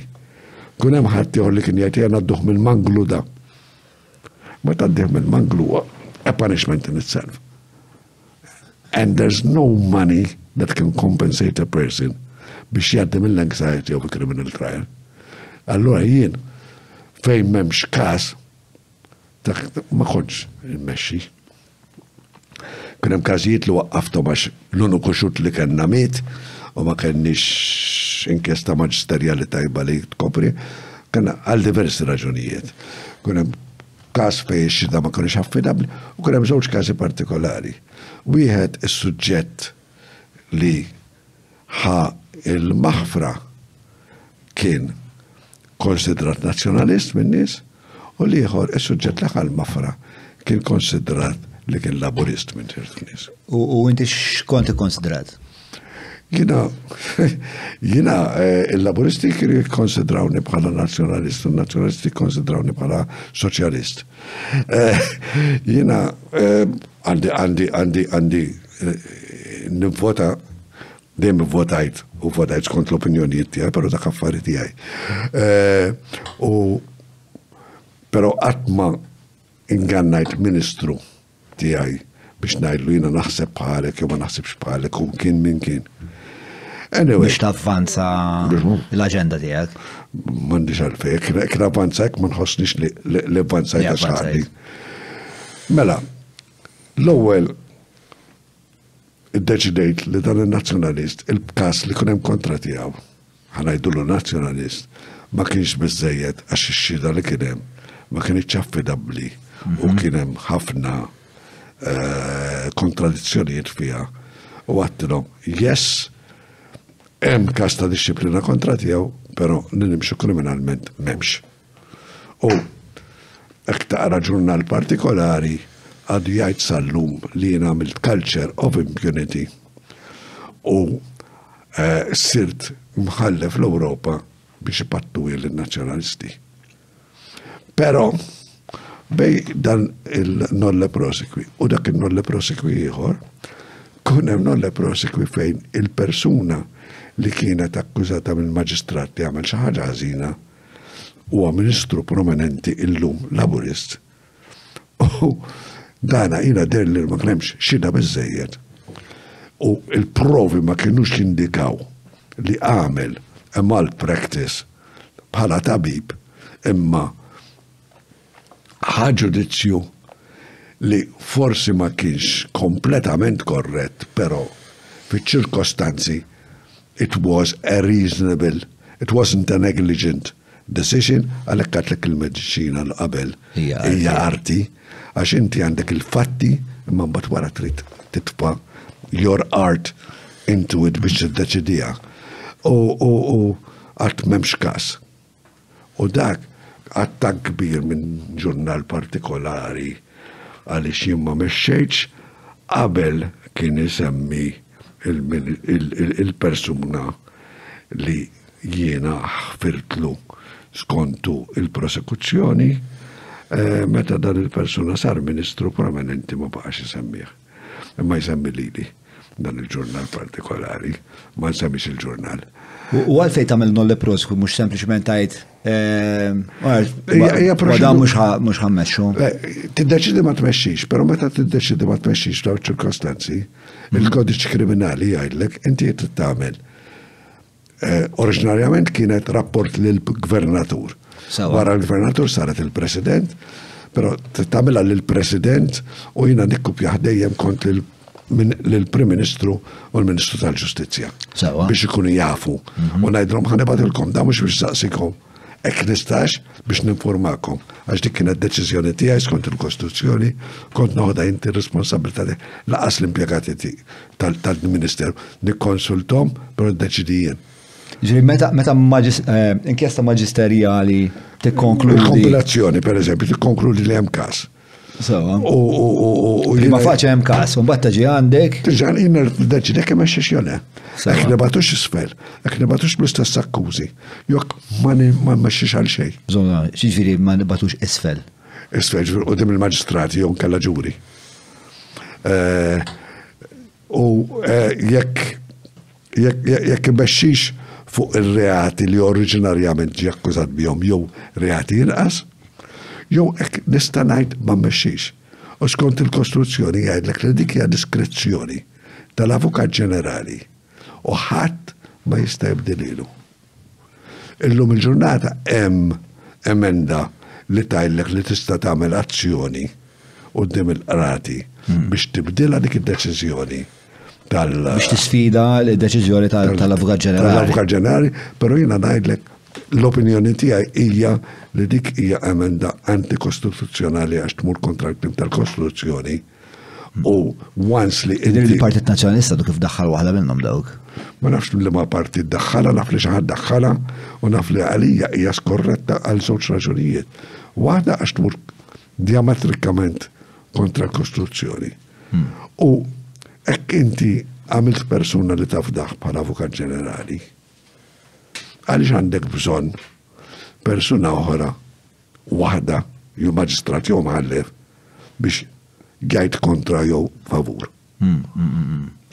Għamil xorta ħatkun deċiżjoni ta' persuna waħda. L-avukat ġenerali jenħatar jidir li minn 3 ġudikanti li huma rtirati u ġek. Illum il-ġurnata ma nafx dak iż-żmien kienet għażla tal-gvern. ċekja kif inhi l-lum il-ġurnata x'ovvjament. Min għalija l-lum il-ġurnata għandek a selection board. Ma li selection board ta' tliet. Selection board li jibat għandikum l-għanaf isem wieħed u l-qastnejn lill-Prim Ministru jew lill-President u jażel il-Prim Ministru jew il-President. Ma nafx kif inhi llum. Dak iż-żmien kienet deċiżjoni tal-gvern. I mean, meta sirtien it was perhaps the obvious decision. I was the senior, I was the one who had been there for the longest of time. I had been practically doing the work of the Attorney General for a number of years, ġifieri. Ma kellix 12 sena esperjenza skont il-Kostituzzjoni biex nista' nsir l-Attorney General irid ikun ilu avukat 12 sena għandu l-istess qualifications biex jisir imħallef, ek mandekx 12 sena bistax jisir. Ma tistax kwalifika l-daw l-affarijiet. Ma tistax kwalifikax. U jina kwalifikajt dik is-sena li sirt Attorney General. Fl-89. Pero isma, qabel ma nasal dik il-biċċa, kienem dal-episodju, mela, the appointment commission will be composed of 3 retired judges, or is. 3 kommissjoni ta' Di kienet qabel l-aħħar 2020 ta' Mela, għem xaġa iktar reċenti. Mela, pero qabel. La naħseb ekkena. Ekkeda, Naħseb, ma minix, I wouldn't put my idea fuq n-nar fuqa. Ma niftaħ, ma nafx nisa. Dej, naqqas vuol-diri, ma jeder li ek niftakar li kien imbidel il-proċess. Mela, fil-bidu tal-podcast semmejt li speċa li kienem dal-episodju f'ħajtek fejn inti ta' 13 sena jidir li. Kont ħalala 13 sena, kont nilab id-dar, nirraġġa maħija ta' qabli, u at one point ersaqt lura, u għaddari maċxoka tal-ħajtek, mal-kantuniera. Xej, dak il-ħin, wara l-ofsinar ħassejt discomfortek jisu f'dari. Oh, in a couple of days, fil-ħodu biex għamur l-iskola, u saqajja ma treġġinix. It was paralyzed, my left leg. Sa kem ġiet tabib. U rawni kollox kienu iż-żewġ saqaj u kienet edha progressing tila il-fuq il-paralysis. Bizmin il-sviluppa hemorrhage fl-spine ma daqlaħat mal-ħajt. U dak waqqaflek il-nervitura, id-dem, bat meta nixef id-dem, parti minna ġit lura, u pero minn sidri l-isfel on the left side għadu paralizzat, jew parzjalment paralizzat sal-lum. ċivur ma tħossejek, mandekx. Le, nħoss, pero mandix movement. Per eżempju, sħana u Bart inħossu fis-saqaj tal-xelluk, fis-saqaj tal-lemin ma ħossux. Ma fis-saqaj tal-lemin miex is-sieq li għandha l-paralizi u parzjali. Parzjalment paralizzata. Sewa, all right. It's at one point of the spine fej il-nervi. Il-wiring bażikament. Il-wiring jikkrosja l-xulxin. Bidlit l-ħajti. Bżajti ju? Not really. Dak il-ħin ma bdejx tħossa għajk. Le, how strange. What I remember is how strange, xidrali. Allora ħasbu li kienet polio, il-mami, għax kella kuġin taħħa Meta kienet zaħra kellu l-polio u speċi bezat li ġara l-istess. Pero, il-tabib għalla mallu għalla l-polio jġib deni ta' zimel, għalla da mandux deni, ġiveri mux eksgu. U għallu għal-ħasmu li kienet something progressive. Esternalment kellek xi ħaġa jew? No. Ma kellek xi daqqa infjammazzjoni? No, li taf kemm tkun? Daqs ċiċra da. Diddem kollu. Niftakar qiegħed l-isptar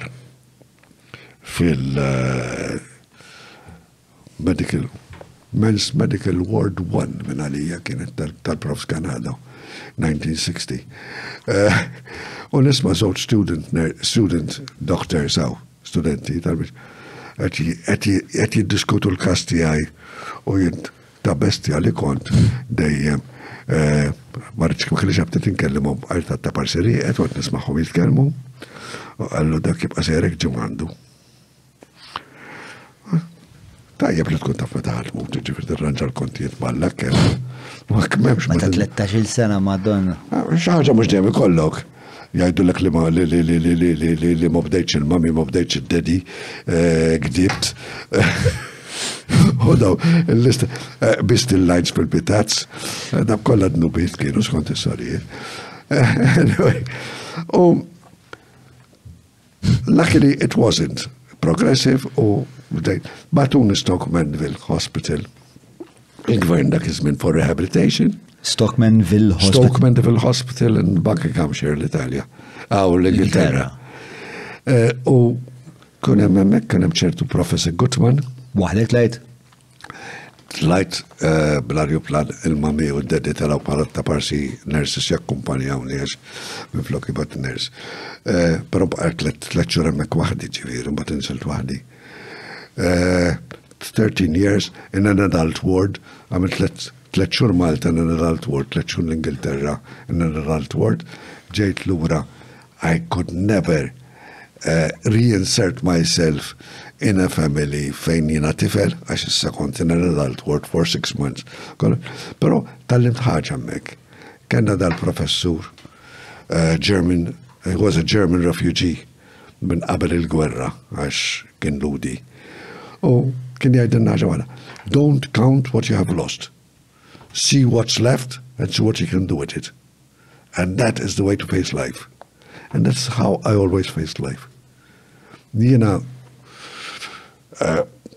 imma affarijiet li missjajt, of course, missjajt li to go on long hikes, missjajt li nrab il-futbol ma' tfal tijaj, missjajt li n-walsja ma' l-mara tijaj, who is an excellent dancer, ġifiri kienet, and she never had the opportunity to waltz with me, pero ma konx niddeqa ki walsja ħaddi ħor maħħa, konx needed to.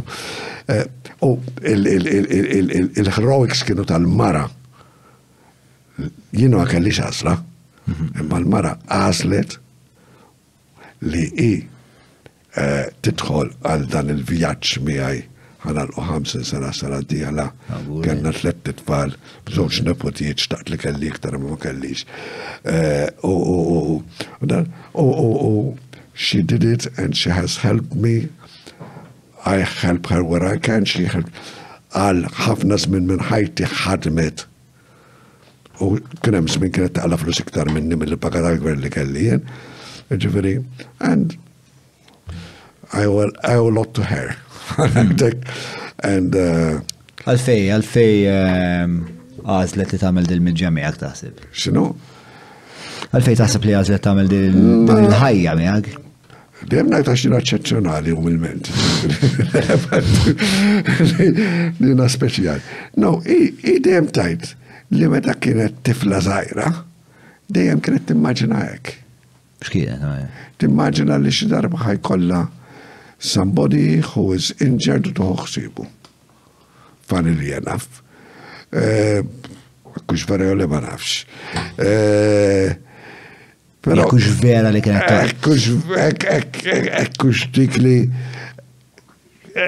kienet ċtara l-futur taħħa bħala tifla zaħira. Pero no, I mean, we started off as friends. Jina, meta kont l-università, kelli ħafna mill-bib tiegħi kienu tfajliet li qed jistudjaw l-Ingliż u funnily enough kont noħroġ għal-politika ġifiri università jivvotaw li n-nisa tal-Ingliż, l-ispizjara nisa u l-seminaristi. That was my constituency. U kienu dawk li kienu jivvotaw li. Għalfej, konda s-popolari maħu? Forsi għax kienu jaraw nisinċir. U kont wieħed mill-ftit irġiel li jekk toħroġ li kelma mhix korretta kienu jaċċettaw għan-nisa fija. Għax kienu jafu dak sbukkat jitkellem hekk. Għax kienu kif trabbihom. That's it. But eventualment we became closer u kollox ġiri bej tarras għaw. We had a number of breaks in our relationships sakemm iżżewġna. Fl-adolescenza, I was, iżżewġ ta' 27 sena ġifieri.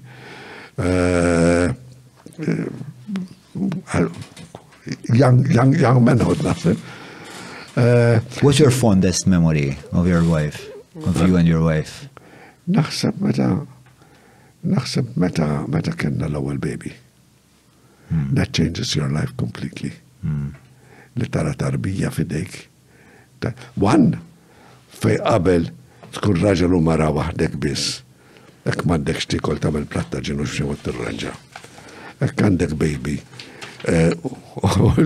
Kelli l-kbir kien irid il-likel tal-babies ta' ditta partikolari jekk ma ssibx lila ma jħolx.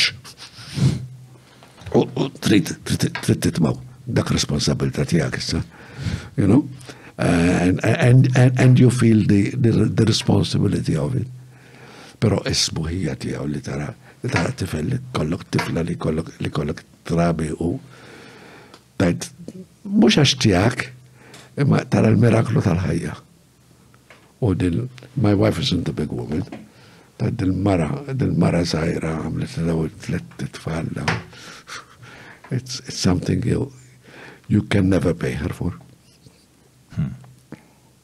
U sofritni għax jiena ġifieri għandi stramberija tiegħi. I mean, għandhom ituk medal for endurance s-sena l-5 sena. Pero għat li inti bnina eccezjonali u għul. Ma dak konti għat ċajta. Konti t-reklama. L-reklama.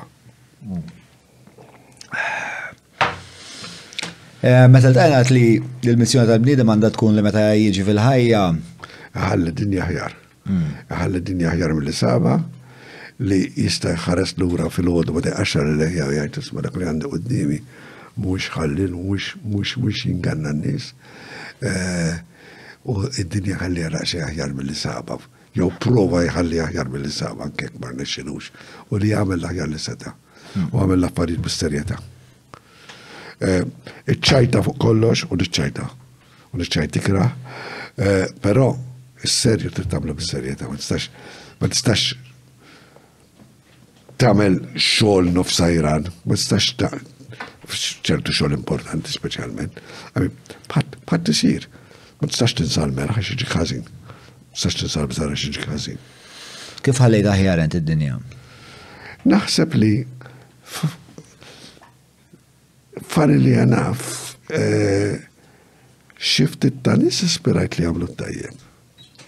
Studenti li kelli u hekk.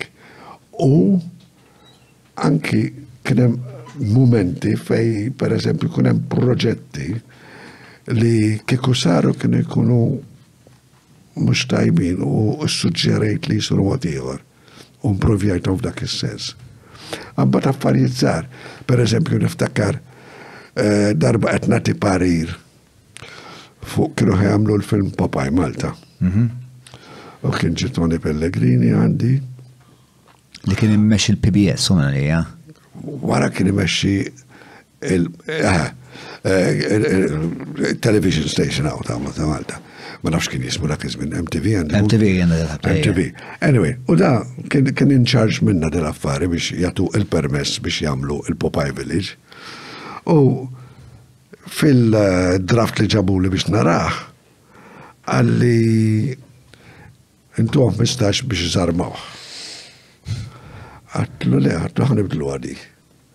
Għatlu namlu li għanna żmien xar biex niddeċidu jekk iżarmawx jew le, u jekk niddeċidu li jżarmawh, irridu jżarmawh fi żmien xahar. Għaliex, għatma xi ħaġa forsi nagħmlu bih. Popeye Village għadu hemm, one of the tourist attractions ta' Malta, għax jiena ħatta bis-serjetà dik il-biċċa xogħol li kont qed nagħmel u għatlu minflok ħatlu ijwaj neħħuħ wara ġimgħa għad tisma' di għaliex ħala. I mean, little things like that. And you feel ma nafx kemm ħadmu nies Popeye Village ġifieri daw l-aħħar. Naħseb ilhom 45 sena.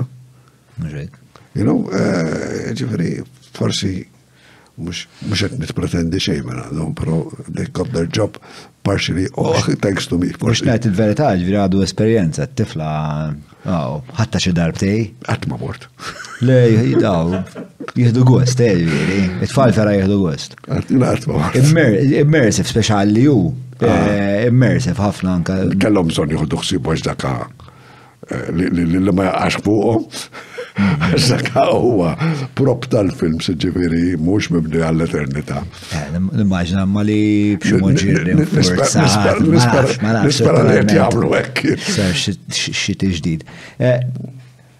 Hemm xi żbalji li baqgħu miegħek? Il-podcast ta' John huwa proġett indipendenti u ħieles mill-influenzi tal-partit il-kbar u l-lobby groups li jorbitawhom. Bekk jista' jibqa' jiġi mtella biss jekk inti tgħin. Jiet nappellalek biex iżżur il-ħolqa ta' fuq jew jekk qed issegwi lil mill-YouTube billi tidħol ġewwa patreon.com/John Mallija u tina daqqatit. Tinsiex, il-podcast ta' John huwa l-podcast tagħna bidik ħadwa. Qafa sabru.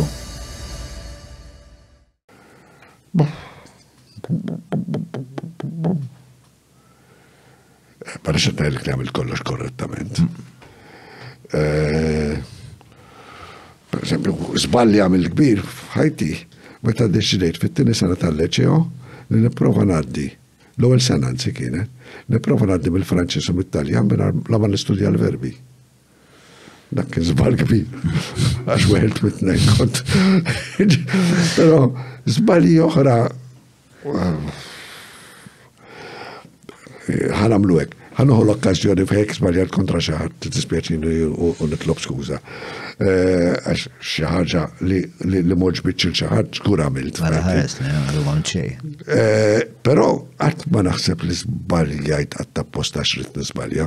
Jew għamilt ħażin għax rid nagħmel ħażin.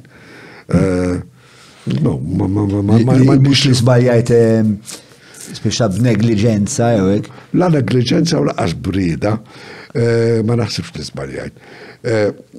Mhux qed ngħidlek li kollox tajjeb, mhux qed ngħidlek li m'hemmx min forsi iddeċidejt affarijiet li m'oġbogħx. Ma ġieli iddeċidejt affarijiet li in hindsight mbagħad m'oġbugx. Minkejja l-intenzjonijiet kollha tajbin, minkejja li. Waħda pereżempju naħseb li bħala fatt kienet żball. Dak qabel kienet meta issir kawża kontra l-gvern u ma tafx li ma dipartiment trid tmexxi kontra tiegħu kienu jmexxu kontra l-Prim Ministru. U kont narajna tisma' da jmexxu kontra l-Prim Ministru, l-Prim Ministru instab ħatim il-qorti tal-li xi ħadd ma xallulux il-bozza affarijiet ħmerija.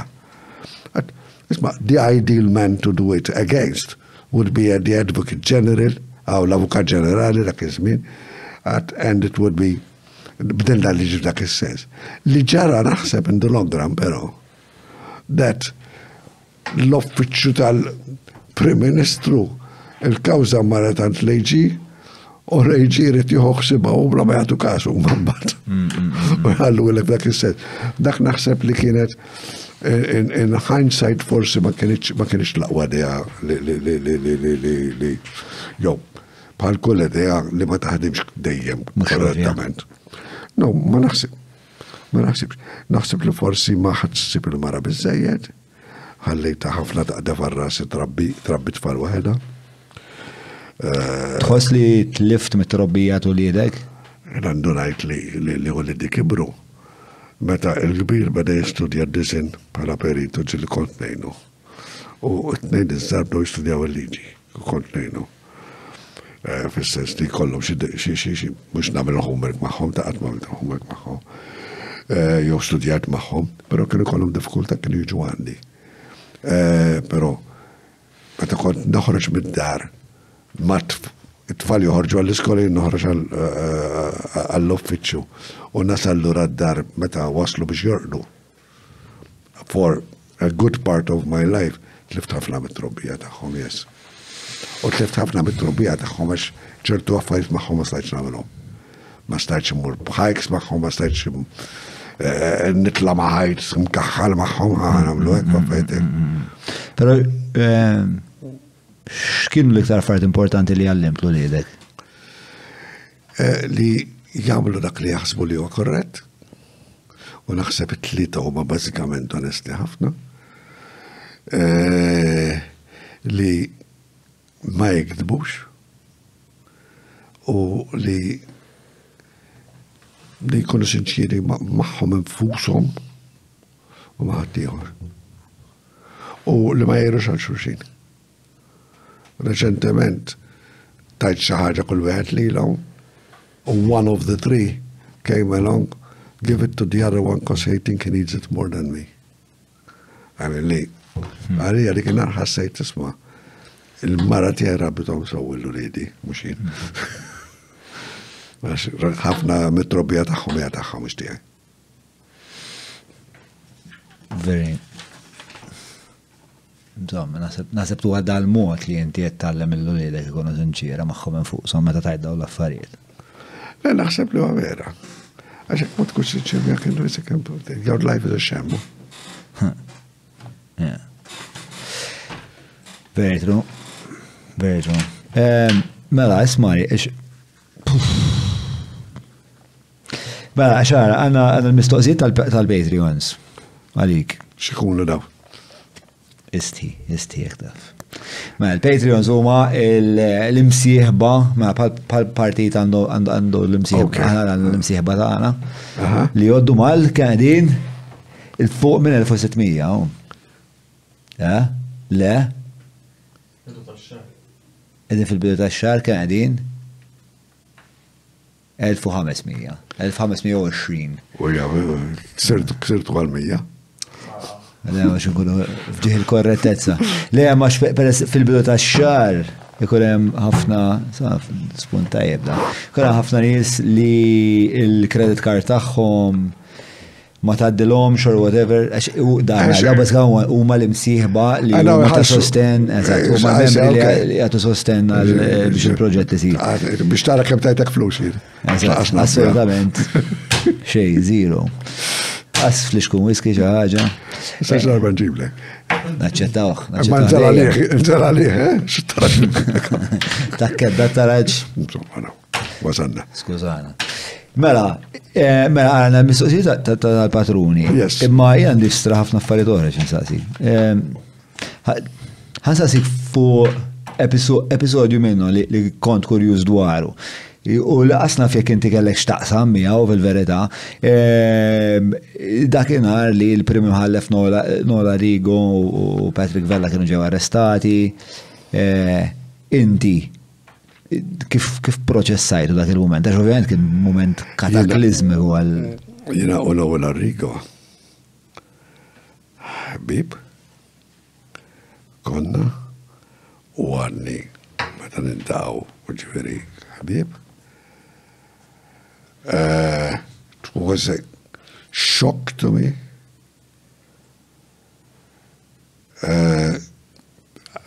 Tant konna ħabib li meta darba tlajt Londra, Dina u Noel, ma sibnix lukanda fejn du sodda kull wieħed u għadna fl-istess sodda ġifieri.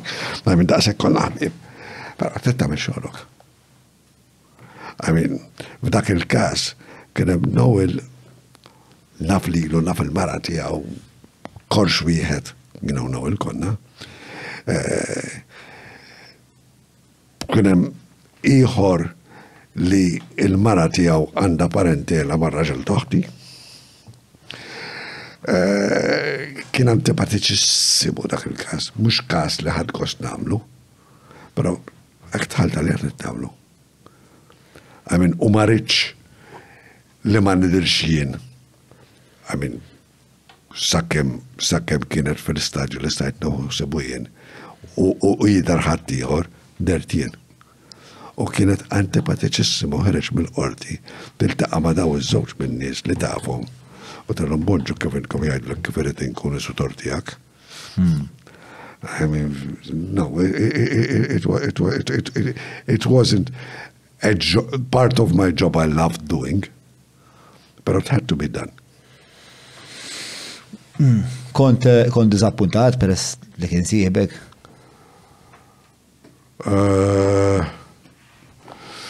Disappuntat għax kien sieħbi, disappuntat għax kien il-premju mħallef u għamilli u kien hemm il-kas li kien hemm, li kien mħallef li għamel xi ħaġa bħallik. Għax dik naħħilek il-fiduċja fl-istituzzjonijiet.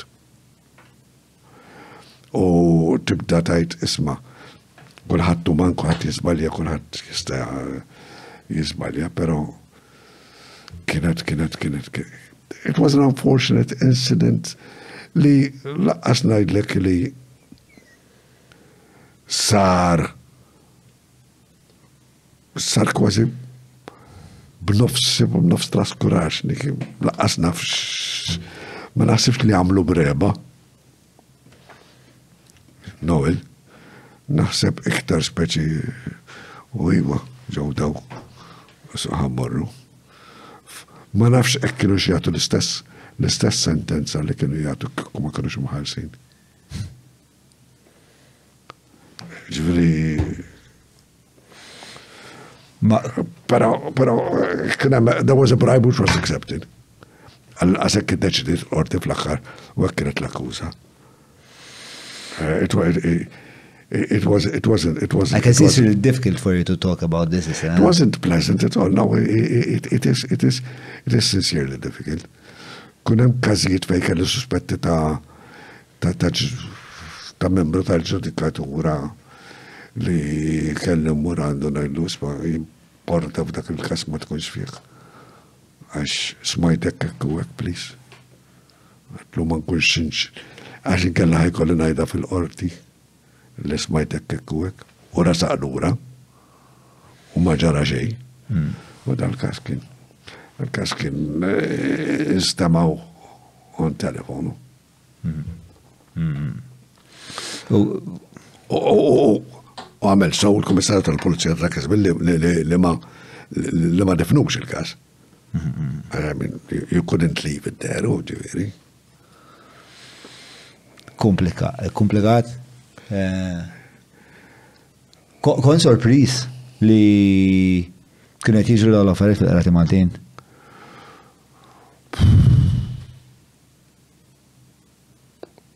Xej ma sorprendini. L-ħadin taħt is-sawar kollox jista' jiġri. And I take that attitude b'serjetà ġifieri. Rarin umna xtara ma toffi dak kif jista' jkun. Things will always happen, and will always be happening. Li tibqa' sorpriż that must and nejtaqat. I hoped it would never happen. That these things never happen. Pero tajt li must and nejt li qatt ma jiġru dawn l-affarijiet, no. Tajt li minn persuni partikolari, no, I never thought li daw il-persuni partikolari għamlu hekk. Pero li daw l-affarijiet jiġru jas. Ma konċ ma konċ sorpris li bqajt kantat. Kien hemm xi affarijiet li tul l-esperjenza tiegħek bħala l-Avukat Ġenerali tal-limt fuq il-natura tal-bniedem?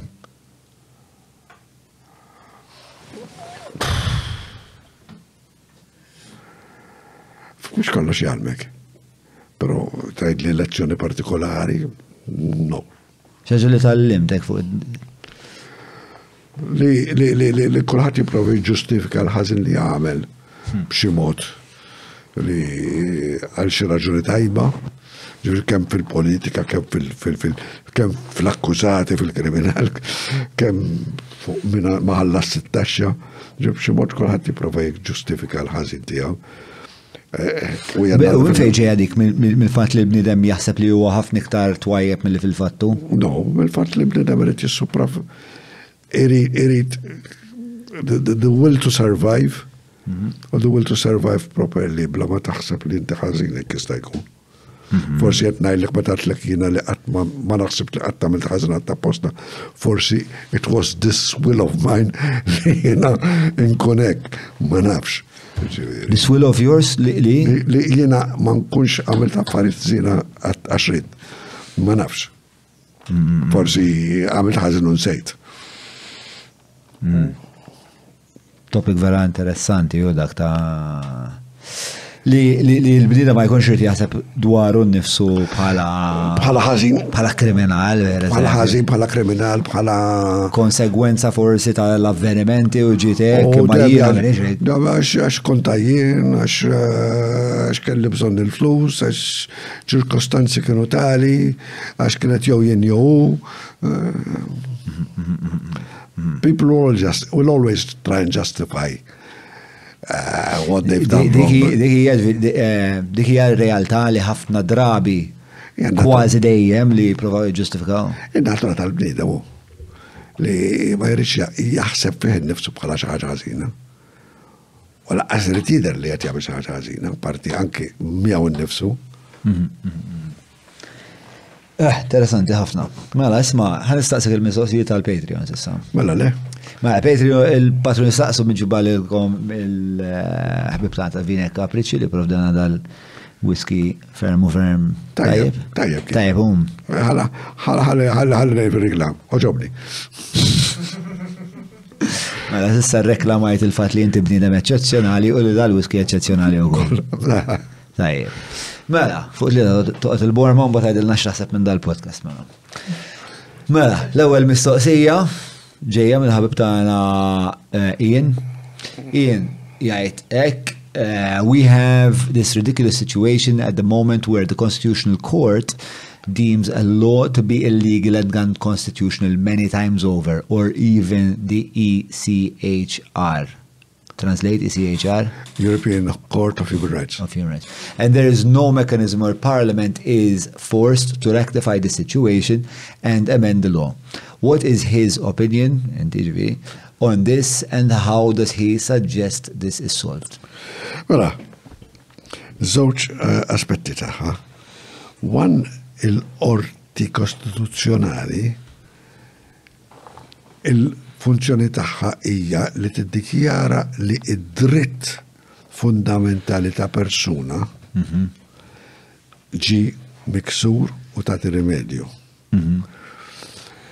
Mhix il-funzjoni taħħa f'dan il-każ li tajt dik il-liġi hija antikostituzzjonali, tajt hekk fil-proċess tagħha biex tajt li drittijiet ta' dak ġew miksurin. Jiġifieri it is not di jienu Vanni Bonello ma naqblu b'xejn, jiġifieri kellna diskussjonijiet elf darba fuqha. Il-funzjoni tal-qorti dak il-moment hija biex tiddikjara li d-drittijiet ta' dak ġew miksura u tagħti rimedju. In so doing, qalet isma' din il-liġi hija f'dan il-każ qed tgħid oġġettivament ħażina f'kull darba. Però hemm momenti fejn il-drittijiet ta' bniedem ġew miksurin b'saħħa ta' liġi, però dik il-liġi mhux dejjem tkun ħażin f'kull każ. Allura mhijiex dikjarazzjoni ta' invalidità ta' liġi. L-qorti hija din li tagħmel hekk? L-qorti kostituzzjonali jew l-qorti ċivili fil-manzjoni kostituzzjonali tagħha. In the constitutional court process, għanamlu hekk, fiż-żewġ istanzi. Jiġifieri, issa, la darba il-gvern ikun jaf li għal darba darbtejt, la darbiet, arba darbiet, il-qrati, kważi unanimament, kull kawza li kellna qoddimu, għalu din hija inkostituzzjoni, din qed tikser id-drittijiet kostituzzjonali tan-nies. U f'kwalinkwe każ ħatiksirhom, allura il-gvern għandu jieħu passi biex dik il-liġi jabroga. Ekk ma jagħmilx hekk il-gvern, il-qrati xorta mhux ħajnforzawa. Mbagħad hekk il-gvern naqas milli jagħmel dak li għandu jagħmel sta l-elettorat biex jara fil-elezzjoni. M'hemmx mod li iġġal il-Parlament jagħmel liġi partikolari. Sistema inkredibilment ineffiċjenti speċa din il- Għandek proċess ta' kif isiru l-affarijiet. Il-proċess ta' drittijiet umani mhumiex il-proċess li tiddikjara liġi kostituzzjonali u le. Dik tiddikjara liġi kostituzzjonali jekk liġi tmur kontra l-Kostituzzjoni other than in human rights cases taħt il-116 tal-Kostituzzjoni. Fej għandek proċess fej l-qorti tiddikjara liġi mhix kostituzzjonali u tiddikjara nulla. Tista' tagħmel din ħaġa? Ma mhux fil-human rights. Għax il-human rights biex tiddikjara liġi li kisret fiċ-ċirkostanzi ta' dak il-każ partikolari drittijiet ta' dak il-bniedem. M'għandix funzjoni biex tiddikjara jew le għax ħafna drabi liġi li tista' tkun tikser id-drittijiet fondamentali tiegħi ma tkunx tikser drittijiet fondamentali ta' ieħor in all the other cases. It is an individual, infatti, human rights of the individual. Hija teknikalità tal-liġi. Sta' l-gvern meta jara li liġi li rati darba wara l-oħra qed jiddikjaraw li dan il-proċess mhuwiex skont il-Kostituzzjoni biex waqfu jagħmlu liġi oħra.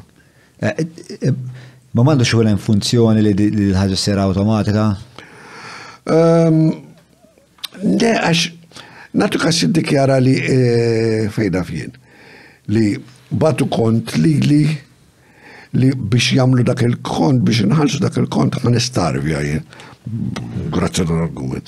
Li hija ħaġa eċċessiva u li ksisret li drittijiet tiegħek. Qed nagħti eżempju. Daw human rights li qed titkellem dwarhom. Eżempju kważi stupid. Ma hekk tibgħat l-istess kont lil ħadd ieħor. Mhux se jkollu l-istess effett. Mhux se jkollu l-istess effett. Allura ma tistax tgħid li isma' f'dan il-każ tiġi awtomatika li liġi hija kontra Kostituzzjoni. Imma nipparkjaw l-idea tal-human rights. Ħwejjeġ oħra ovvjament li tivvela fuq il-Kostituzzjoni. Tagħmel liġi pereżempju li tajt li tagħmel liġi tajt li mħallfin tista' tagħmel imħallef li m'għandux 12 sena esperjenza. Dik hija kontra il-Kostituzzjoni għax il-Kostituzzjoni tajt li tkollu 12 sena esperjenza. Sewwa. Dik kwalinkwe bniedem u minnu fil-pajjiż jista' jagħmel kawża biex il-qorti tiddikjar dik il-liġi għanulla u il-dikjarazzjoni tal-qorti hija biżżejjed biex dik il-liġi ma tibqax. U m'għandu għalfejn jsir xejn iktar. Dik il-liġi isa ma qatt ma saret. Mela jekk fimtek sew ġifieri il-qorti kostituzzjonali tista' tajt illi liġi mhux kostituzzjonali u la darba jkollu x'taqsam ma' drittijiet tal-bniedem tista' tannulla. Il-qorti tista' tannulla? Il-qorti tista' tannulla. Hekk hija liġi li mhijiex fuq human rights. Mhux human rights, eżatt. Il-bqija kollha tista' tannullhom. Le, hekk hija mhux fuq human rights ma tistax tannulla. Jekk hija fuq human rights ma tistax tannulla. Hekk hija liġi li tmur kontra xi parti oħra tal-Kostituzzjoni li mhijiex il-parti tal-human rights, hemmhekk tista' tannulla. Sewwa. Ġifieri dak li kien jitkellem dwaru jien nerġa' tella waħda l-mistoqsija ta' jekk ju. Naħseb kien jitkellem fuq tal-FIU jien ġifieri bażikament. We have the ridiculous situation at the moment where the Constitution deems a law to be illegal and unconstitutional many times over. Naħseb tal-FIU għadha tittgħaddu mill-appell. Or even the ECHR, which is the European Court of Human Rights. Jew kellha jitkellem fuq il-liġijiet tal-kera. Jista' jagħti il-każ. Naħseb li jista' jkun jagħti Probabilment. Però, hemmhekk l-istess, hekk tajt tisma' dik il-liġi hija ħażina, tagħmel liġi oħra minn flokha mhux kemm taqbad tabroga. Tabroga xi ġifieri tneħħiha? Tneħħiha. I mean, you've got to substitute it by something else, kellha tħalli vacuum. Mxek? Ġiviri, anki emmek trid tara ma tistax tiġri. I mean, it would be nice kieku titaqbad switch u tfejt id-daw li il-liġi li hija skont il-qorti kostituzzjonali u skont li CHR f'moħħok li hija anti-constitutional. Ma tgħidlekx this law is anti-constitutional, tgħidlek inti dan il-persuna b'din il-liġi ksirtlu d-drittijiet tiegħu. I mean, they talk about the rights of the person before them. As an individual. As an individual. They don't talk about the law as being good or bad. But if it's happening many times over. Sta-l-gvern li għajt isma jina għandi xaħġa ħazina, isma jina ekkandi r-rota kull darba edha t-zeglek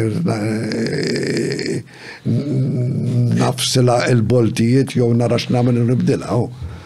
Ma t-bux tibqa timxi fuqa. Sawa. U għalik mandux ikun hemm mekkanizmu automatiku għax hija naqrek tal-sinkra. Għax inkella tispiċċa b'dal-vakum u qed tispiċċa b'dal-liġi. Natħas il-liġi. Forsi tobbligak tipola darba pereżempju ħanitfaq ġifieri hawnhekk qed inħossni fiera ma nafx il-Madonna qed ngħid imma ħanajda.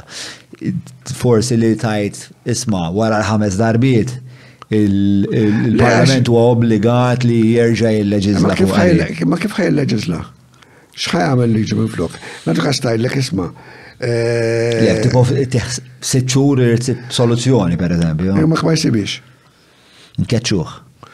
Tkeċċ il-Parlament? Kollu.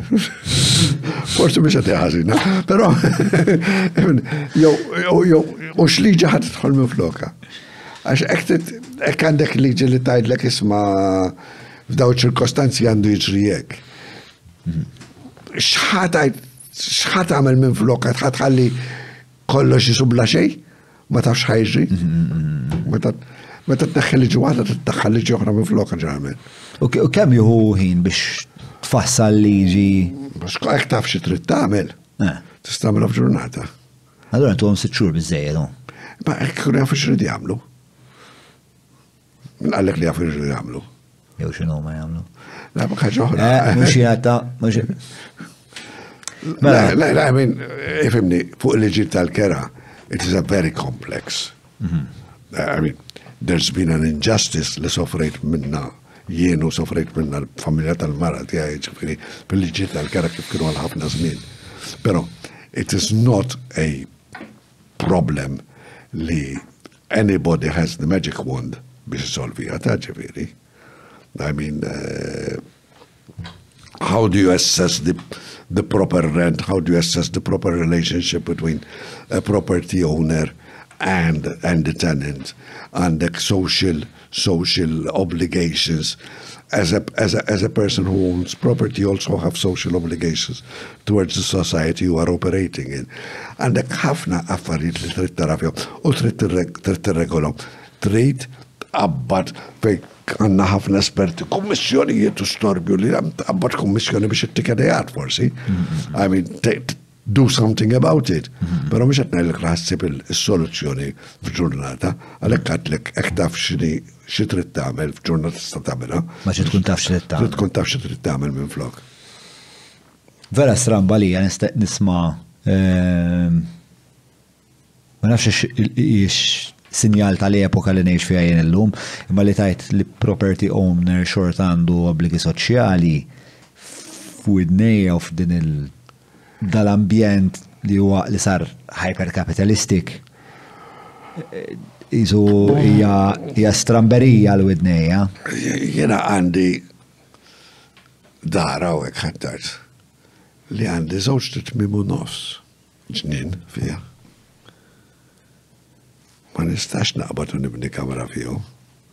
Għax it is a green lang fil-blok, parti mill-green lang li taqbad ġifiri mid-dar tiegħi tibqa' sejra sa Sant Antoni ġifiri, u għaġun n-wijed pratikament taqra il-ġonna wet dej liħor, li għandi obbligu li s-soċjetà ta' madwari, tan-nies ta' madwari biex insomma ġnien u mhux nibnija.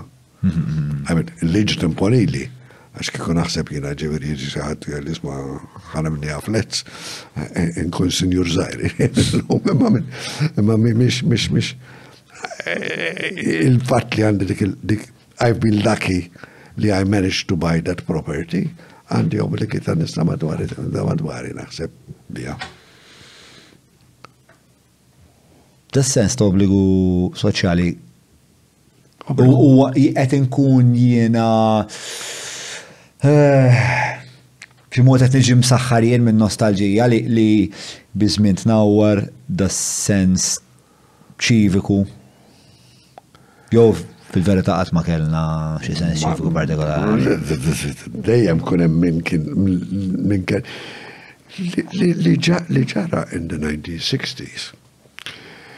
Forsi qabel il-1960s konna mrobbijin kulħadd bħala Kattoliku, konna ngħidu Malta hija 100% Catholic, Malta għandha l-moralità Kattolika, ta' biċċa ħobs l-ewwel tagħmel sari bis-sikkina fuq għambat wara tagħha, għamilha fejn aktar assis tbus l-ude, niftakarhom ma' older than you.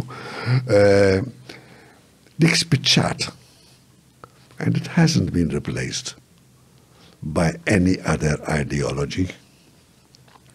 Għamil kważi l-lum il-ġurnata, ek bnidem tajdlu inti Kattoliku, kważi jistħajlek jien Kattoliku, jien kważi jena kredenti, jew jena nemmen fekkek, jena nemmen f'dinturrina dal-Knisja. Apparti li everything is questioned. Li hu ħaġa tajjeb li people question, pero memx a shared philosophy la daħal il-soċjalizmu minn flok la daħal il-liberalizmu minn flok la daħal ma nafx l-altruizmu minn flok.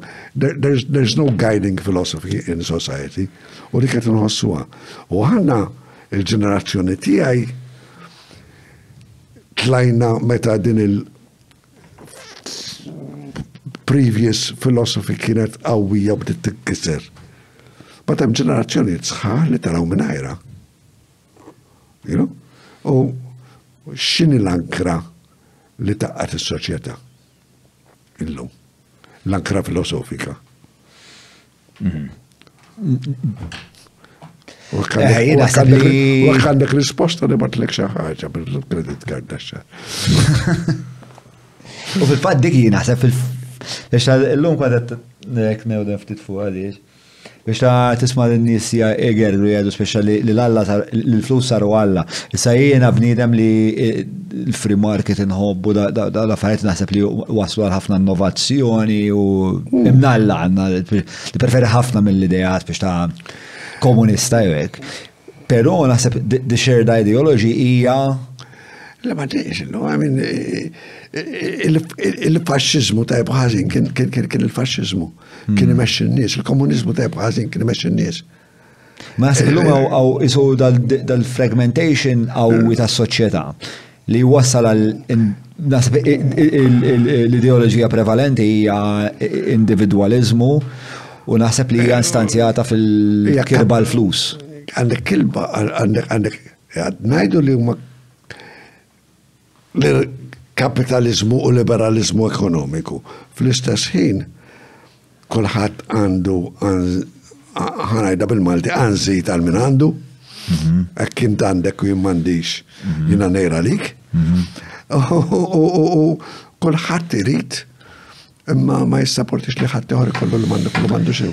Le, inti li qed tipponta lex biex huwa nuqqas ta' asset ta' valuri li jaqduna. Ma mhux common values. Tipo m'hemmx reference point tajt inti. There's no reference, there's no moral code. I was about to get to that. Eżatt. There's no moral code which is shared. Are you a moral li hemm kodiċi morali? Assolut?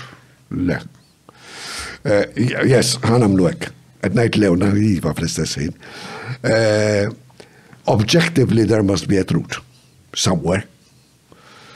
That whether that truth is shared or seen by everybody is something else. U mux kull kifatlek, mux kull morali huwa legali Well, or vice versa. Law and morality are not coextensive.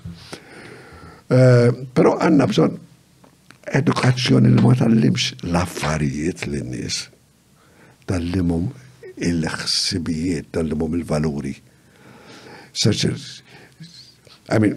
Fi żmieni kien biex tidħol l-università kien trid tagħmel l-eżami tal-reliġjon, l-apologetics hekk kien Kattoliku, apologetics and Catholic doctrine.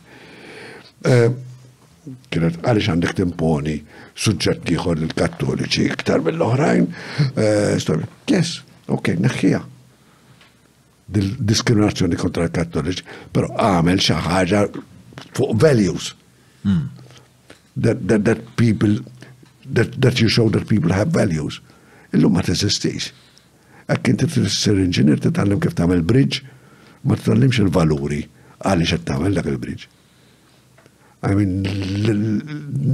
Naħħejna il-valuri mill-edukazzjoni saret istruzzjoni, mhux edukazzjoni llum.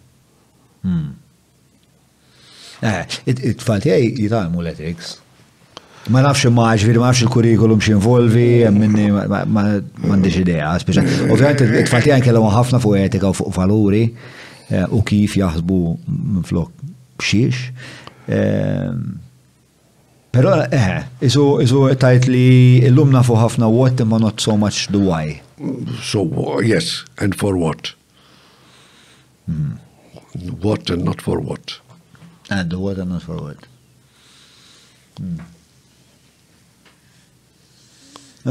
Din u fil-fat, kif għatlek l-ewel li qed jiġri huwa frammentazzjoni.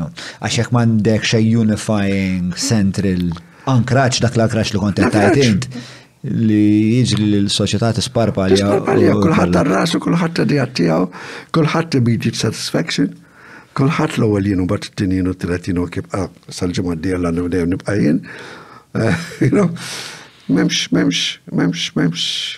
x'aqadna, m'hemmx li taħseb ħadd ieħor. Però qed nara ġifieri qed nara li speċa' ħafna iktar minn daw il-konverzazzjoni qed jiġru. Jiena qed ikolli ħafna iktar minn daw il-konverzazzjonijiet. Sinjali qed jinħass il-bżonn ta' komunità. In-nies qed iħossu li hemm nuqqas. Imma però still hekk inti għandek kelb. Labrador daqs demonju. All right? U toħorġu passiġġjata biex jagħmel xogħol dal-kelb. Għandek bżonn liġi biex tgħidilhom in-nies biex jiġbruh u ma jħallokx fuq il-bankina tan-nies u d-dimladba tan-nies. Dak li jagħmel il-kelb. M'hemmx dik il-ħsieb li isma' jiena rrid naħseb ħadd ieħor li ħarġi għaddi minn hawnhekk. Għamilek tara jinqabel kont nimxi jasal knisja ħadd mid-dar. Illum m'għandniex. Għax kif jinżlu n-nies bit-triq. Meta jafu, in the core of the village, bil-karozzi, it has become dangerous li jiena marbut id-dar. Ma nistax noħroġ. Jiena ma nistax nizgitċar ġeja karozza bil-ġirja. People don't think about these things. U memx, għax kulħadd għax jiena maġġel, għax jiena jrid imur tfal, għax jiena jrid imur għax-xogħol, għax jiena kulħadd għandu raġuni ikbar milli jirrispetta il-bżonnijiet ta' ieħor. U din l-indifferenza għal-bqija ta' soċjetà inti qed temiża mar-reluttanza tan-nies li jkommettu għall-Kattoliċiżmu. Mhux neċessarjament Kattoliċiżmu il-Kattoliċiżmu bħalma konna qed ngħidu l-ewwel fuq l-abrogazzjoni tal-liġi. Il-Kattoliċiżmu kien jorbotna. Jew il-dottrina kattolika li kienu jgħadu dak iż-żmien, il-katekizmu kattoliku ta' dak iż-żmien. Allora fejn żbaljaw in-nies li tawna d-dottrina kattolika biex aħna ddeċidejna bħala soċjetà ngħidu isma' daqshekk kattoliċiżmu. Kun hemm esaġerazzjonijiet fis-sens ta' jiena niftakar fejn kienu jgħidu li jekk tmur id-dansis kważi dnub għax meta qed tiġġajvja u d-dur it-tfajla kollha d-dublet, jola d-dublet, u tara aktar minn saqqa jagħmel li għandek tara. Għamin affarijiet li, għamin, il-bikini l-ewwel darba li ġew it-tupis laqas il-bikini ma kienu. Kienu kważi rewwixtaw Malta bis-sajdiet ta' kontra l-bikini u l-Mary like u għamin, illum kważi tilbes maljantira jgħidu bik. U tasab da kienu Kien esaġerazzjonijiet kienu oppressivi. u ir-reliġjon kien mibjuħ. Mhux ir-reliġjon li bis-saħħa tiegħu ħassalva, reliġjon li ma tmexxix skontu ħadd It was negatively sold. Kif proċessajtu għal dak iż-żmien inti għax kif qed ngħidu inti ikonoklastiku bil-Malti tiġi? Iconoklast. Biex inti ma naqtakx it-tip li id-dogma jismawlek bli marfa u tgħidilhom grazzi. Le, irrid nifhimha. Irrid nifhimha. Hekk nifhimha naċċetta.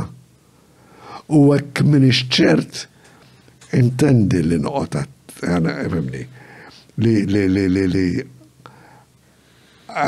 noqgħod attent li ma nisbaljax.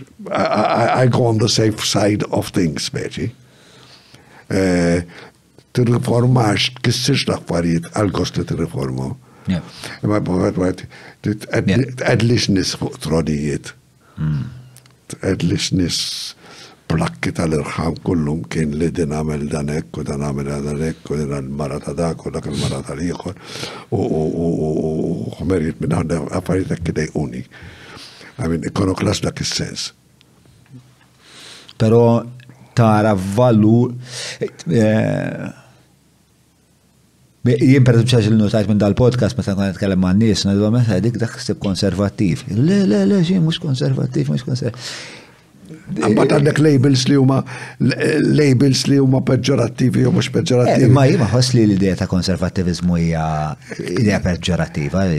Il-kelma liberali. Tista' tkun. Aħna ngħidu hija ħaġa tajba li tkun liberali. Però tista' tkun xi ħaġa ħażina wkoll. L-Amerika hekk jgħidulek liberali qed joffenduk. Iżu l-pendulu meta il-labels kont il-valur li tijom. Naħseb hekk tmur it-Tory Party u tgħidilhom li huma konservattivi jgħidlek żgur. Hekk tgħid konservattiv lil xi ħadd li huwa. Imma għaw Malta ġifieri b'mod ġenerali, ġifieri kelli il-President Emeritus Mary Louise Colero Preka u kont nitkellem fuq l-abort, dik l-istanz konservattiva. Ma rridx taċċetta. Li konservattiva. Li dik hija fuq l-abort hija konservattiva. Words have their emotional. Però naħseb li huwa trik vera tajjeb li jagħmlu l-liberali li rnexxilhom jitfaw klim bħal konservattiv u ħafna ħweqgħu klim anċellari f'dan il-basket ta' Però that is winning a battle. It is not finding the truth. Yeah, for sure. Inti, tajġib ninta tajlu għaxin konservativ biex twaqqallu l-argumenti għaw. Isma l-argumenti għaw valwa ħalliju, mux teħlejbil biex tamlu ħazim mal-lowel. Agreed. Konti għat nati għet inkellem il-xaħat fuq. Allora xolok kien li taskulpa il-gvern bħala avukat ġenerali għaluli. L-lum mux neskulpa. Neskulpa għattajt li għandu kolpa. U għed niprofa neħħielu. Li niddefendi ħiwa. Kif il-differenza hemmhekk għax hija vera. Qed niddefendi nati il-pożizzjoni tiegħu l-aħjar mod possibbli. Qed neskulpa qed nagħmel li nista'. Imma l-aħħar mhux li biex il-ħażin li jagħmel tinkwadraħ b'mod li huwa b'xi mod aċċettabbli. Li nfixklek ħalli tiddikjaraħ li huwa tajjeb. Qed prova skulpaħ allura. Biex teskulpa, qed ngħidlek, mentri tiddefendi huwa tippreżentaħ fl-aħjar mod possibbli biex turi it-tajjeb tiegħu. Ġili ġejt dilemma morali. Biex nidefendi b'każ partikolari, kun hemm każijiet ma ħadx kost nagħmilhom. Ma li każ li rridu li nagħmlu kien il-każ tal-iskejjel. Meta rridu jgħalqu l-iskejjel privati u kun hemm kawża fuqha u għalu li biex niddef bil-kont il-troubleshooter fl-uffiċċju dak ismi, għallu biex nagħmilha fl-awsolit il-kawża mhux ħara minilkom. Jien għandi 3 tfal fi skejjel privati u għad naħdem biex neduka l-ulidi u mhux ħanamel kawża biex il-skejjel ta' tfal tiegħna laqa. U dak is-sens u kawża ma miltix.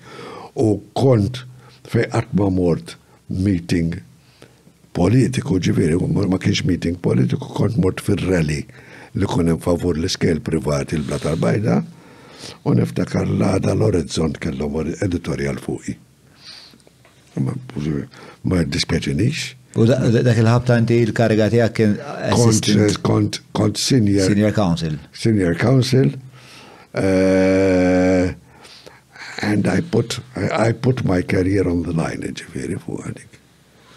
And wara ħafna żmien ġi driver ta' ministru għall-isma għall-ministru tiegħi tal-lift il-ministru tiegħek u kunet jiddiskutu għallu li kellek raġun. On a human level.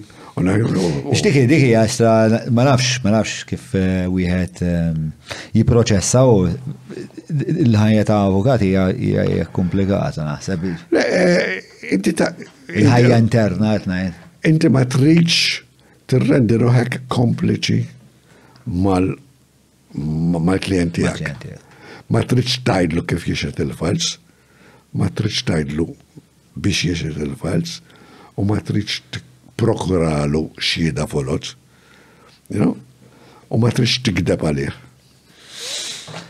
Ma, mistoqsija li jmiss, Adrian Camilleri jistaqsi mill-Madlena da. How on earth does the opposition have to file a judicial process? Mux mill-Madlena, għajot nifvinda. Bximkien lemmek, insomma. Have to file a judicial process in order to put pressure on the AG and the police commissioner to do their jobs in the face of blatant corruption. Di risposta jew rimarka? Domanda jew rimarka? Element retoriku. Hija l-komment tiegħu li naħseb huwa għandu fiċ-ċirkostanzi li qed jgħidu jista' jkollu validità, imma mhix domanda li nista' rispondi jien. Normalment biex jagħmel bniedem xogħol m'għandekx għalfejn tagħmillu protest ġudizzjarju. Issa f'dan il-każ partikolari ma rridx nidħol fih, kienx hemm bżonn li xi ħadd jagħmel dmiru hija ħaġa oħra. U għandu l-opinjoni tiegħu ma naħsibx li jrid ir-risposta tiegħi għaliha. Naħseb li jrid jara taħseb x'għandu xaġun. Naħseb li qed jinferixxi hemmhekk. Qed jgħid li hu jħoss li hu ħażinek u li naħseb li hekk l-Avukat Ġenerali u l-Kummissar tal-Pulizija għandhom dmir, għandhom jagħmluh id-dmir tagħhom. Issa sa fejn jasal, irrid ikun fil-fatti u l-fatti m'għandix fid-dimi. Għandi ħsibiet tiegħi, bħal m'għandu ħsibiet tiegħu u forsi huma l-istess u forsi mhumiex. Jaqgħu int avukat? Kont. 50 sena ħanalu. Naħseb għadha mill-frustrazzjoni riċenti li tinsema ħafna hija li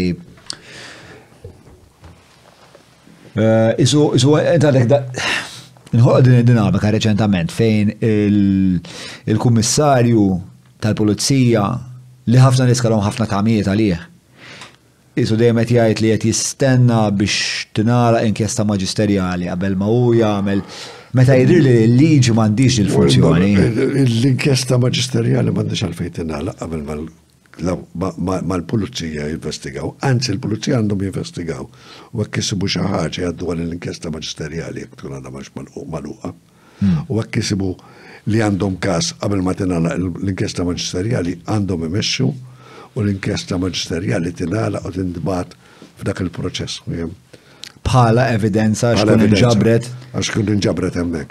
Fl-inkjesta maġisterjali l-pulizija għandhom xi xorta ta' kontribut. Mux huma rridu jikkontribwixxu. Huma jagħmlu ġbir tal-evidenza. Ġbir tal-evidenza jista' jagħtihom instructions il-maġistrat, imma normalment huma jiġbru għall-evidenza.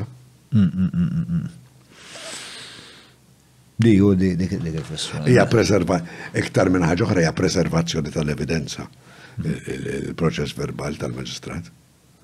Iktar mill-li inkjesta ssir mill-pulizija normalment. L-investigazzjoni, rada minn l-inkjesta. L-inkjesta sir mill-maġistrat, l-investigazzjoni sir mill-pulizija, imma waqt l-inkjesta l-maġistrat qed jistrieħ fuq il-pulizija biex imur jiġbru l-evidenza. U qed jikkoordinuhom spiex. U mhux investigatur. Allura għalfej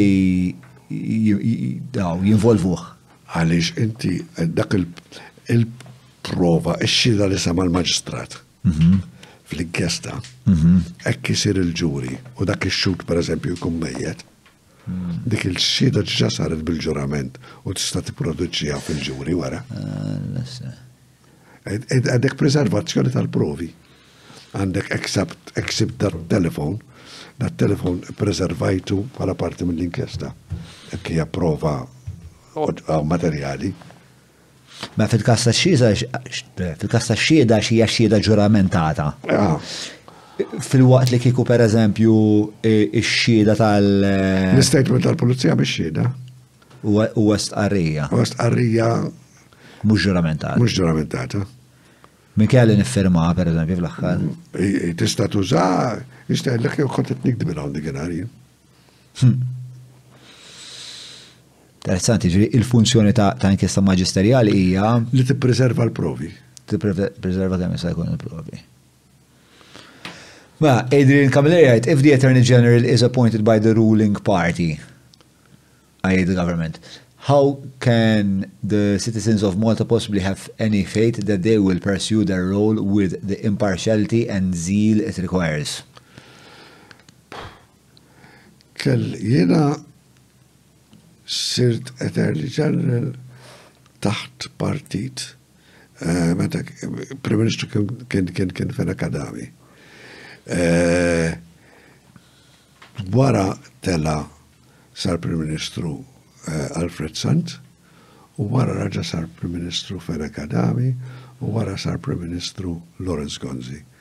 Naħseb li tlieta kemm huma dejthom mill-aħjar li nista, skont minn tażel umbat.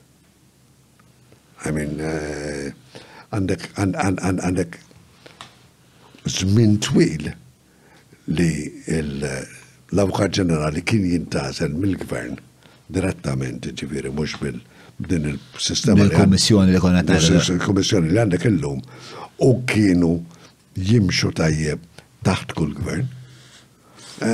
Bat għandek min għandu sens l minn m'għandux, I mean, mux. Tista' tagħmel il-liġijiet kollha li trid. Finalment jiddependi. Ġieli kellek pressjoni politika? Ġieli kelli niftakar każ partikolari fejn Ministru rrid wieħed mill-avukati tiegħi jibda l-parir u batalija biex min li ħanġalu jibda l-parir. Tlina naqbel mal-parir li ta' dan il-persuna li kien l-uffiċċju tiegħi, għattu u mhux ħanibdlu. Għalli bajn avukati kol, għalli ma naqbilx miegħek, għatlu inti minnu sidek, tajt li jidda avukatu tibdlu. Tajt jiena ma naqbilx magħhom, marra mhux ħanibdlu, għax dak huwa il-parir tajjeb. Kelma ġib l-oħra ġibir spiċċajna forsi għat kelma mux parlamentari preċiża jien. Pero dak il-parir li baqa. L-uniku darba li ġrat. Darba ġrad? Għalfej taħseb li ġrad darba? Għax kiltu. Għax kiltu l-Ministru li prova jgħamila. U ma rġawx provaw. X'toma kellu? Ma kienx ħażin għal kollox ta' kien ħellu. Toma ta' tiġix naħseb. Mela, ismani, dawk huma l-mistoqsijiet li għandna għalikom il-lejla. Għalik il-lejla. Kif kienet l-esperjenza? Ma nsibx li kellek intervista twila hekk. Le, bil-Malti u da s-sidġu ġifiri. Komlu. Mux meta ma jkollokx ħafna laħam fuq ċertu partijiet tal-ġisem. Sekat li ju kont nġiblek naqam ħadda jew ġaħġa. Pero. Sewa jgħamillek il-massagġi Julian. Ħalli Kiku għamigi jkollni. Jaħtafni fil-kja. Kelli fejtajt xida ġifiri li kienet ibsa u ħafna ibsa. Reċentement f'kawza barra minn Malta. Mux l-isktar esperienza ibsa li kelli. Alla ħares. Alla ħares. Għandek xaġek, closing statement għalina? No, I hope everybody will be true to himself, true to his ideals, u ma jġux hidden agendas. Għandek ħafna nis li għandhom hidden agendas, which is unfair to everybody around them, u li joħol u problemi li forsi ma jesistux għall-agenda tagħhom. No, just be true to yourself, be true to your principles, be true to your ideas. U don't ħaġa li tal-limta jien u niprofa nbeħħal il-kulħadd, taħsibx fl-tlift, aħseb fli għandek u imxi bli għandek. What is possible for a solution is a problem and you can try and solve it. What has no solution is a datum. Dak huwa l-affarijiet mhux ħatibdilu. Ma tistax tajt jiena marix l-ilma mġarrab. L-ilma mġarrab minn natura tiegħu ma tistax tibdlu. Noqgħodx tipprova tibdel l-ilma tagħmlu mhux mxarrab. Però hekk trid ixxarrab din it-tazza titfa' l-ilma fiha. Dik tista' tagħmilha. All right, mela. Move ahead. Isma' grazzi immensament tal-ħin tiegħek. Thanks. No, I enjoyed it. Anke grazzi tal-ħin li tajtni biex nipreparaw, għax ovvjament dan huwa qasam li jiena ftit li xejn nifhem fih. U kont ġenerus bħinek u bl-informazzjoni. Ija men, jalla nerġgħu niltaqgħu jien inti. La, nispera xi ħabib. 100% żin ħabib. 100% żin ħabib. Mela, ħabena grazzi l-nies li jgħinuna biex ikollna konversazzjoni ta' sugu bħal daw. Jiena ħoss li konversazzjoni bħal daw jikkontribwixxu għal jiena ħolma tiegħi l-podcast huwa li noħloq repożitorju ta' nies jew ta' idejat, ta' karattri, ta' protagonisti, ta' nies li sawru l-istorja reċenti tal-pajjiż. U minn hemmhekk forsi nibdew naslu dejjem eqreb l-identità nazzjonali. Forsi wara li mmutu u jipprovaw jikkanonizzaw li jużawha bħala evidenza.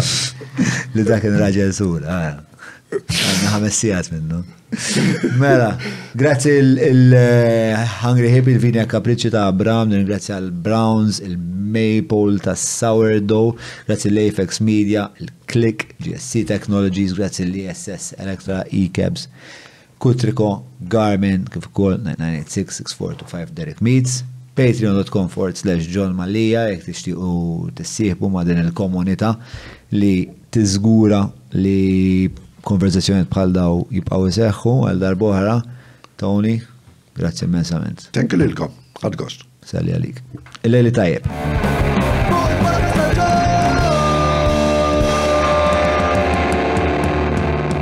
Mela, tlaqna?